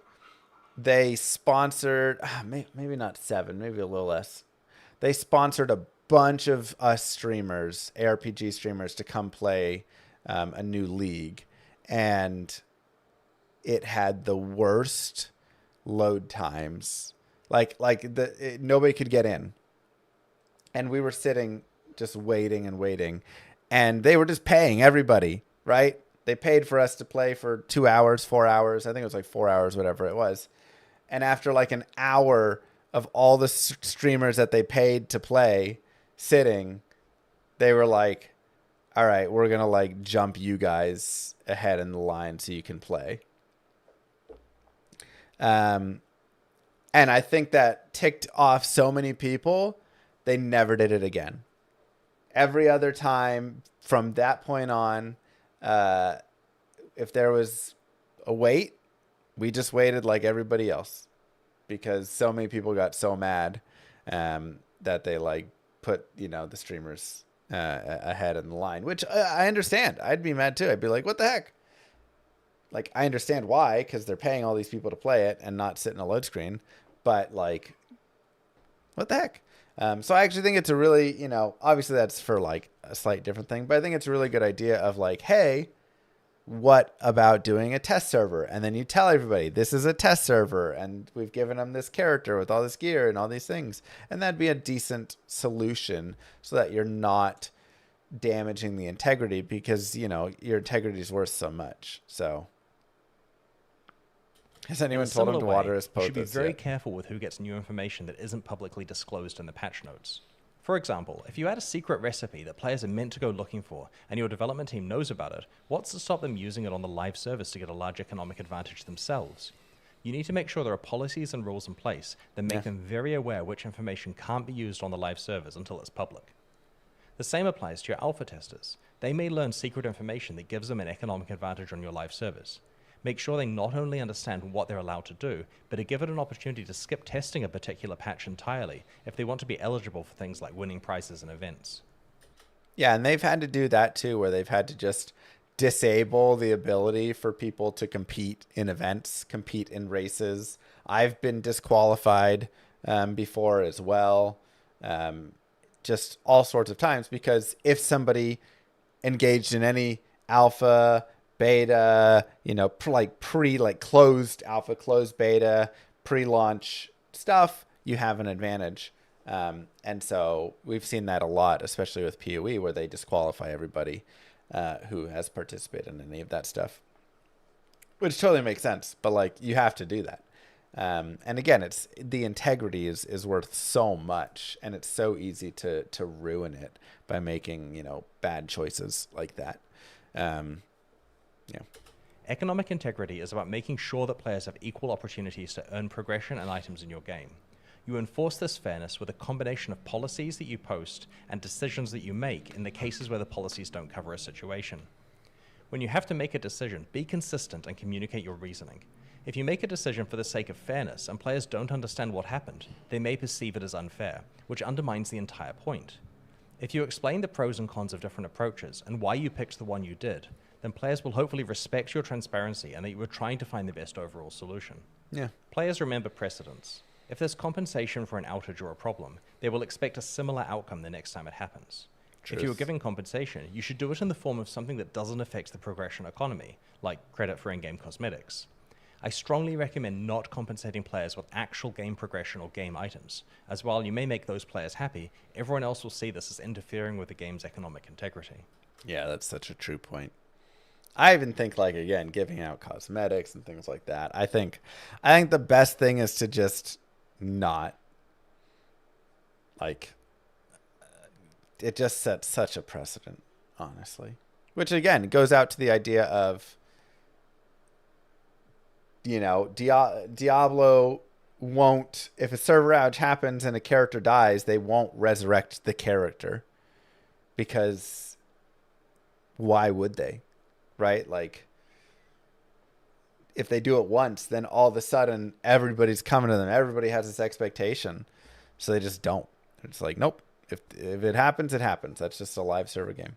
I think if a game requires you to sub, like pay monthly, I think giving out time for the outage is the appropriate thing. And honestly, maybe even legally required. I don't know. I'm not a lawyer. I'd have to look into contract stuff. But maybe not. But like, I think that'd be the best way. Hey, there was an outage for 24 hours. We're going to give everybody a day of time, or 6 hours. Here's 24 hours of time, whatever. The next topic I want to talk about is players getting unfair economic advantage by just outright cheating. This can come in many forms, from exploiting bugs in the game logic, to running third-party programs that reveal information they don't normally see, to running bots that play for them while they're not there. Mm-hmm. Ideally, you've constructed your game so that no form of cheating is possible, but this is quite hard in practice. Online RPGs are typically run as live services, with new features and code going live frequently. These are often developed under tight deadlines and may contain subtle logic mistakes if they haven't been fully tested. I previously posted a video on game protocol exploitation that is worth checking out for more information. In addition, the architecture of the games themselves may make it necessary for the game client to know certain information that you'd really rather the player didn't see, like the entire map for the current area, for example. Yeah. So that's sitting in memory ripe for nefarious programs to read it out and display it. Finally, stopping botting is fundamentally extremely hard due to the nature of the bots being that they pretend to be real players. Mm-hmm. So as good as your intentions are, you will likely have to have plans and policies about how to deal with cheaters. Honestly, I think for dealing with bots, it's like so hard to do.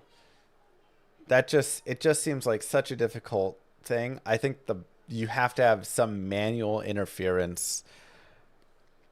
You jump in, you talk to the character, you can as the admin, you can grab the character and move them somewhere. You can do whatever stuff to engage with that.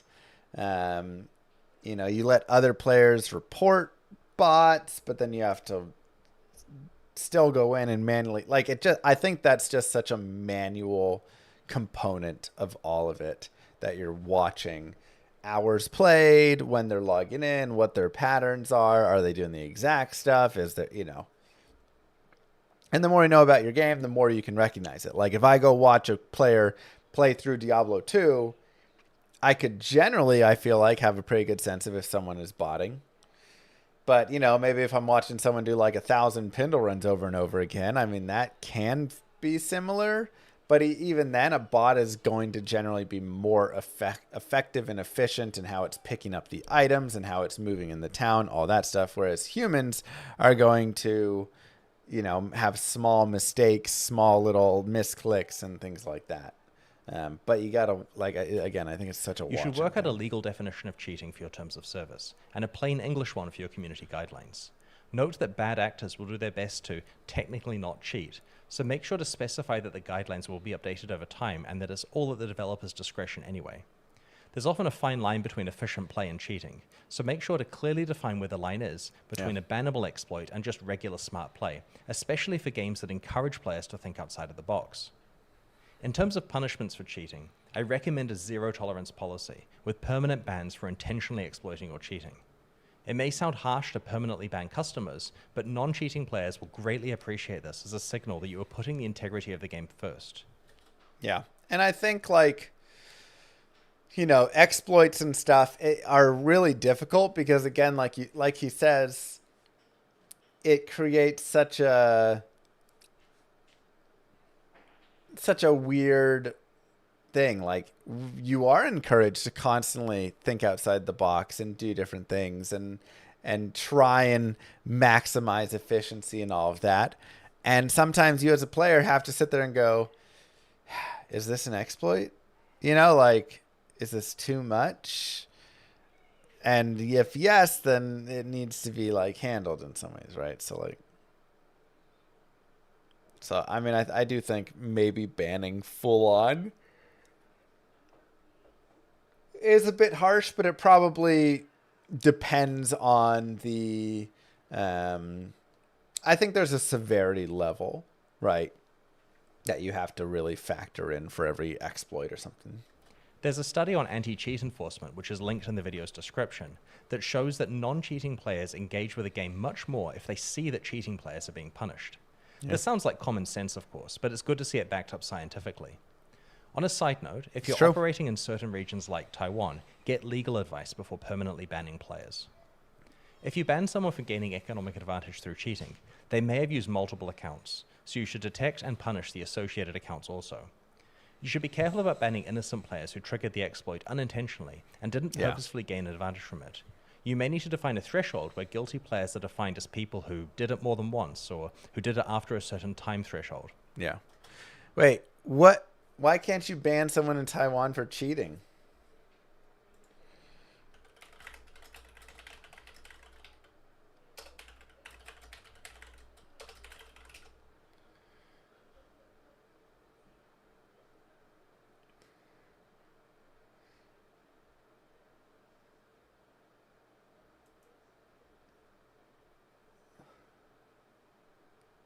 This can be very tricky to make fair.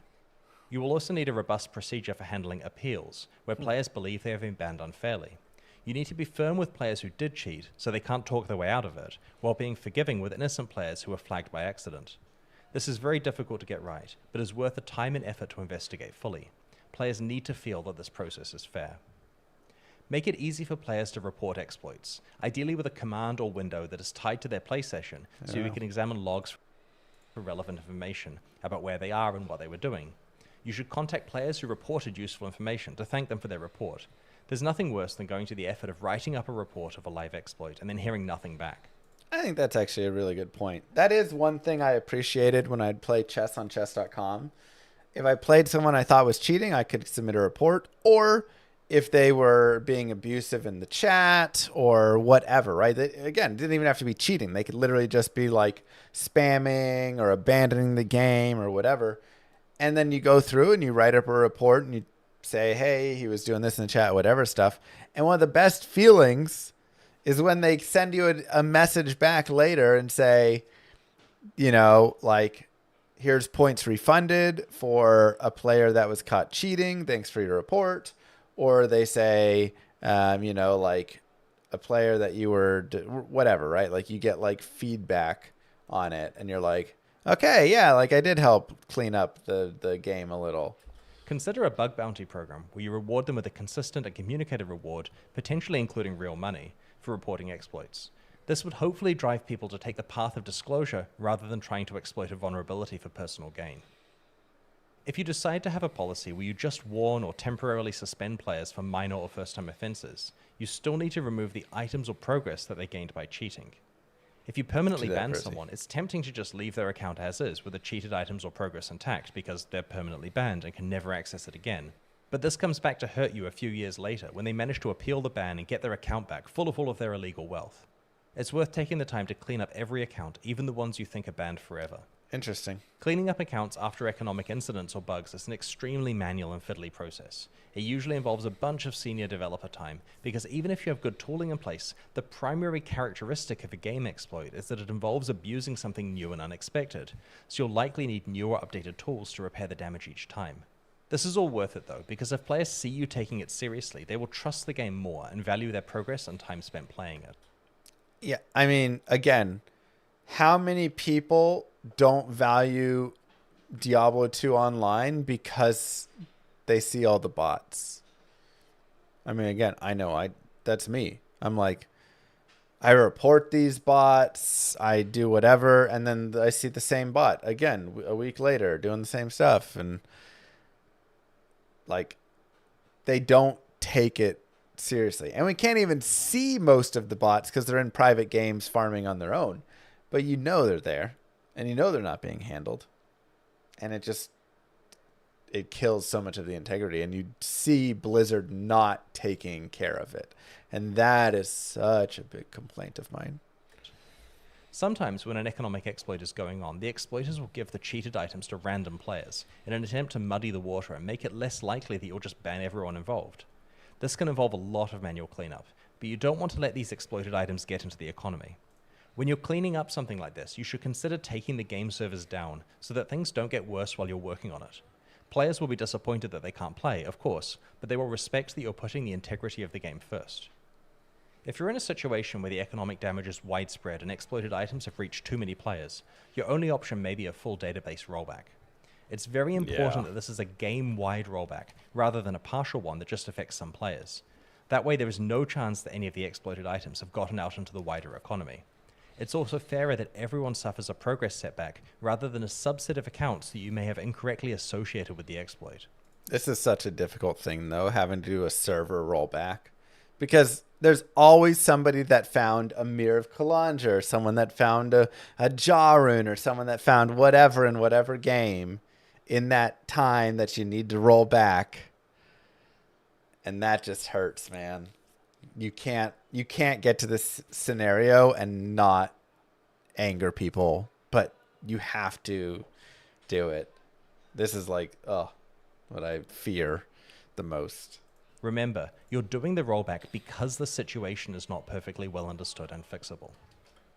You're hopefully using a database system with write-ahead logs, which means that you can do a point-in-time rollback to just before the damage started to occur. If not, you may have to restore one of your backups, which could be hours or days before the damage occurred, dramatically increasing the amount of progression loss that regular players suffer as a result of the incident. While game-wide progression loss is very bad, it is less bad than ruining the integrity of the economy, which is potentially the entire reason why people are playing in the first place.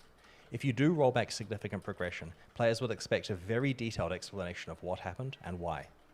Rollbacks aren't always bad though. A quarter of a century ago, I was playing Diablo 2 online and I accidentally sold my favorite bow to the vendor in town while their inventory was full, so I couldn't buy it back. It was permanently gone and I felt terrible. Dang. An hour later though, there was a realm-wide rollback to fix some unrelated problem and I got my bow back. You should be aware that rolling back the database may have unintended side effects, like allowing players to profit from deterministic unknown information that they revealed after the point the server is being rolled back to. True. For example, if a player identifies an item and then it gets rolled back to unidentified, they now know what the item is, and may gain a small amount of economic advantage from this. You identify all your Annies, find which ones are all the good ones, and then when it rolls back, you keep the good ones and sell all the other ones as unidentified. There are of course ways to mitigate this, such as scrambling this type of unknown information or lazily evaluating it in a non-deterministic way, but this requires thinking about this in advance when developing these systems. In addition to the types of cheating we just discussed, some players may cheat by botting, either to farm additional items for themselves or to sell for real money. You should absolutely take this seriously and ban all accounts involved also. The subtleties of how to detect and root out bot networks are outside the scope of this video, but you'll likely end up with a multi-person department inside your studio doing this full time. Let me know in the comments if you'd like me to talk about this area in more detail in the future. Next up, I'd like to talk about keeping players' economic progression contained in the economy they're playing in, free from influence from outside economies such as the real world. This is going to sound pretty obvious, but any pay-for-advantage features in your game are going to have an effect on economic integrity. Yeah. If players can pay real-life money to alter something that affects the speed of their progression or item acquisition, then this undermines the level playing field that you're offering as your core value proposition. While selling pay-for-advantage stuff clearly makes money in the short term, you are choosing a long-term play by focusing on offering a fair game that players feel good about their progress in. What counts as pay-for-advantage isn't always clear. For example, it's common these days for games to offer a head start of a few days or a week for players who purchase a more expensive pre-order package. Players getting to reach the game's highest content before people who paid less is a huge violation of the game's economic integrity. It's true. If you do operate some kind of early access period for your game, make sure... I hate that so many games are going that way as well. Pay for early access. ...to wipe player progress at the end of it. Also, consider that early access is meant to be about iterating on and smoothing out the game experience for the real launch. In this bad funding climate, a lot of studios are using early access as a cash grab to get the funds they need to finish the game's development. If this comes at the expense of the game's economic integrity, that's a big problem. The fantasy of playing an online RPG is to win based on skill, intelligence, and time spent. And if other players can just leverage their real-world situation and buy in, that's absolutely not fair, and will undermine players' interest in playing the game properly. Yeah. Also, the tolerance of real money transactions encourages account theft, botting, and exploitation, which damages the game in other ways. You should explicitly disallow real money trading game-wide. Players should not be allowed to trade items or progress for things outside of the economy they're in, but that doesn't just include real money. What many developers don't realize initially is that trading between separate economies in-game is actually very similar to real money trading. If you start a new season and a player arranges a trade where they give up some of the best items from the previous season in exchange for getting ahead in the new season, that's them getting an unfair advantage in this fresh season based on something they did in the past. Exactly the same as working longer hours at work last week and spending the money on those same items. Your level playing field needs to apply on a per economy basis. Yeah. But if you keep thinking about this, you realize there are other things that commonly happen in online RPGs that have the same consequences as real money trading. For example, if a popular streamer gets donations of in-game items or assistance from their community, that's basically the same thing as them paying money for that advantage, but in this case they're paying in public recognition because they're famous. This type of transaction is super hard to police, of course. Where do you draw the line? Are you going to outright ban players giving items or favorable trades to their friends? Yeah. Speaking about streamers and free items, this can flow the other way too. If a streamer has a surplus of valuable items in-game and wants their stream to become... All right, I think we need to shut this off. He's kind of started ranting and rambling about stuff that, like, you know, nobody really thinks or cares about the last, like, 30 seconds here. You know, he started strong, but now he's kind of lost it completely. I don't know what he's... Are you kidding? Talking about with all of that stuff. Is this hardcore? It is. It's such a real and difficult thing, and I think Path of Exile does have some policing on that, right? Which way is it? You can't, as a Path of Exile streamer, give stuff to people. You can get it, but you can't give it. Is that right? God, I haven't played in a bit.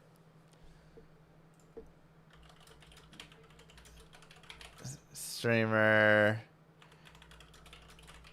You can't do giveaways, I think. Path of Exile streamers have faced bans or warning for giveaways because it's considered a form of RMT. Even if the giveaway is free, not saying like you have to sub and then I give it away. Yeah, just doing a giveaway of an item in Path of Exile is not allowed. But they do allow a streamer to receive items. And, you know, it really is so tough. And it's kind of funny because in many cases, it's actually like not as great for the streamer, even though they're getting the free stuff.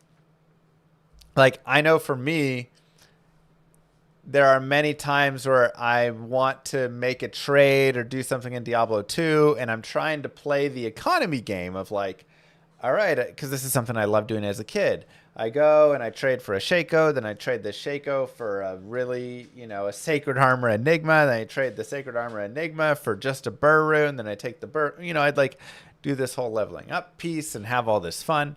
And, now in Diablo 2, people just are like, hey, I love your content. Here's, the Burr rune you wanted, sort of thing. And it's just kind of like, oh, you just like get the stuff. And so you don't get to like go through that whole game. And it's very thoughtful and kind of the people, but it does kind of ruin that piece. And then as well, it can have an effect on like a race to 99. Racing to 99 with a stream is easier than racing without a stream, but it's not impossible. Obviously, there's plenty of people that race to 99 and have friends, have a clan, which like that has always kind of been necessary. Whenever somebody was pushing to 99, they would have a whole group behind them. Rust Barb versus Jerbarb going all the way back, right? You would have all these people pushing and it all working together because you have to have more than one person for it. But the stream kind of creates that larger community for you. So that's a tough one. I honestly don't know what the like proper answer is. And it's also super hard to police because are they getting a good deal? Would that good deal have just gone through anyways? Because I've definitely in my time of traded things for gotten deals that are ripoffs that are really nice for me when I wasn't streaming, right? And they didn't even know who I was. They just like had a really valuable item and didn't know it as much, and I traded something that wasn't worth as much and got a really nice item. If I was streaming and I made that trade, would somebody be like, "Oh, that trade only exists because, he's a streamer"? Like, there's just so much of all of that that it just gets really hard to police. So I think it can be easier. Like, I think the PoE way of just saying no giveaways works. But I also don't mind giveaways in some way. Hey, I'm just giving away. I've given away so many items in Diablo 2, and it's never for subs or for donations or anything like that, but just like, all right, I'm just giving away Enigma now. We did the really fun trading Enigma for L Rune, video that I made. So I don't know. I gotta let him finish. More popular because it's their career, they may choose to run lotteries or giveaways, where people watching them can get free items. This also undermines the economic integrity of the game, because the viewers are getting economic progression in exchange for something they did outside of the game world itself. That's fair. One thing that people don't consider is that one of the greatest potential threats to the economic integrity of an online RPG can be the company's own customer support department. I also will say I don't super hate it because it's not like the items obtained were obtained through illegal means. If they were just like somebody was just botting tons and then just giving away all that stuff to their community and all these things, like now you're introducing all this like material that shouldn't exactly be there. But if the economy has its full economical integrity and there's no cheating and no any of that stuff within the economy, then like, yeah, it's kind of like the real world of like people donating and giving things to celebrities or whatever, right? Like if you want to give your stuff that you went and worked to find to someone else, then like that person gets that and you don't have it now. And the economy is still like fine in a way. So yeah, I don't know. I don't think that bothers me as much. Just because like it's being moved around, but it's still just within the economy. It's often their job to step in and fix problems that have occurred, and that can result in unfair economic consequences for other players if there aren't strict policies. I'll tell you a story. A number of years ago, there was a popular online RPG that had a policy where if a player's account was hacked, they could contact customer support to request that their items be restored. At face value, this seemed like a helpful policy, because it wasn't the players' fault they lost their items, and restoring them would entirely solve their problem. The problem is, players worked out that they could pretend to have their account hacked by loading it up with masses of valuable stuff, having a friend log in and take their stuff, and then write into customer support and report that all the items were stolen. Customer support would then helpfully restore all the items, duplicating them. They didn't have the time or resources to track down where the potential hackers had hidden all the original items, so the fake hacker friend went unpunished and the conspirators successfully duplicated their gear. Wow. So, how should you go about dealing with stolen items from a policy point of view? Well, you could empower customer support with heaps of tools that can track items between accounts and try to work out where the stolen items have been laundered to, but note that these items may have been legitimately traded between players. Yeah. If a valuable sword was stolen, and it's currently held by someone who traded for it fair and square without being able to tell that it was contentious, then it's very unfair on them if it's ripped away to be given back to the original victim. That would undermine players' trust in the trade system. It's also disastrous economically if there's a policy for the sword to just be duplicated to solve the problem. Yeah. As we saw in the duplication story above, the issue isn't just that legitimately hacked items are duplicated, but that if restoration is possible, then players have massive incentives to try to trick customer support with fake stories. While it's possible that customer support could be given access to logs of what occurred in-game, it's unlikely those logs contain enough granular detail to be able to reconstruct exactly what occurred in all cases. It may also require specialist knowledge of exactly how the game's architecture works, which customer support workers may not have. And because a policy allowing restorations would cause the number of fake reports to go through the roof, it'd certainly take far too much time to properly investigate each one with the depth that would be required to make a fair call. Really, the only practical policy for a game that prioritizes its economic integrity is to state that there are no character or item restorations under any circumstances. This completely eliminates any chance of accidental duplication through customer support. It does mean that players have to be responsible for securing their own accounts, of course, with unique login credentials on their game account and any associated login systems such as email addresses or platforms like Steam. A policy like this shows utmost respect to the integrity of the economy, though it can of course be unfair if a theft occurs that was not preventable by the player. And that's why, as the team running the game, you need to also work to keep accounts secure on your end to prevent unauthorized access by other players. Yeah. But preventing customer support from restoring characters or items isn't the end of the story. Their job still involves helping players with other issues, and even those areas can touch on economic integrity. For example, let's say that a player writes in and wants to change the name of their character. That seems like a completely normal thing for customer support to help with, but they still need to be careful. A potential reason for changing your character's name is to escape a bad reputation in-game. If someone scams other players, reneges on promises, and generally becomes known as untrustworthy, then changing their name to a new identity provides an economic advantage to them because they are able to resume their profitable bad behavior with a fresh slate. It is very important that customer support policy fully considers the outcome of each possible intervention. Your support team is effectively an admin interface to your economy. That's kind of funny, but it's very true. Like, don't trade with so-and-so. I feel like if anybody comes in to request a name trade, you have to go like through their logs of how they've played to see. Like, that's like the person I'm instantly like, half the time I should just ban this person if they're requesting it. Treat it like one. I'd like to finish the video with an example of where I personally screwed up regarding economic integrity and fairness. Ooh, let's see it. Around 4 years ago, we had just launched a new Path of Exile expansion, and we were having some severe technical problems with the Is he going to say the thing I said? servers that limited the number of players who could log in per minute. The result was that a couple of 100,000 players were stuck in a login queue, where they were being forced to wait up to 2 hours before they could start playing. As you can imagine, being an hour or more behind other players in a race to the new content and its rewards is a massive economic disadvantage, so the situation really sucked. Given the server instability, the players stuck in the queue were essentially a random selection of players. The problem was, we had spent a lot of money marketing this launch, and that marketing campaign involved a number of streamers who had been booked to play for a couple of hours, sitting there streaming a login queue. I didn't pre-watch this. I told you. This is the time they messed up. And then they never did it again. Wow, that's cool. Called it. I made the decision to bypass the queue for those streamers, thinking that it's better for everyone if the streamers could be playing and entertaining people in the meantime. I didn't consider the economic advantage this would give those streamers, putting them ahead of the other players because of a real-world privilege, and how that would be unfair. We were rightly called out on this, and I instantly realized the mistake I had made.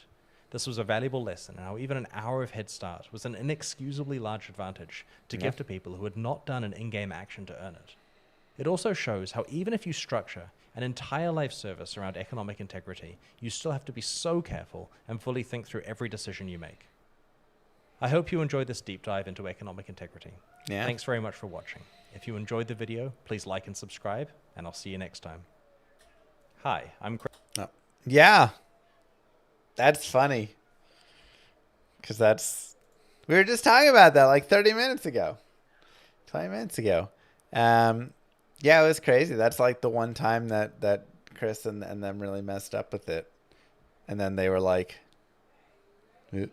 But I remember even sitting there thinking like, man, streamer servers, like it is kind of messed up.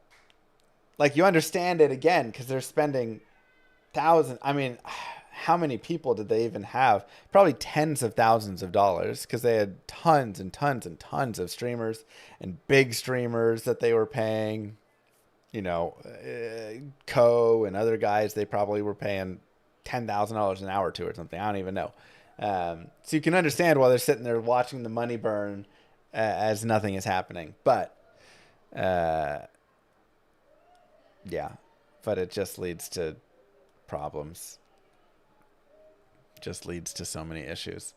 That was really good. That was really good. Really nice chat. I think he brings up a lot of good points. I still think for me, cosmetics do fall into that issue space.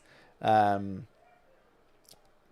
know, but otherwise he has a lot of good talk on it, a lot of good pieces about just everything needs to go back to the economic integrity of the game. Is a decision you're making allowing someone to gain an advantage? And this is where the idea again of like a streamer getting loot,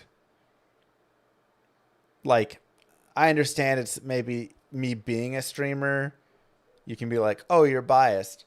But like I play offline. Like I don't play online because I don't like to get loot a lot, right? Like I play offline to avoid that. But like I don't mind that one as much because it's a personal decision being made by someone to just give their loot to someone else. And that to me is like, we're not making a decision. We're not putting a thing in that's undermining it. We're not boosting a streamer and giving them something. We're, you know, as the game dev, it's just, they are choosing that. They're working hard, farming items, and then giving those items to someone else. So, yeah. But really cool video. I will link it down below. Go subscribe and like the video and his channel. Chris is fantastic. And again, we will have some fun chat stuff with him soon. So don't forget to like and subscribe, YouTube. Peace. All right.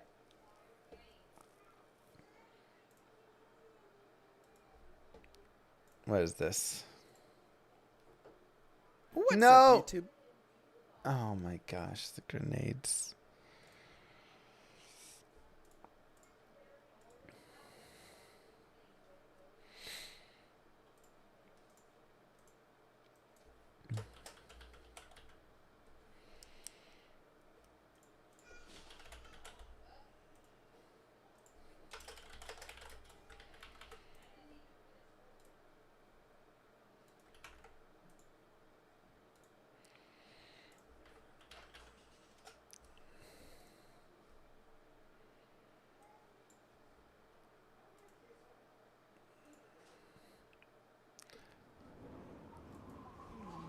Messed up. Stupid grenades.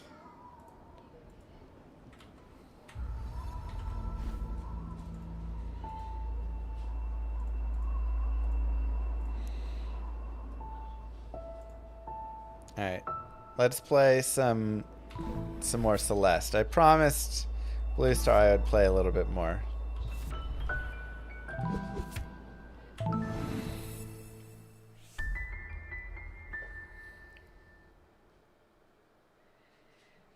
Tipping away from walls doesn't consume stamina.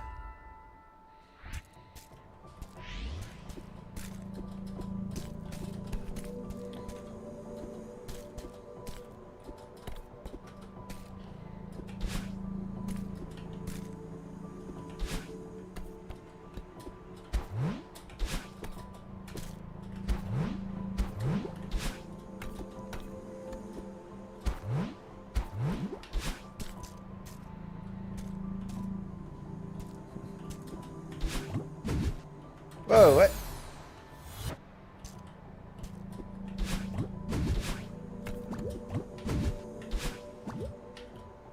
Oh, that's death.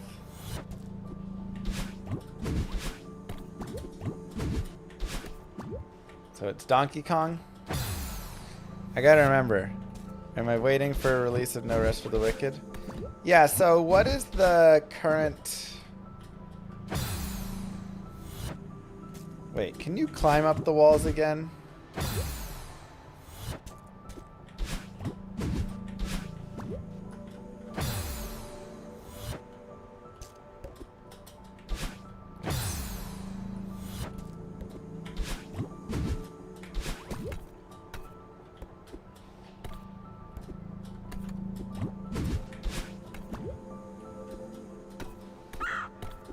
Dread Mist.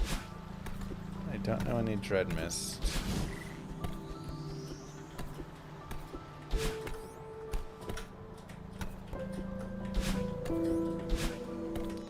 Let me...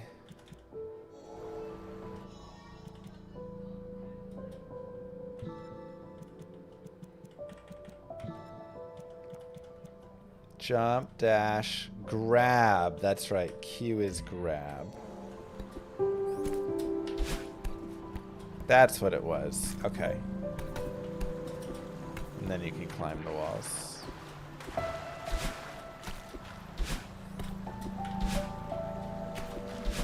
I played a little bit of it. Nice.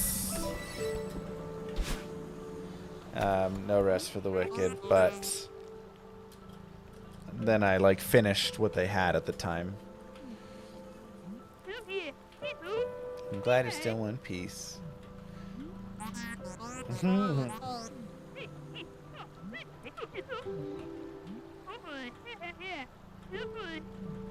Don't make him your project.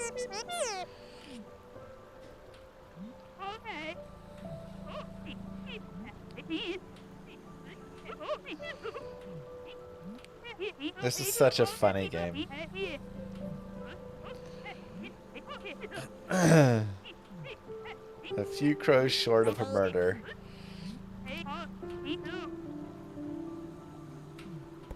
Dang.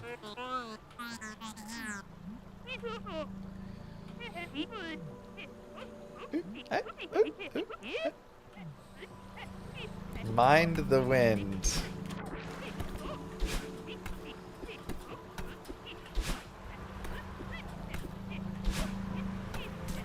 Oh my gosh.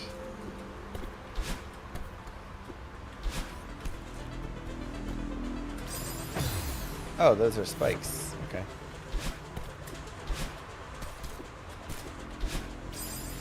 Wait.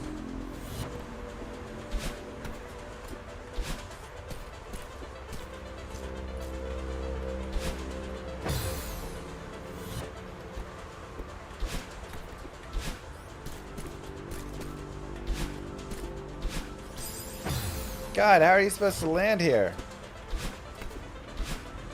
Just when I thought this game couldn't get more frustrating.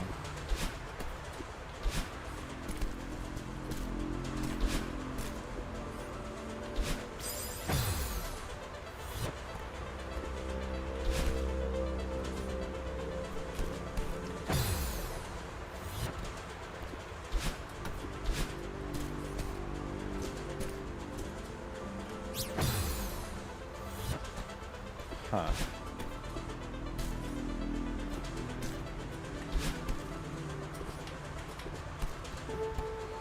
Sheesh.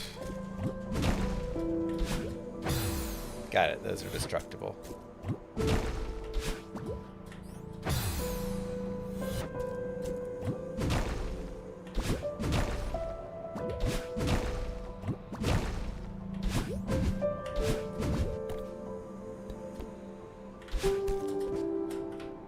Oh, there's clouds there.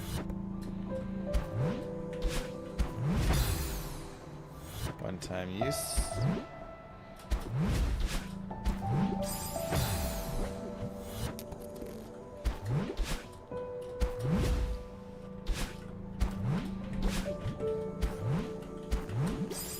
Ugh.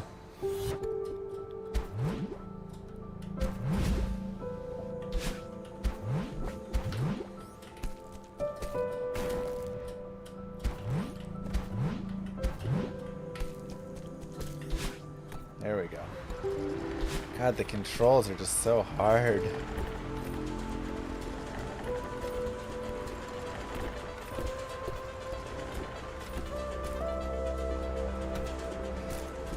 Wonder if I should change my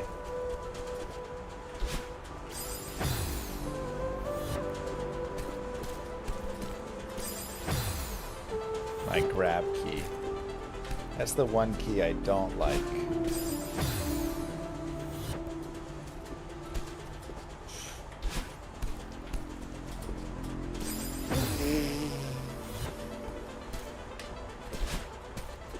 What does 5 do?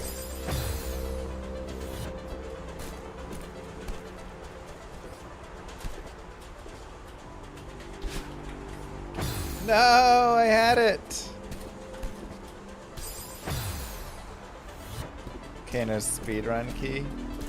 Oh, gotcha.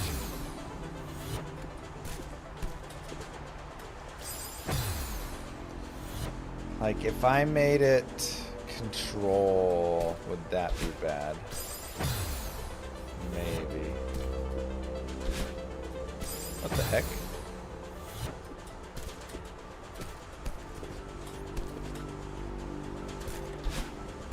There we go.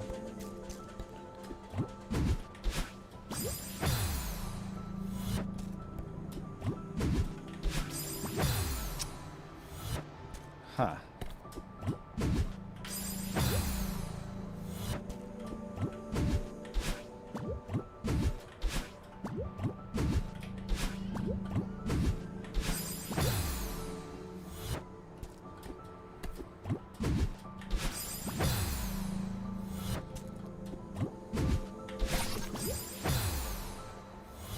How am I supposed to get that one on the left?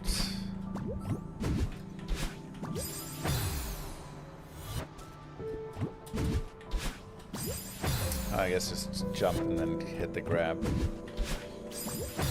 God, that's hard.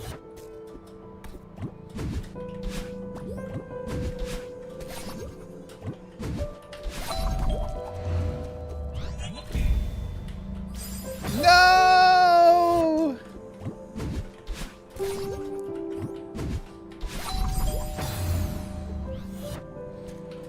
I really hate the Q button being the... Should it be shift? Maybe I should make it shift instead of Q. Yeah, I think it has to be. It's definitely a controller game. Oops. Oh no, did I brick it?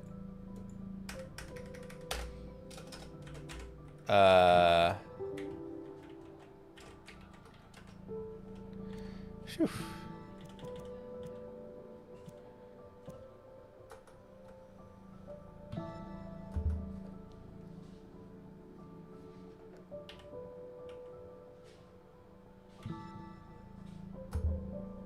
Why won't it let me do that key?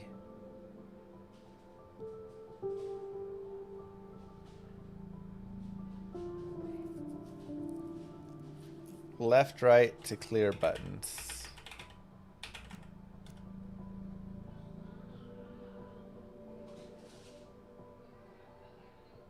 How do I clear the buttons?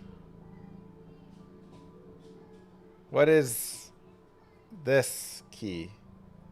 Backspace?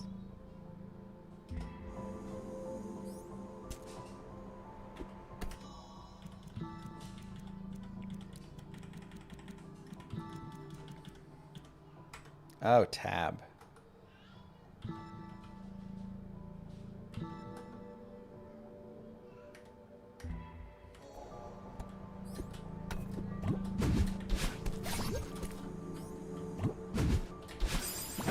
Son of a gun. My tab key does not look like that. Oops.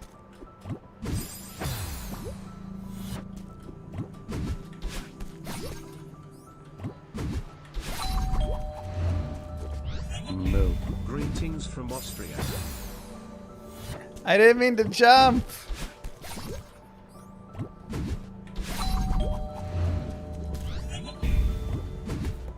Greetings, Deidre.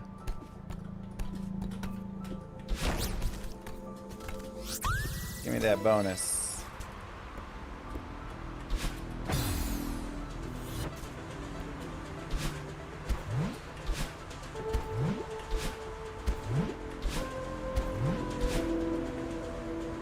There's something up left, I feel like, right?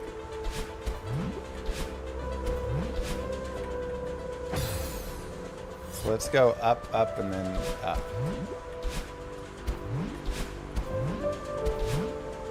Wow.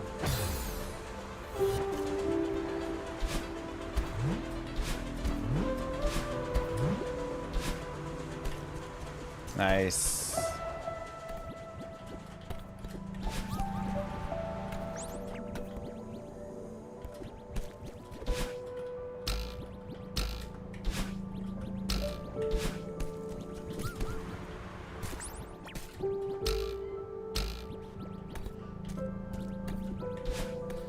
Okay, how do these things work?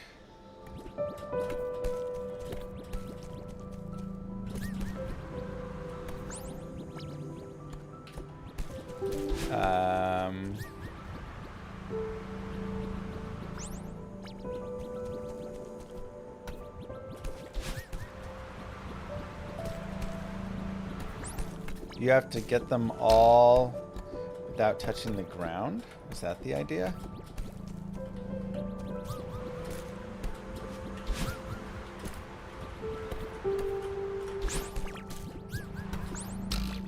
Oh my god.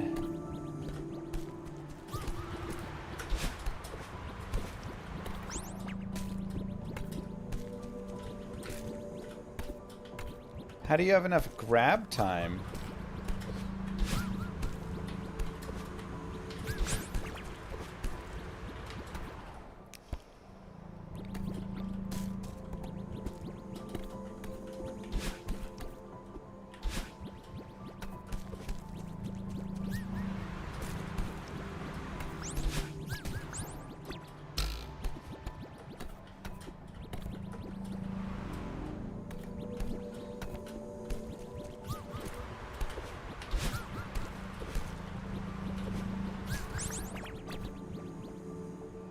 How am I supposed to get this one?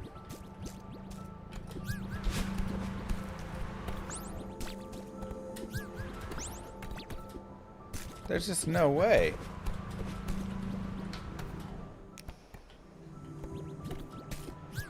Can I use the jump? That's actually a really good question. Does the jump count? Oh, you're allowed to keep jumping. Okay.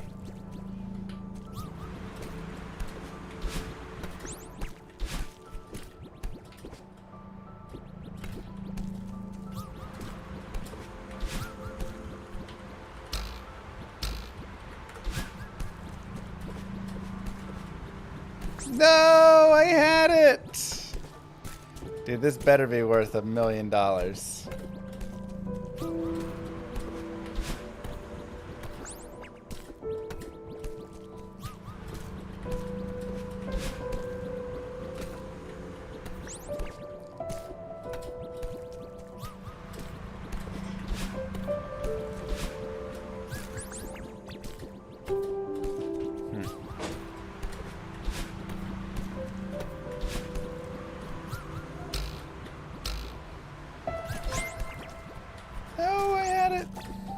I do like watching to these games now.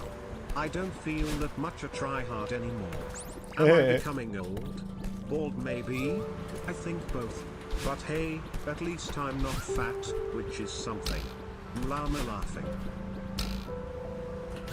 I mean, that is something. God, how do you get that one? I guess I could get that one first as an idea. We can just go.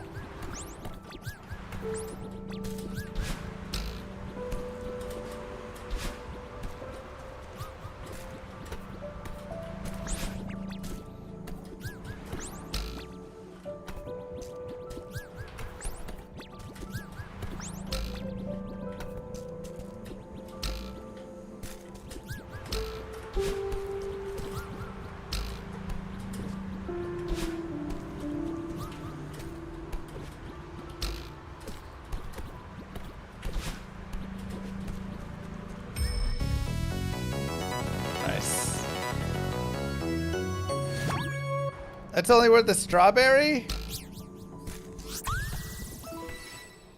Man, I really thought it'd be worth more.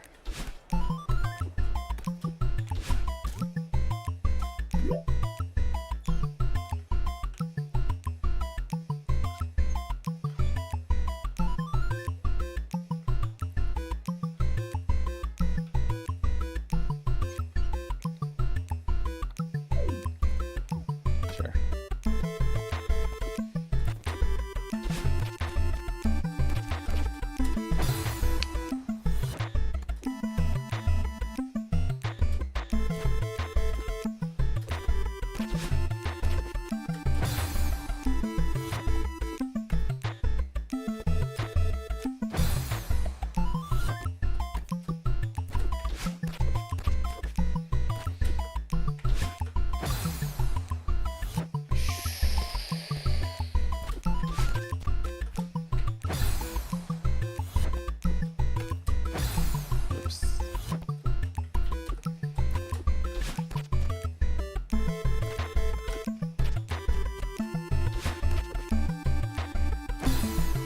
That's a hard spot.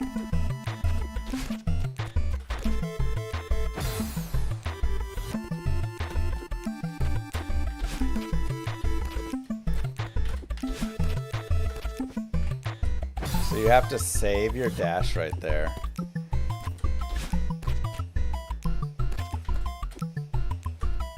Oh.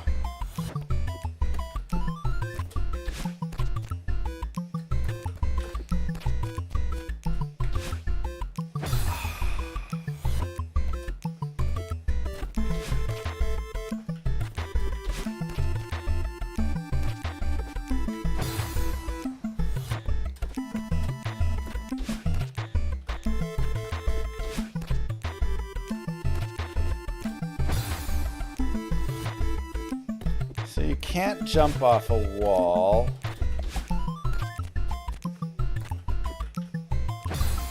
So maybe not.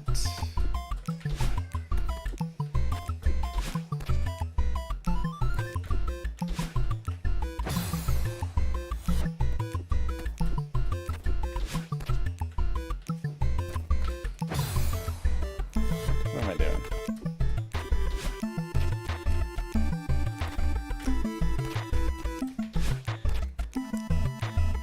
Oh, how do you do that part?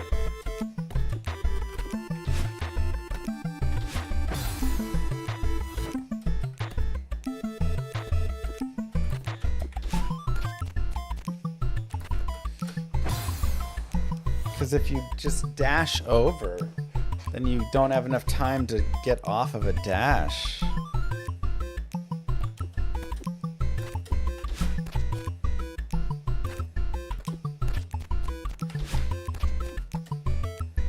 Oh, I had a dash. Okay, so you do have time, just barely. You gotta climb all the way up to the top.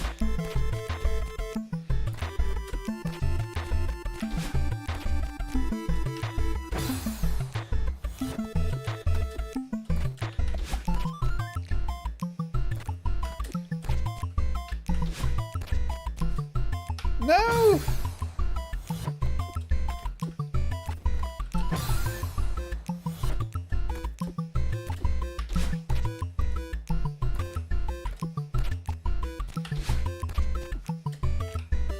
Ugh. There's gotta be a better way to do that, right?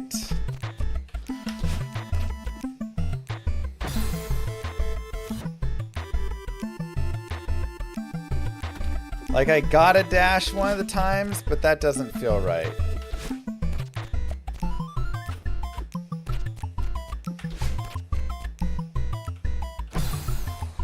I could jump back.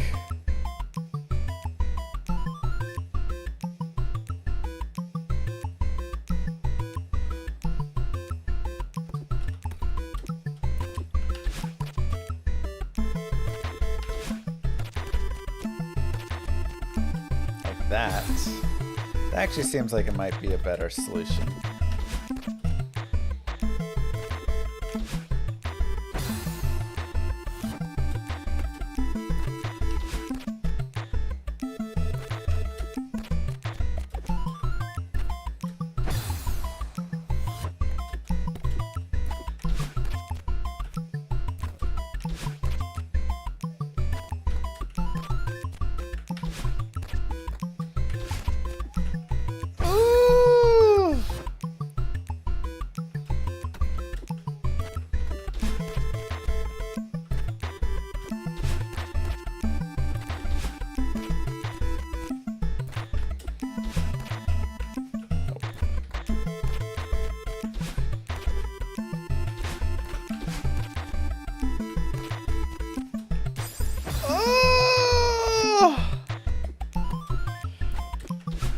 Happy New Year. Girls are doing well, yes.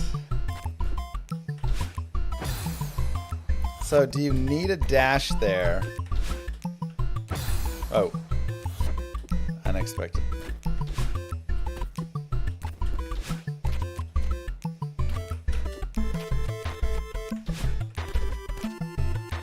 Okay, I got it now. I have to jump when I hit the blue.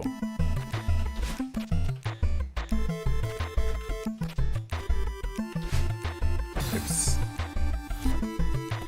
Okay, we got it this time.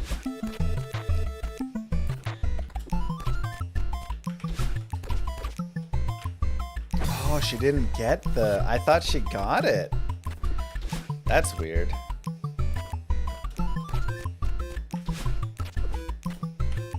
See, like she's tapping her feet. I figured a little tap was enough.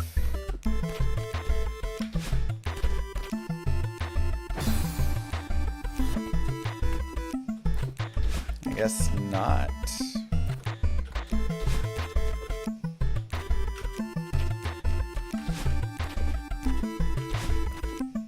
Here we go. Let's go!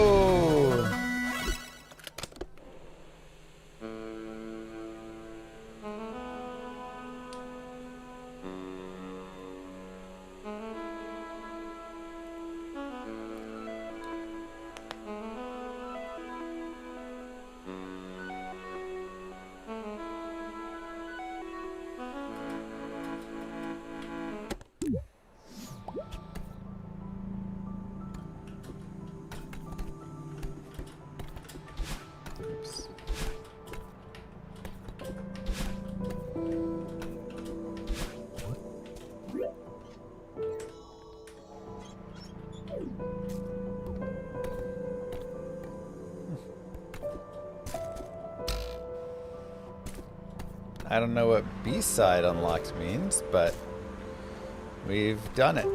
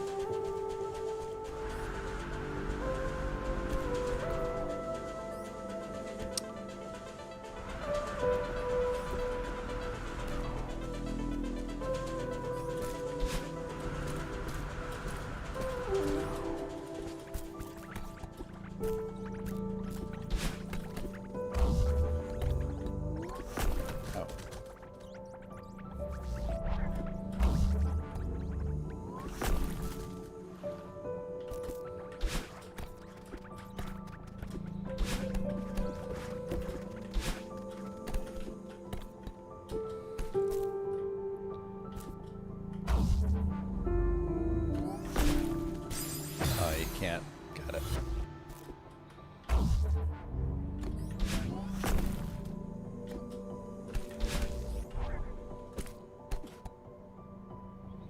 How do you get up there? There's no way I can dash up that.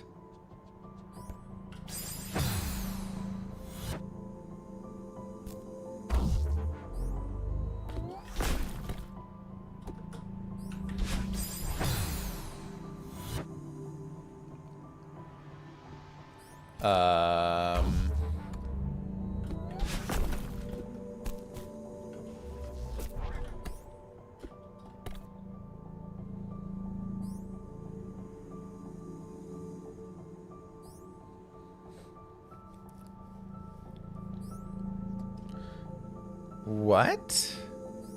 That can't be right.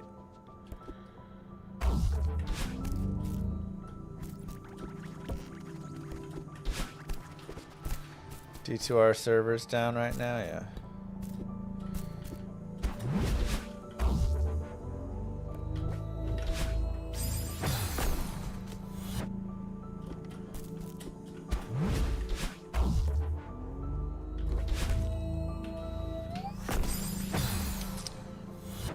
Huh.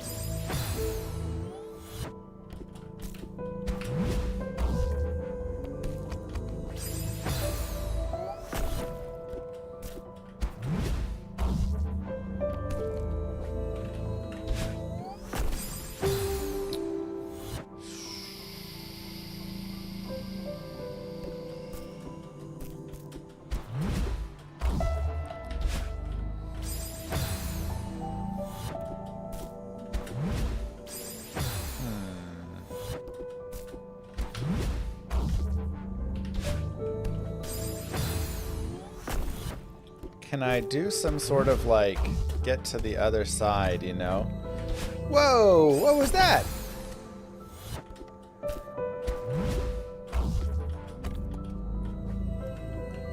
I directed?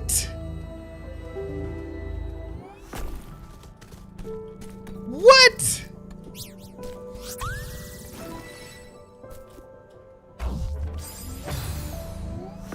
Okay, I did not know that.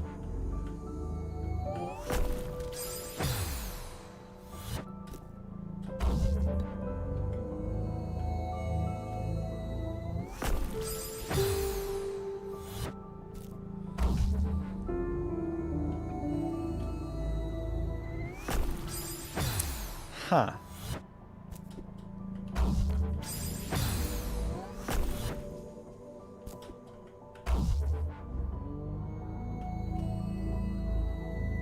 That will not go that way.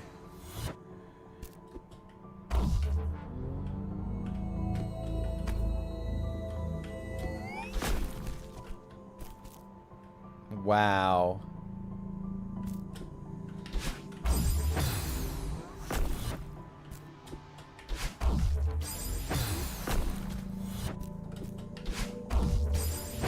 Okay, I still have to hold on, I guess.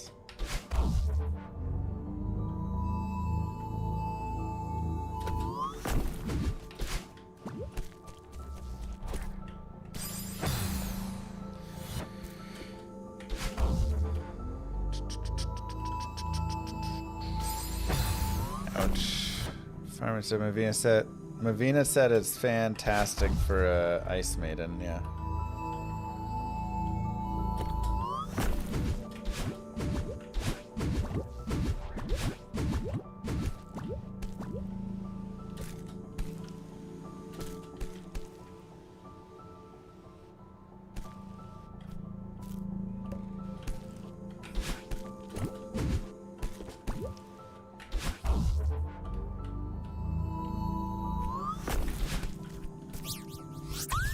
Wow.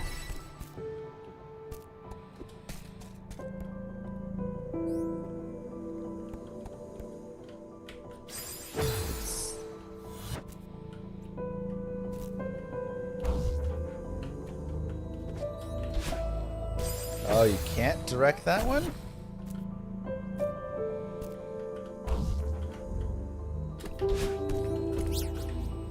I guess not. Llama RPG is not a platformer like this, no.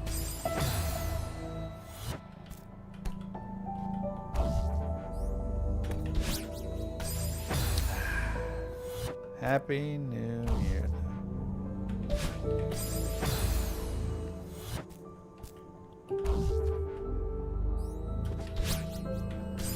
Ugh.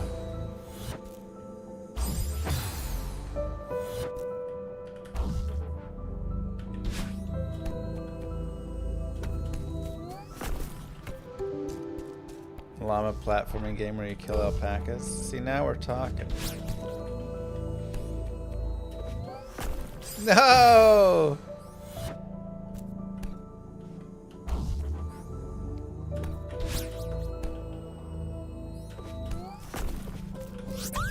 There we go.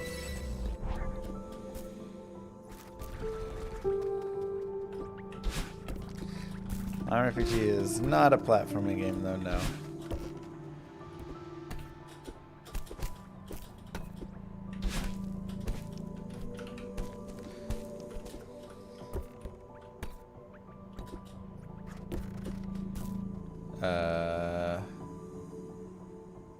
How am I supposed to get up there?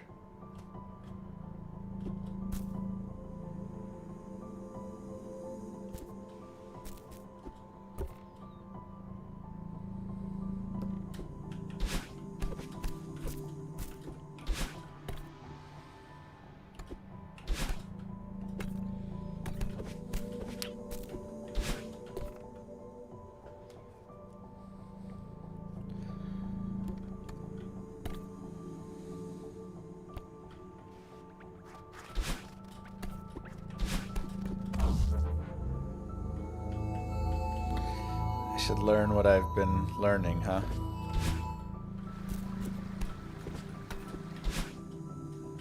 Use your mind.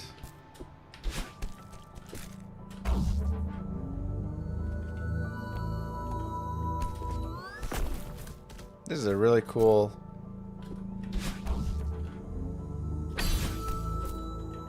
Oops.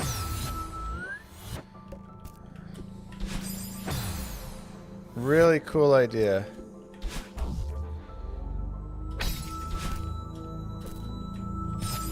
Oh, I thought I jumped onto it.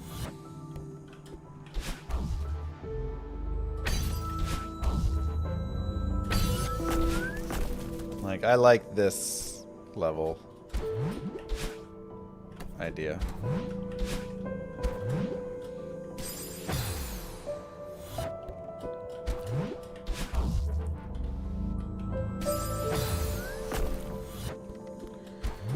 So this one is not movable, I guess. Oh, it is.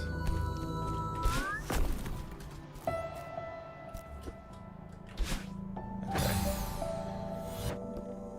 But only kind of. You have to get on top of it.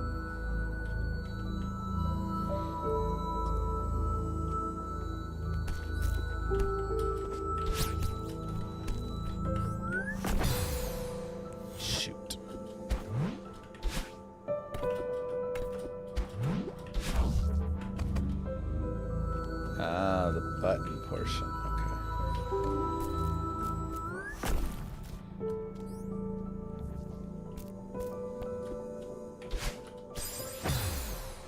Alright, I got it now. We got it this time.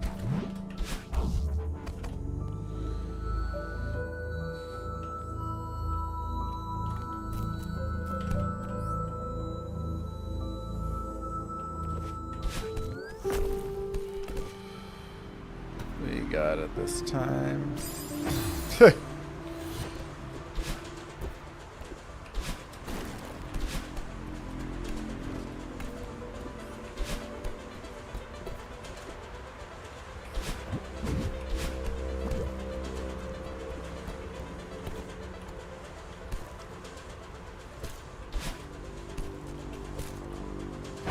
I can't lose my dash there.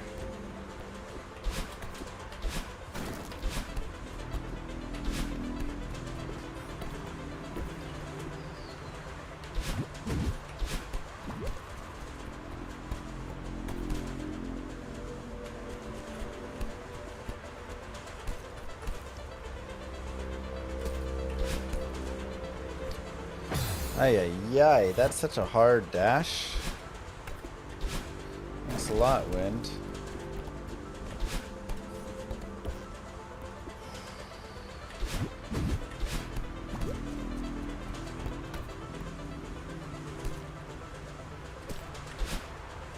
Ah.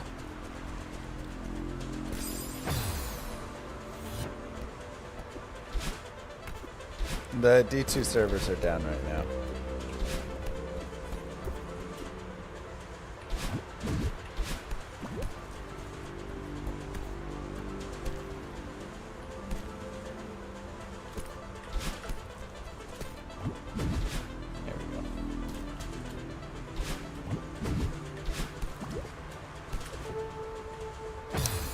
Ooh, can I make that? I think I have to. Yeah.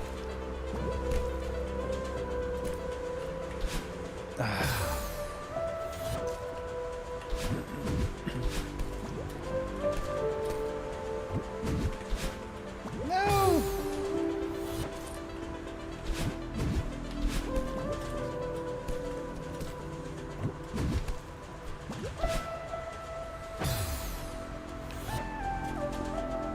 This wind.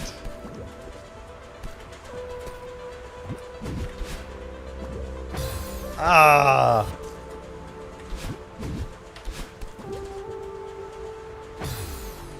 You're good.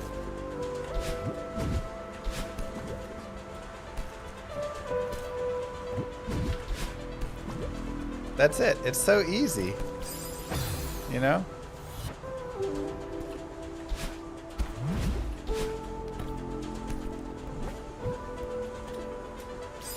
Jesus.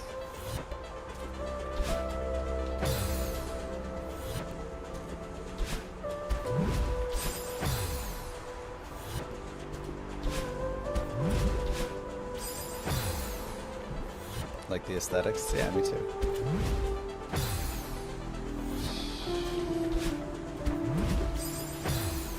Got to get the timing right on the cloud.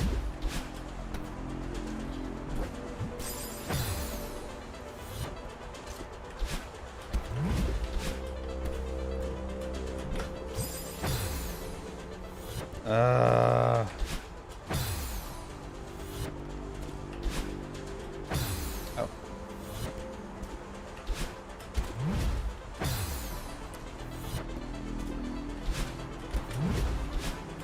Okay.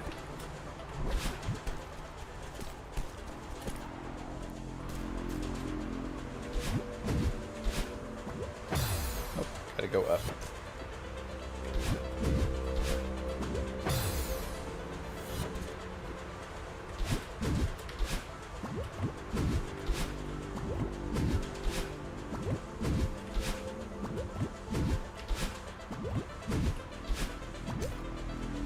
Wow.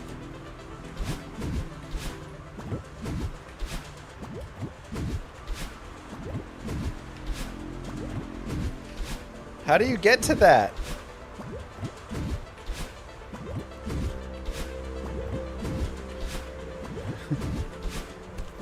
You just gotta go fast. Okay, rapid fire it.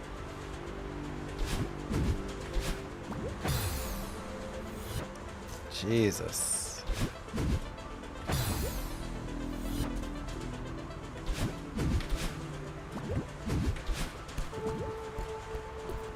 Okay, so jump over, hit it, side, up.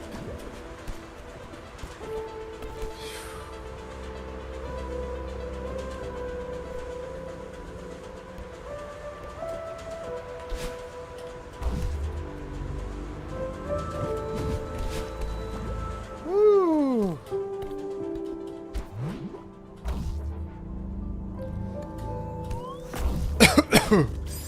No.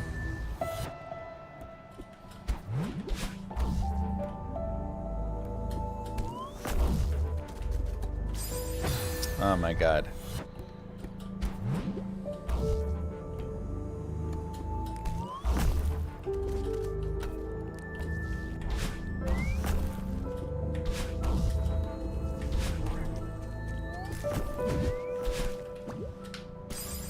Oh, you can't use your dash there. Okay.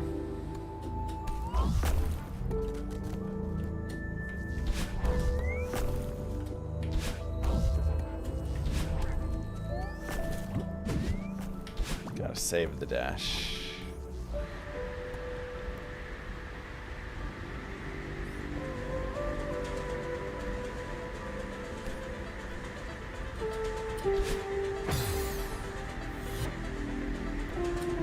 Oops, gotta jump first.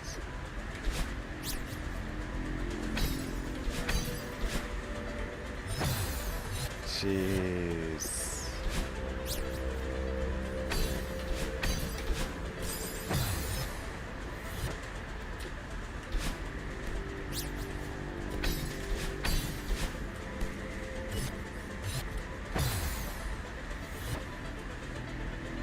How are you supposed to...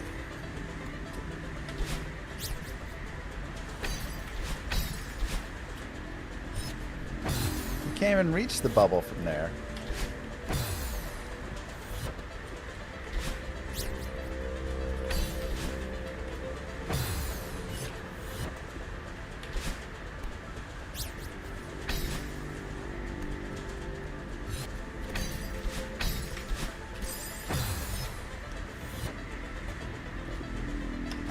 That's crazy.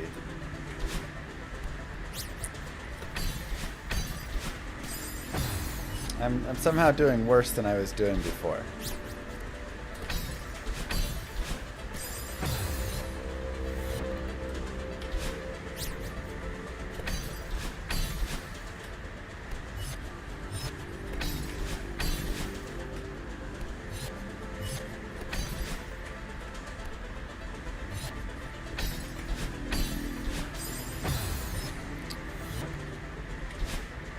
Might give up on this strawberry.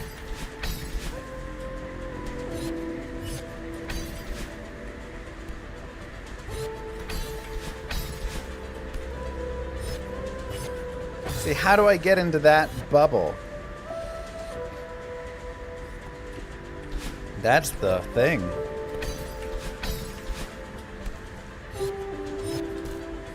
I can't get to the bubble.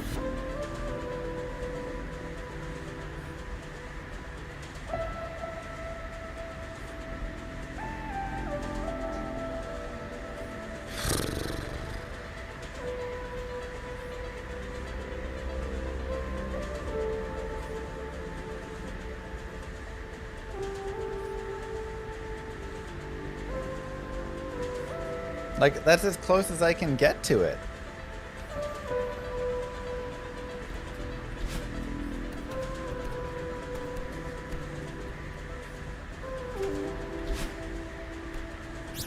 The thing is, I have to go left first.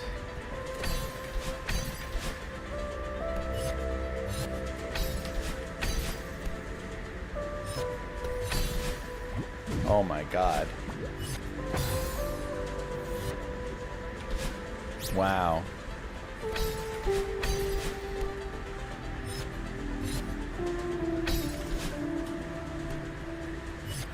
That's so hard.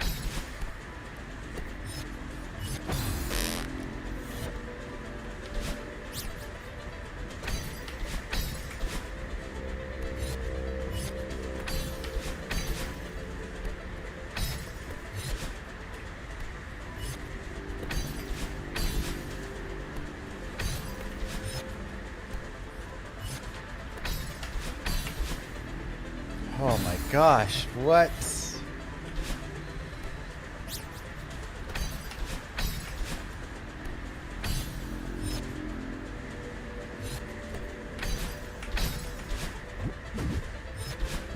Ugh.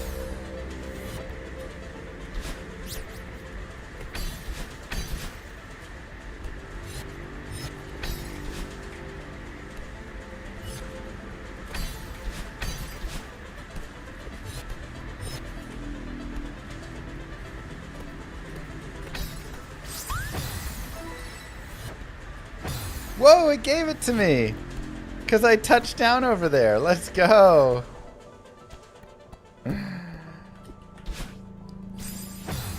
There's a tiny one frame spot right there you can touch.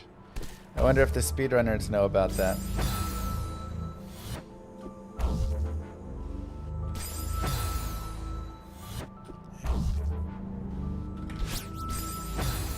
Oh god, how are you supposed to do anything with that?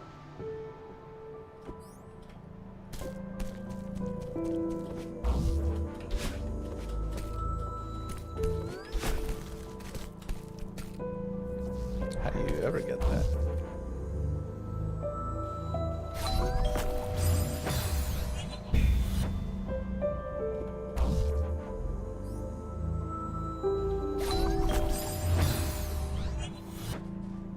I guess I don't understand how we're supposed to get the doorbell.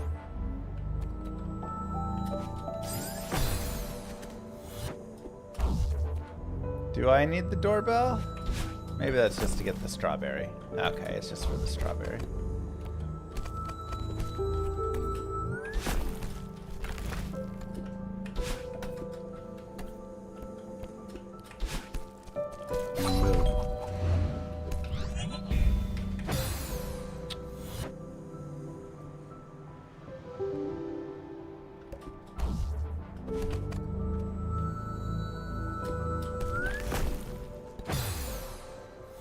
So this one I need to start this.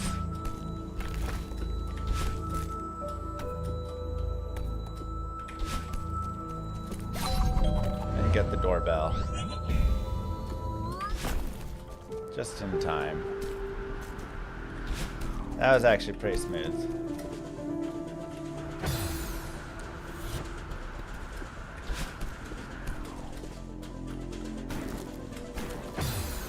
Shoot.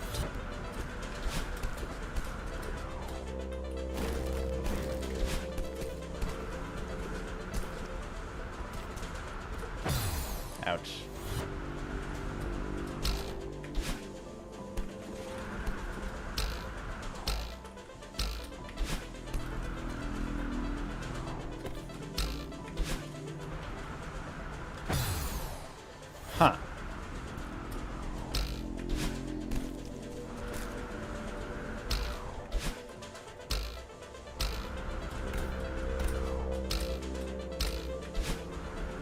I jump high enough there?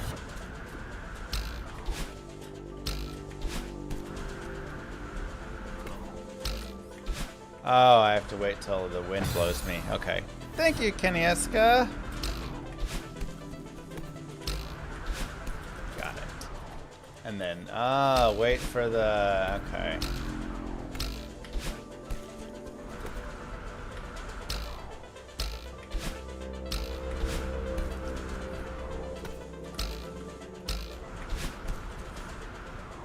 Wait for the wind to die.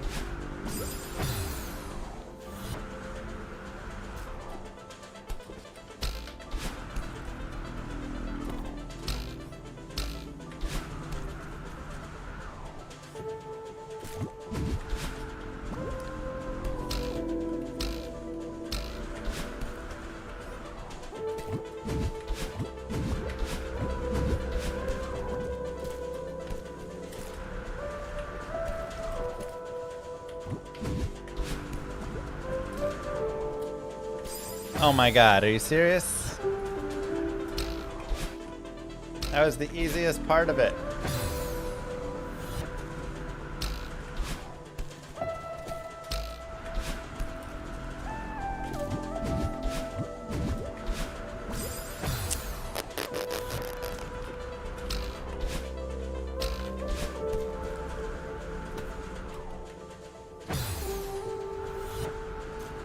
Patience, Llama. Patience.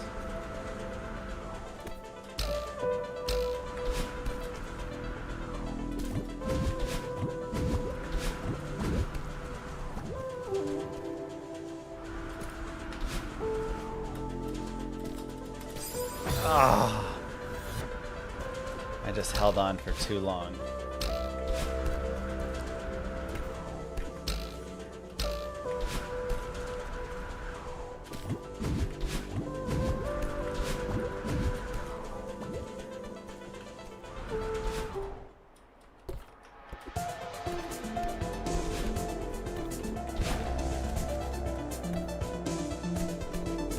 Okay, what did that do though? I broke a rock, but for why? Is that a secret passage? Up in that little gap? Sure feels like it.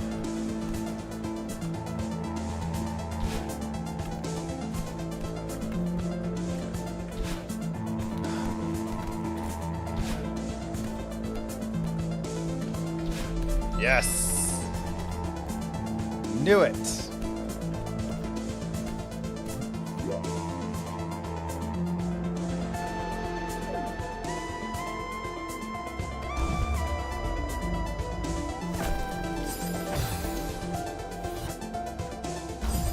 Oops.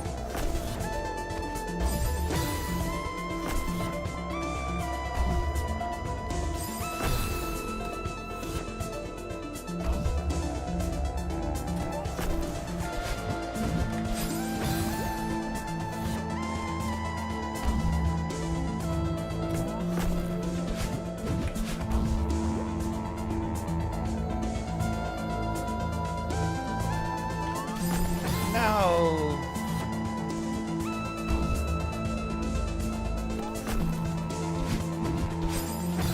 All this for a strawberry? Nah, it's gonna be more than a strawberry. This will be worth like a new soundtrack or something.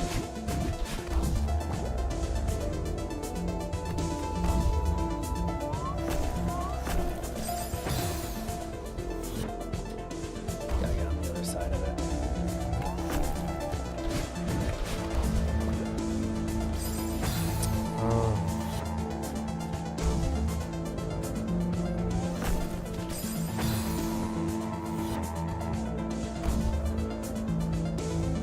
Difficulty with forgiving retries. That's right.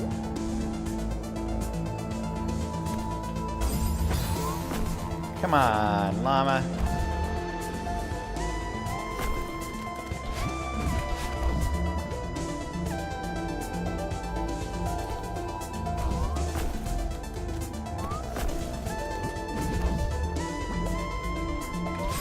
No!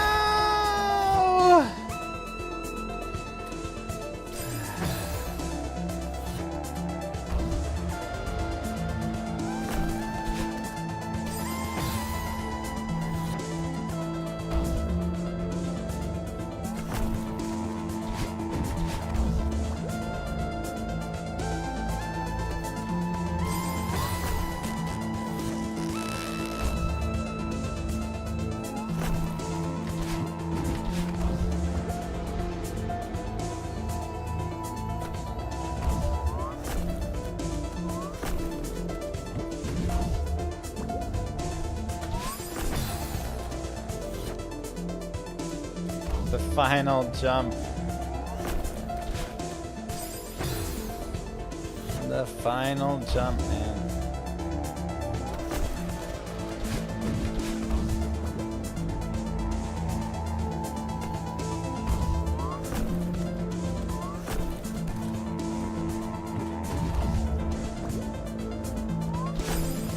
Oh, it's such a hard jump.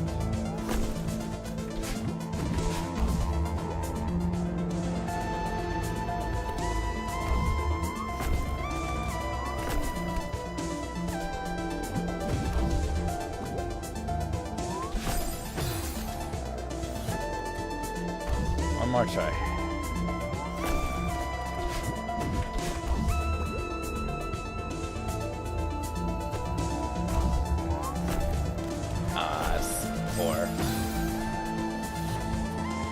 This game's a few years old, I think.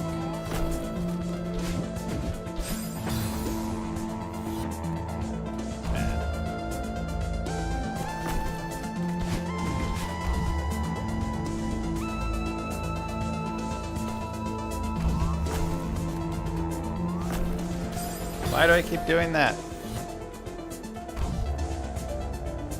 Gotta get it started right away.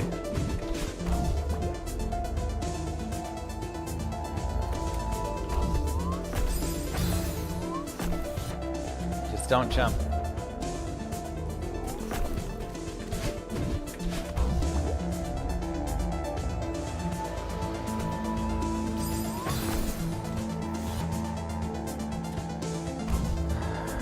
I'm getting worse. Is this hardcore? Yes.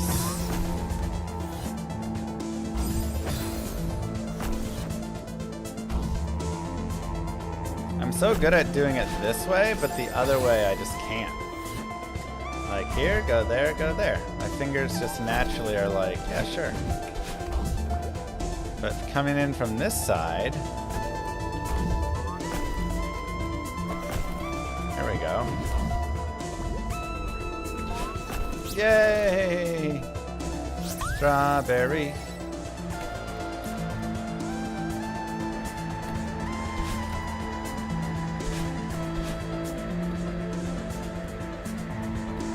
Wow.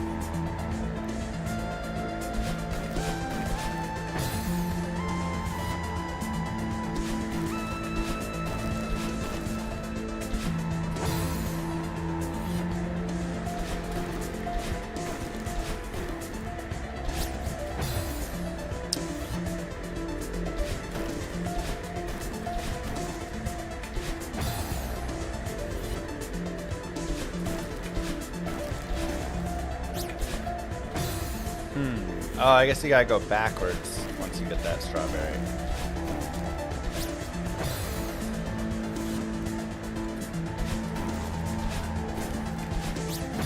Yeah.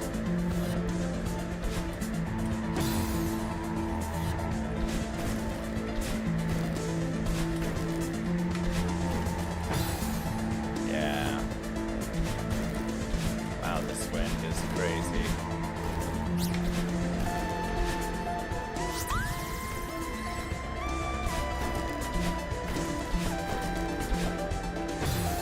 Really?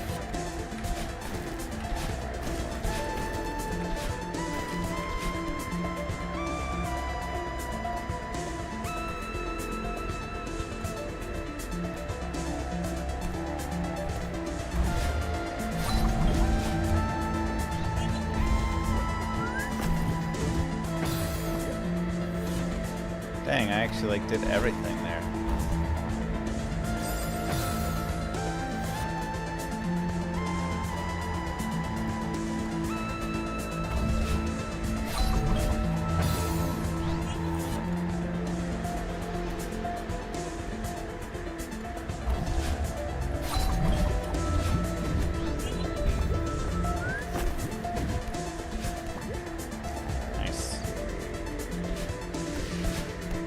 This wind is a little bit much.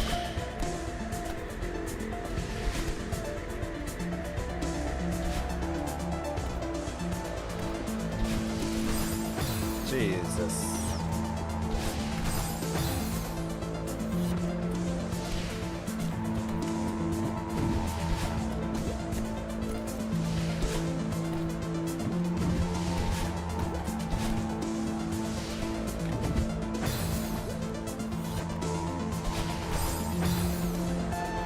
Okay, I'm feeling better. Well, now I'm getting sick, so.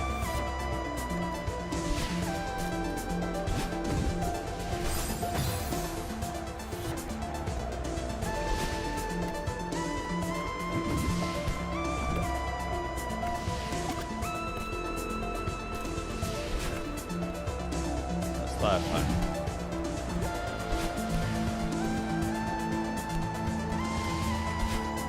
No! Yeah, me too.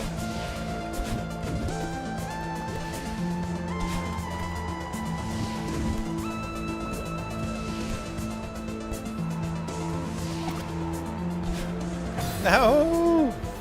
Yeah, D2R is down for everyone.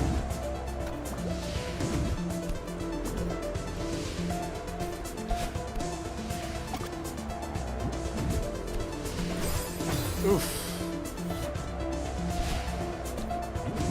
Am I doing more variety streams in general in 2026? I mean, we have for the last month. We've actually done a decent amount of variety, way more than expected. The general idea is not. Oh my god. But it's just kind of how it's worked out.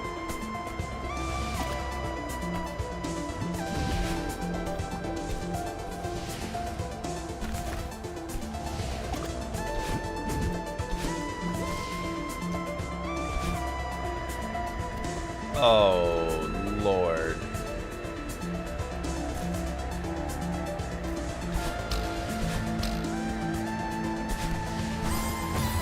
And there's snowballs in my face.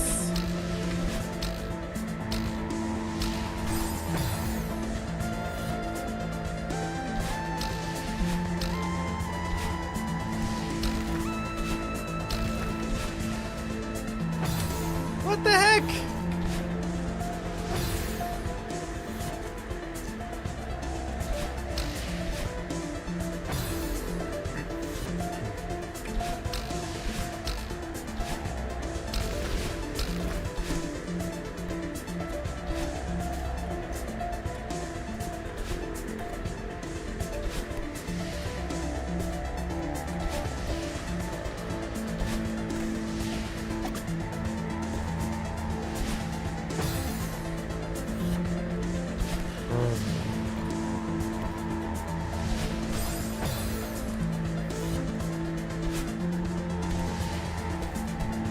This is just crazy.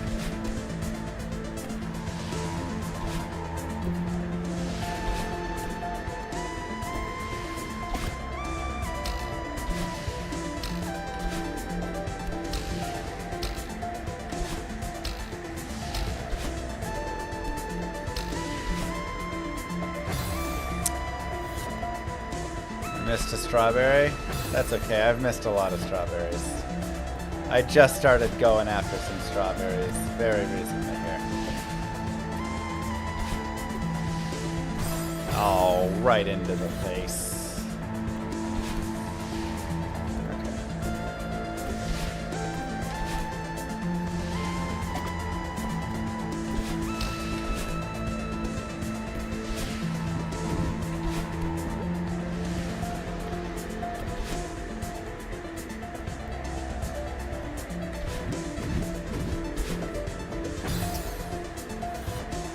Huh.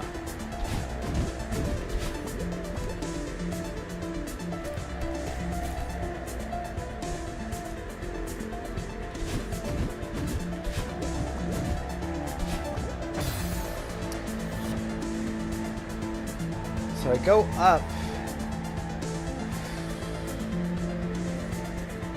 Jesus.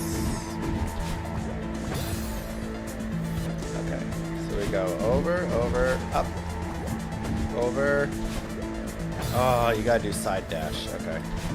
Over, over, up, over, side dash.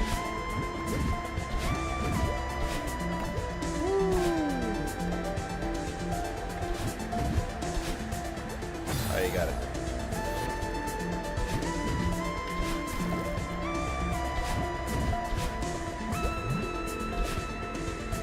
Jesus.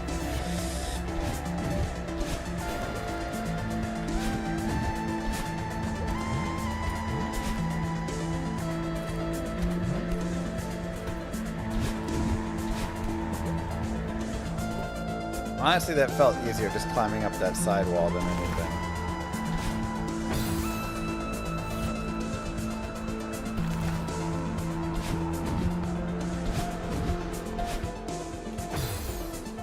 There goes the wind.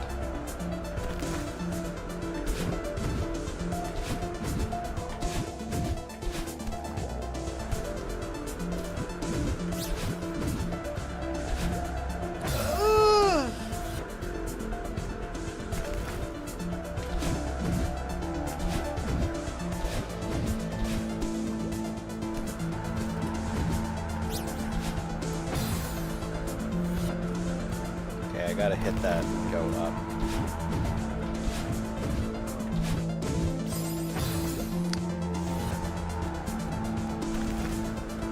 You gotta still make your dash, Llama.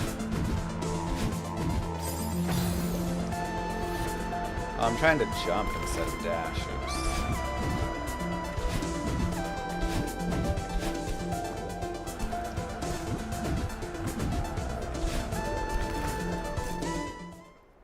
Sorry, strawberry.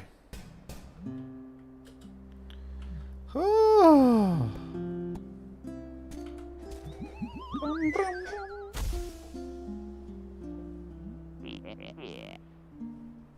Nailed it.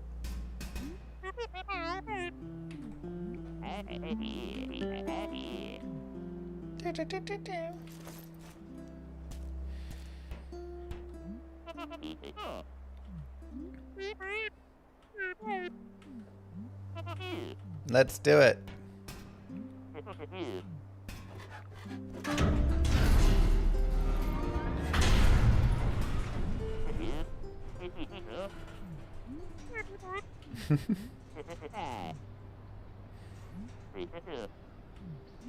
Mm-hmm.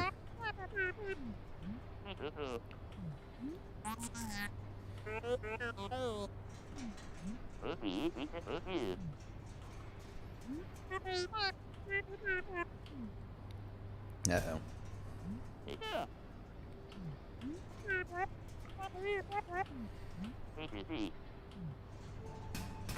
Jeez. Oh my god. My anxiety.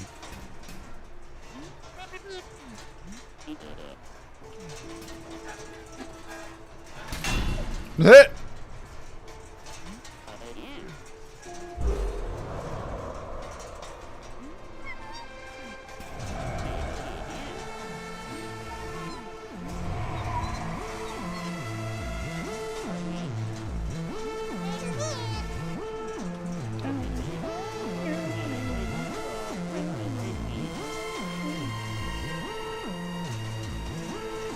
Hit!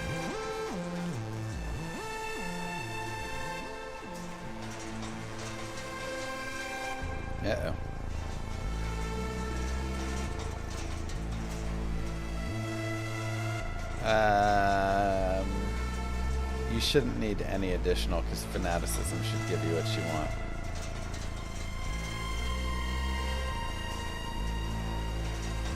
Oh, I want to catch the feather in the...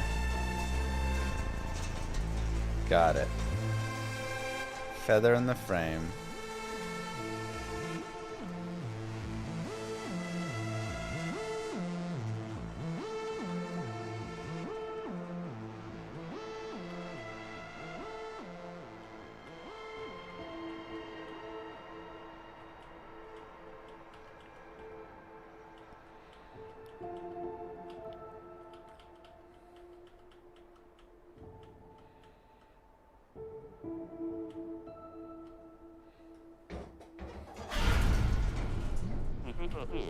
Easy.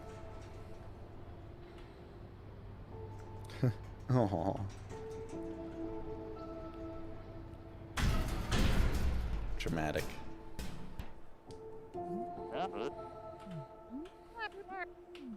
Aw, that was sweet. Yeah.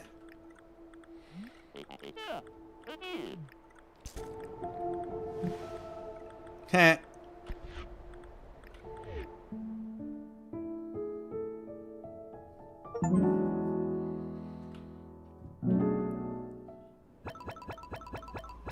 Nice.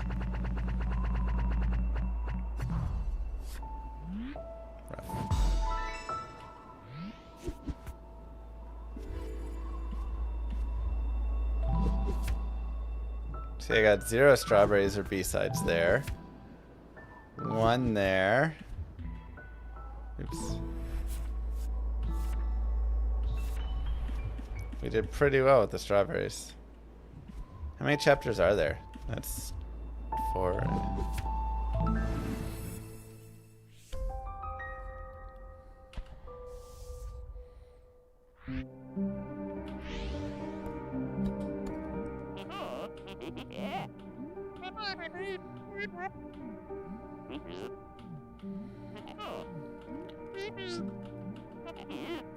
Instapix followers.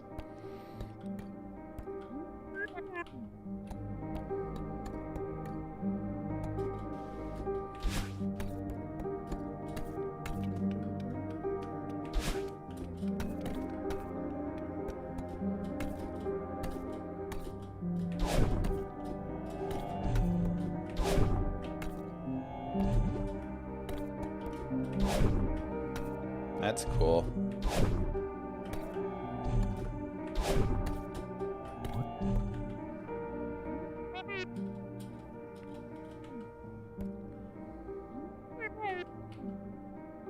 Banger track upcoming, nice. I don't love that there's a mirror there.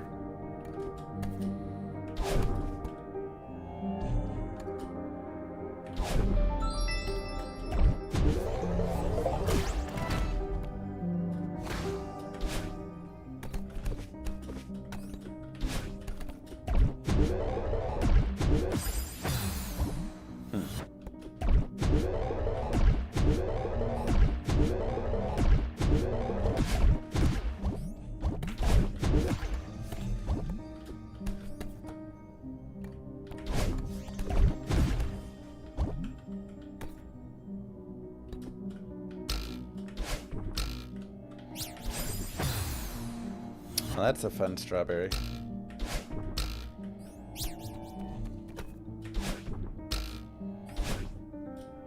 Oh.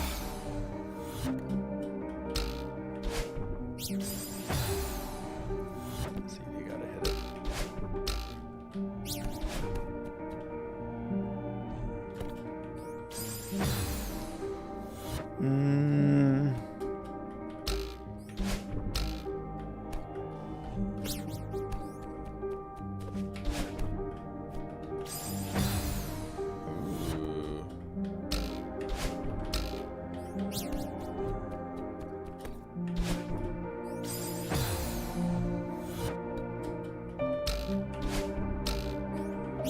This berry is not that hard to get. I'm making it harder than I need to.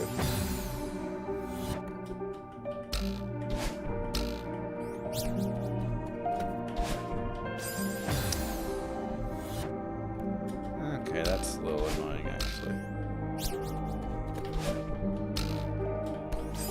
Ah.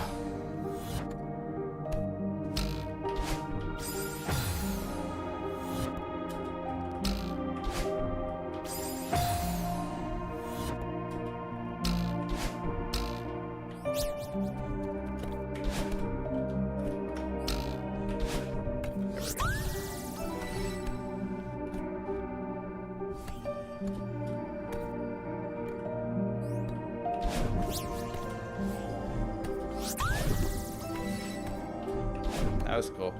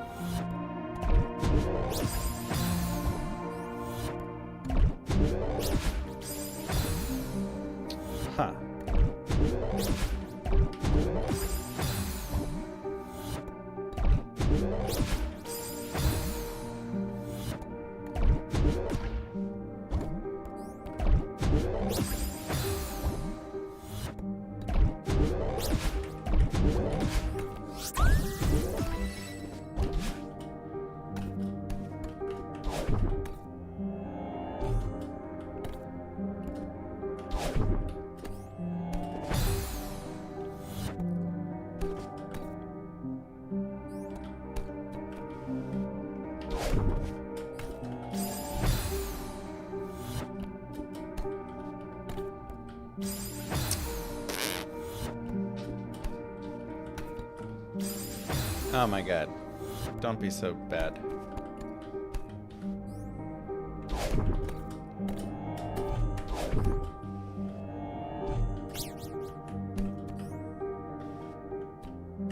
I don't have a dash anymore. For sure it's good.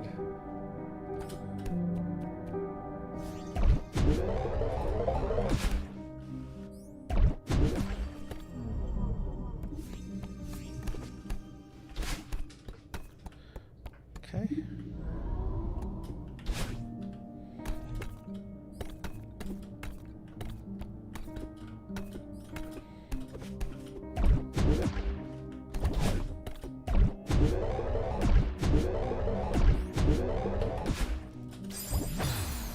Okay, there's a berry.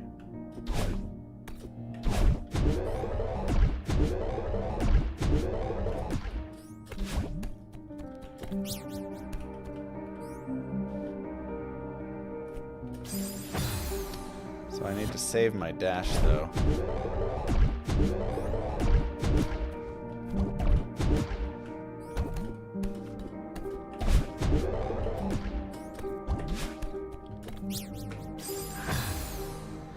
How do I save my dash in there?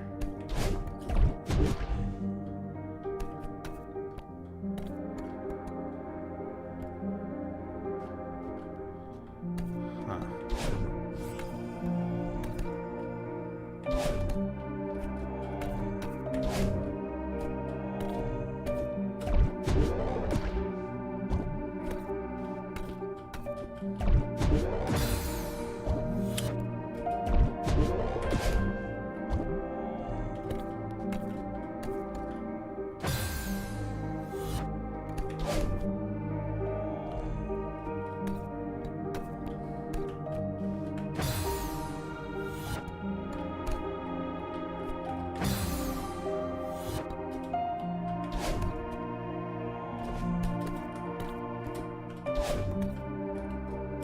Got it.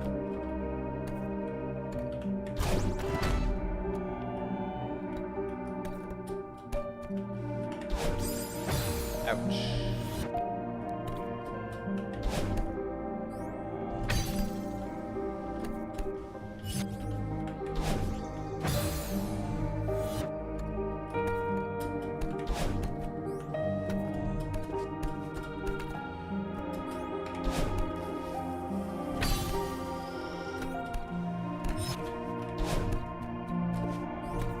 Strawberry.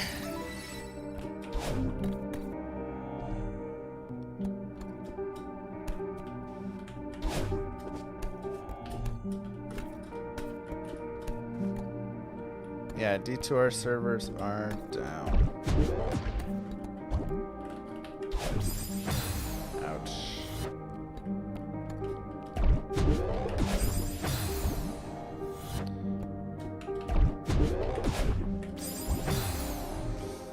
Huh. So I can go to the other side of that, I guess. Oops.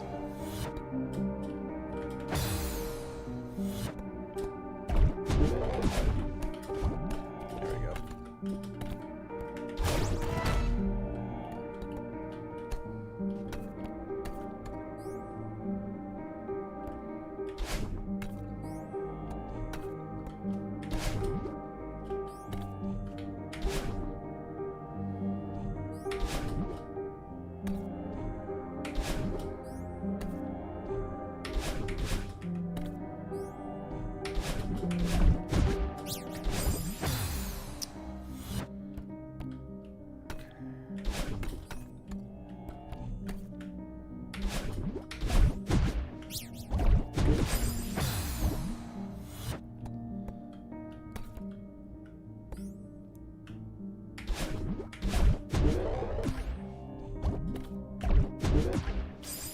Oh, I thought it would break closer up. Huh.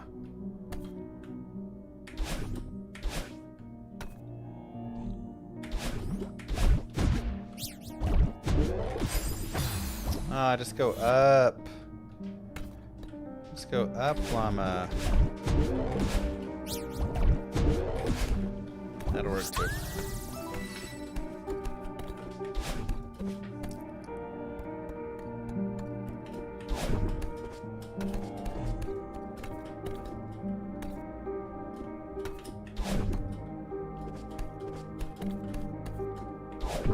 Do I have to get all the strawberries to unlock the next area?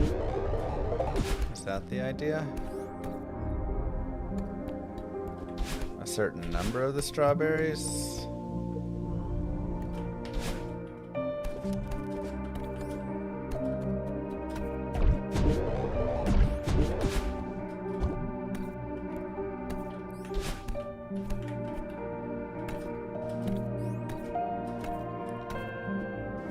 I think I need to go up there.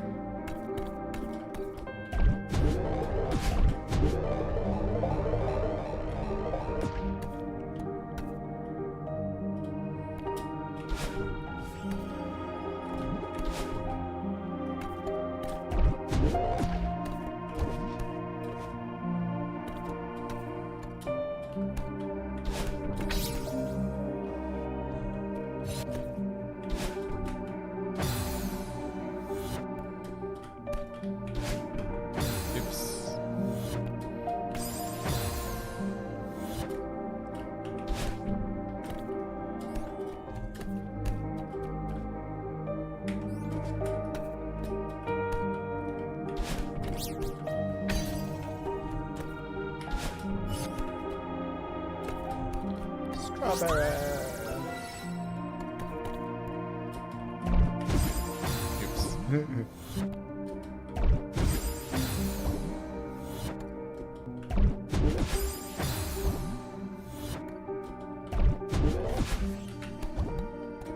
Probably easier to go around.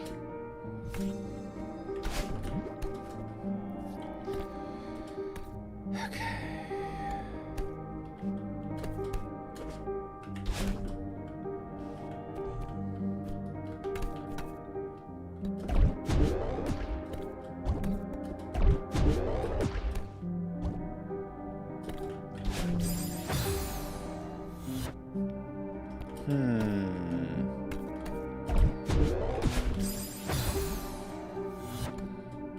Is there an easy way to do this?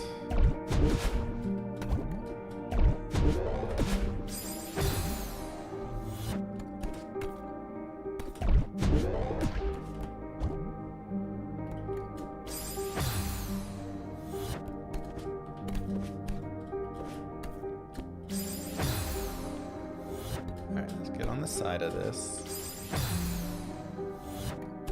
I think this actually is easy right here. I just need to do you.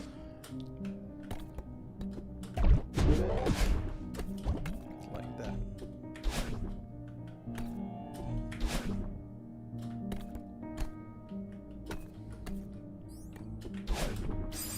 Oh, that has a spiky on it.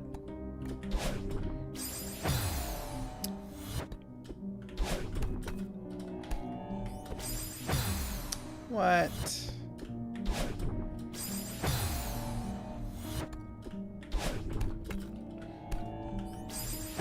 Oh, that runs into spikes. Okay.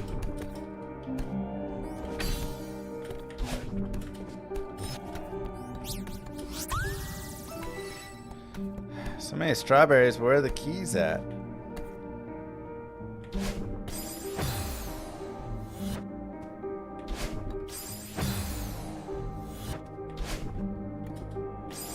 That feels like a thing I need to take, like this. Oops.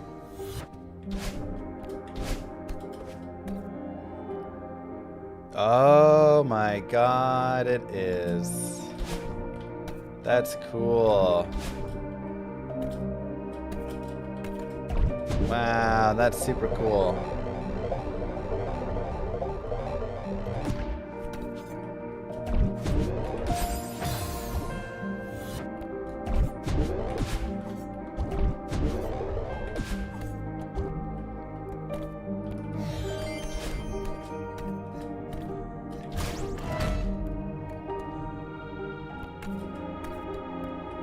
Making you go like all the way around with the stuff.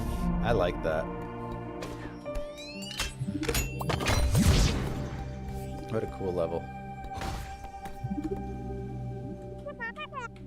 Theo!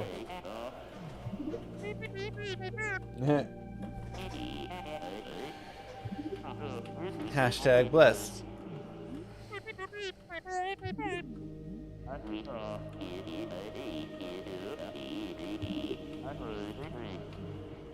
Oh my god.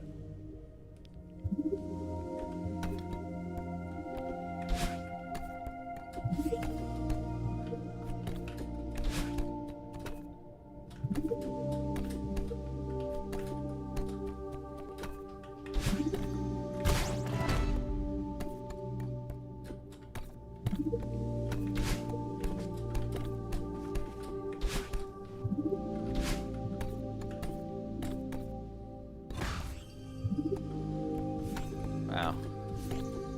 Playing this in the dark is kind of hard, actually.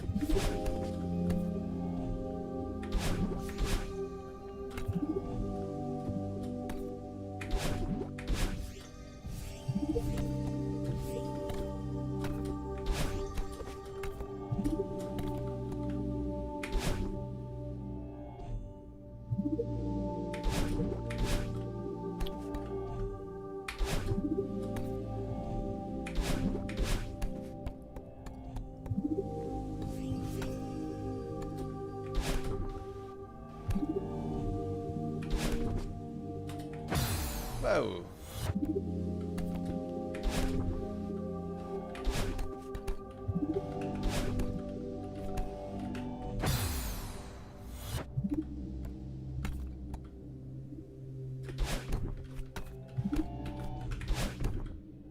There we go.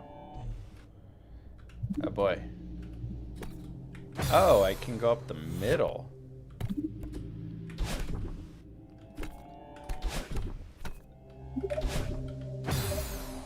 Huh.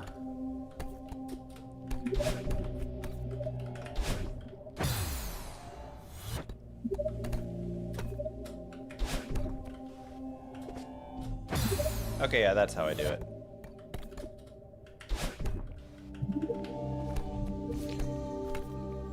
Oh wait, that just gets me a light.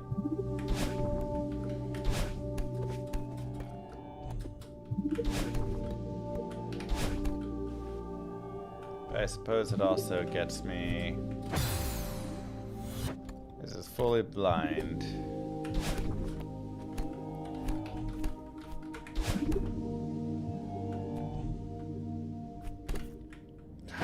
God.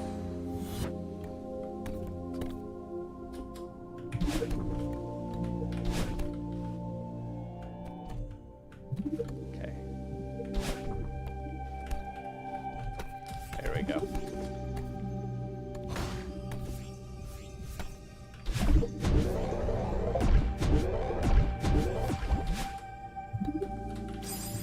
Oh my god.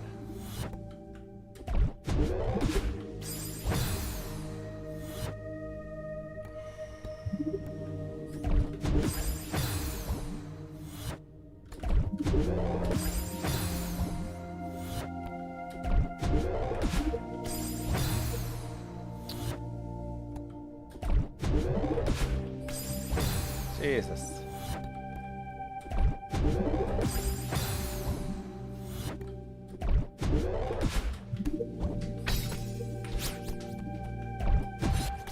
No.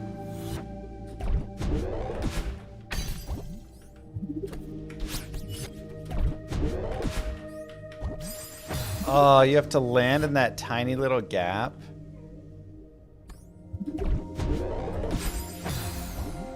That's brutal.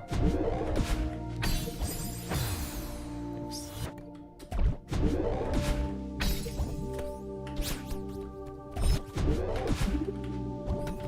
Okay.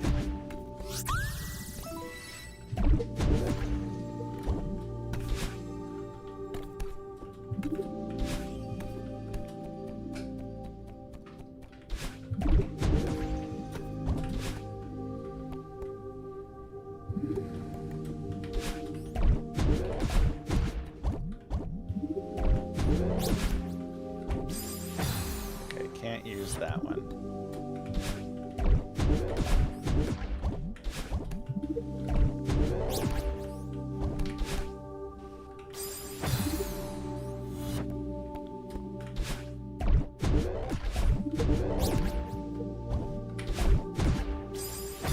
Oh my god. Yeah, I played some Super Meat Boy when I was younger. I want to be the guy in Super Meat Boy.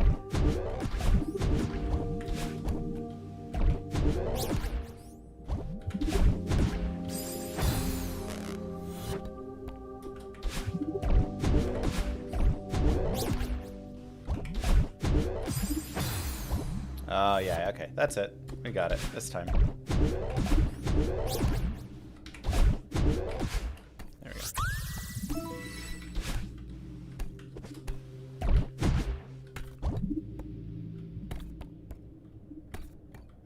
Oh wait, one more thing to check here.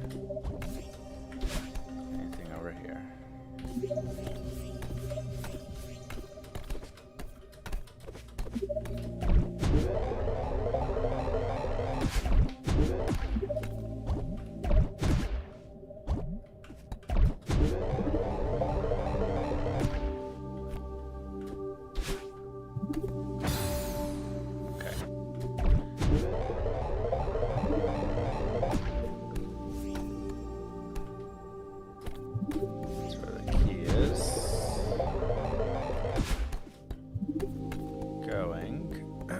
So let's go get the key.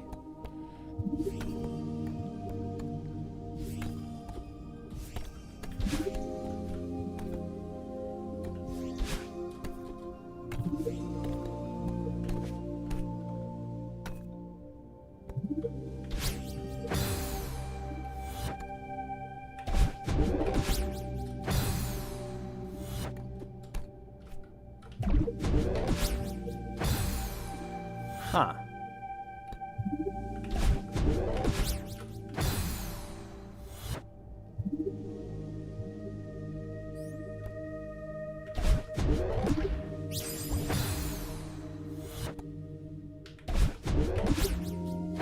Can't get enough momentum though.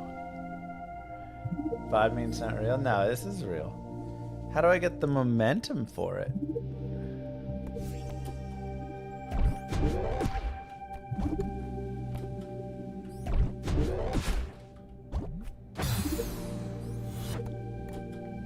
Because you can't jump out of these things, can you?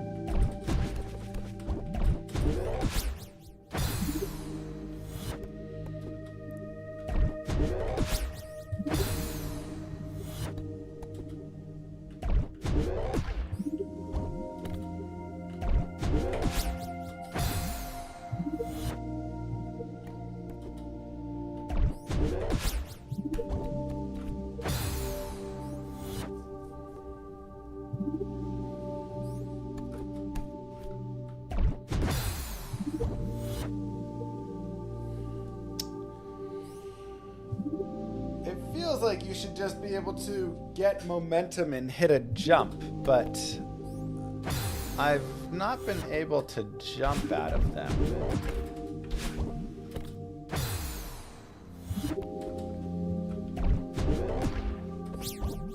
Oh, that's what you do. Okay. Yeah. Okay. That makes more sense. Easy and obvious.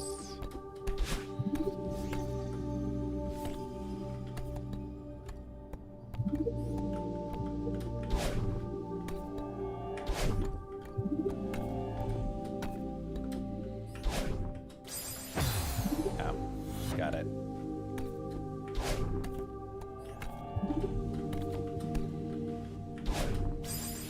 Ugh.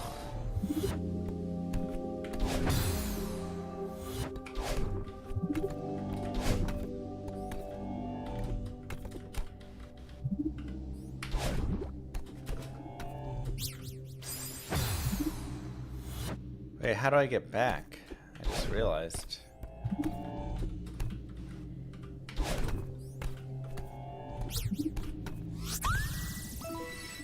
Oh, you just die. Or you can climb back like that. Okay. I was gonna say, there's gotta be some deathless runs that are like...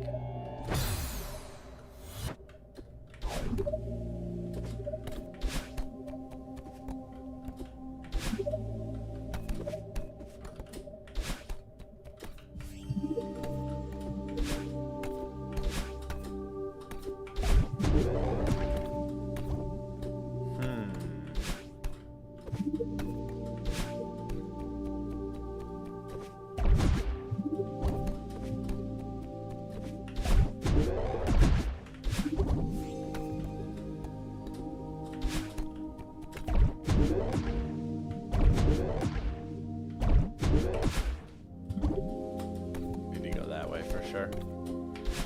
That's 100% where it is.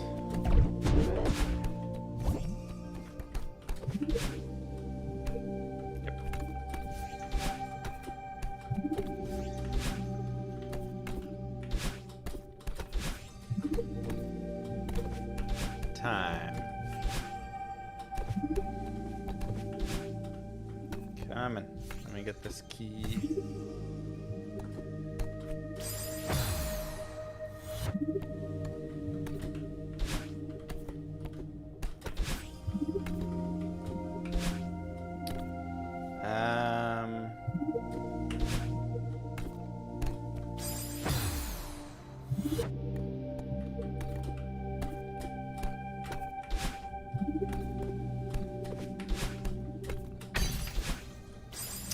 Okay.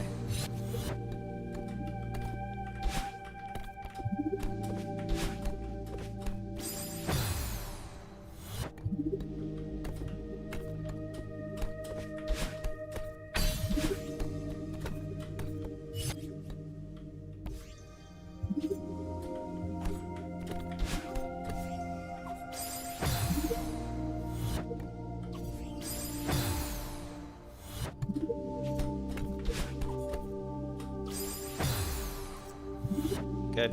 I gotcha.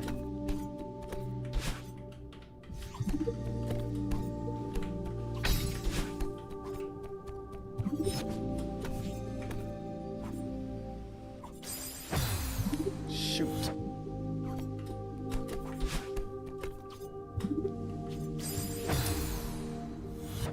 Right.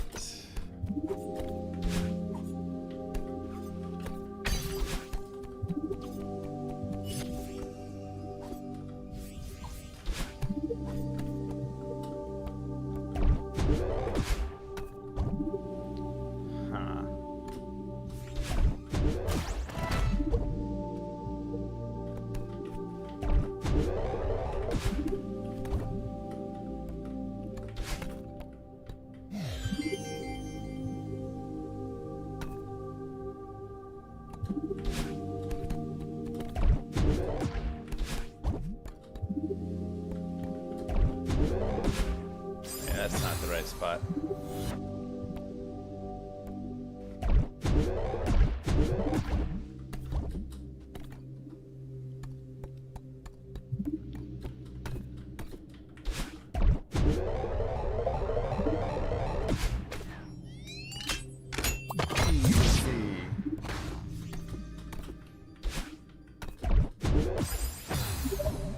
That was not the best.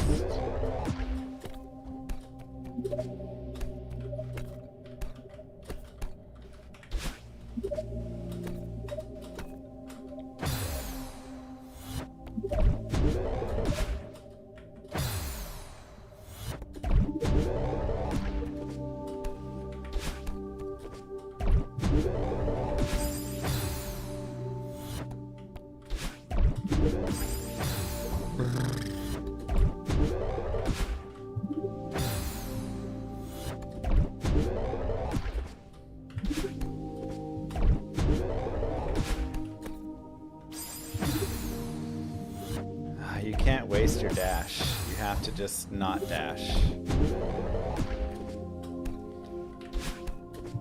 Save the dash, save the dash. What did we just say, Llama?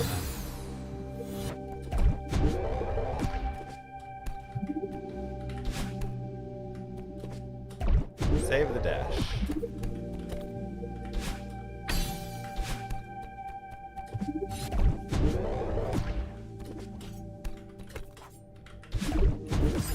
No! Okay, it's data clock. We gotta go before we get murdered. GG, everybody. GG. Mwah! Kisses to you all. I will catch you guys tomorrow. Have a good one. Thanks for being here. And go have fun with Mr. Llama VOD. Means a lot to go hang out there. Great, easy way to support the stream. Kisses to you all. Peace, everybody. Have a good one.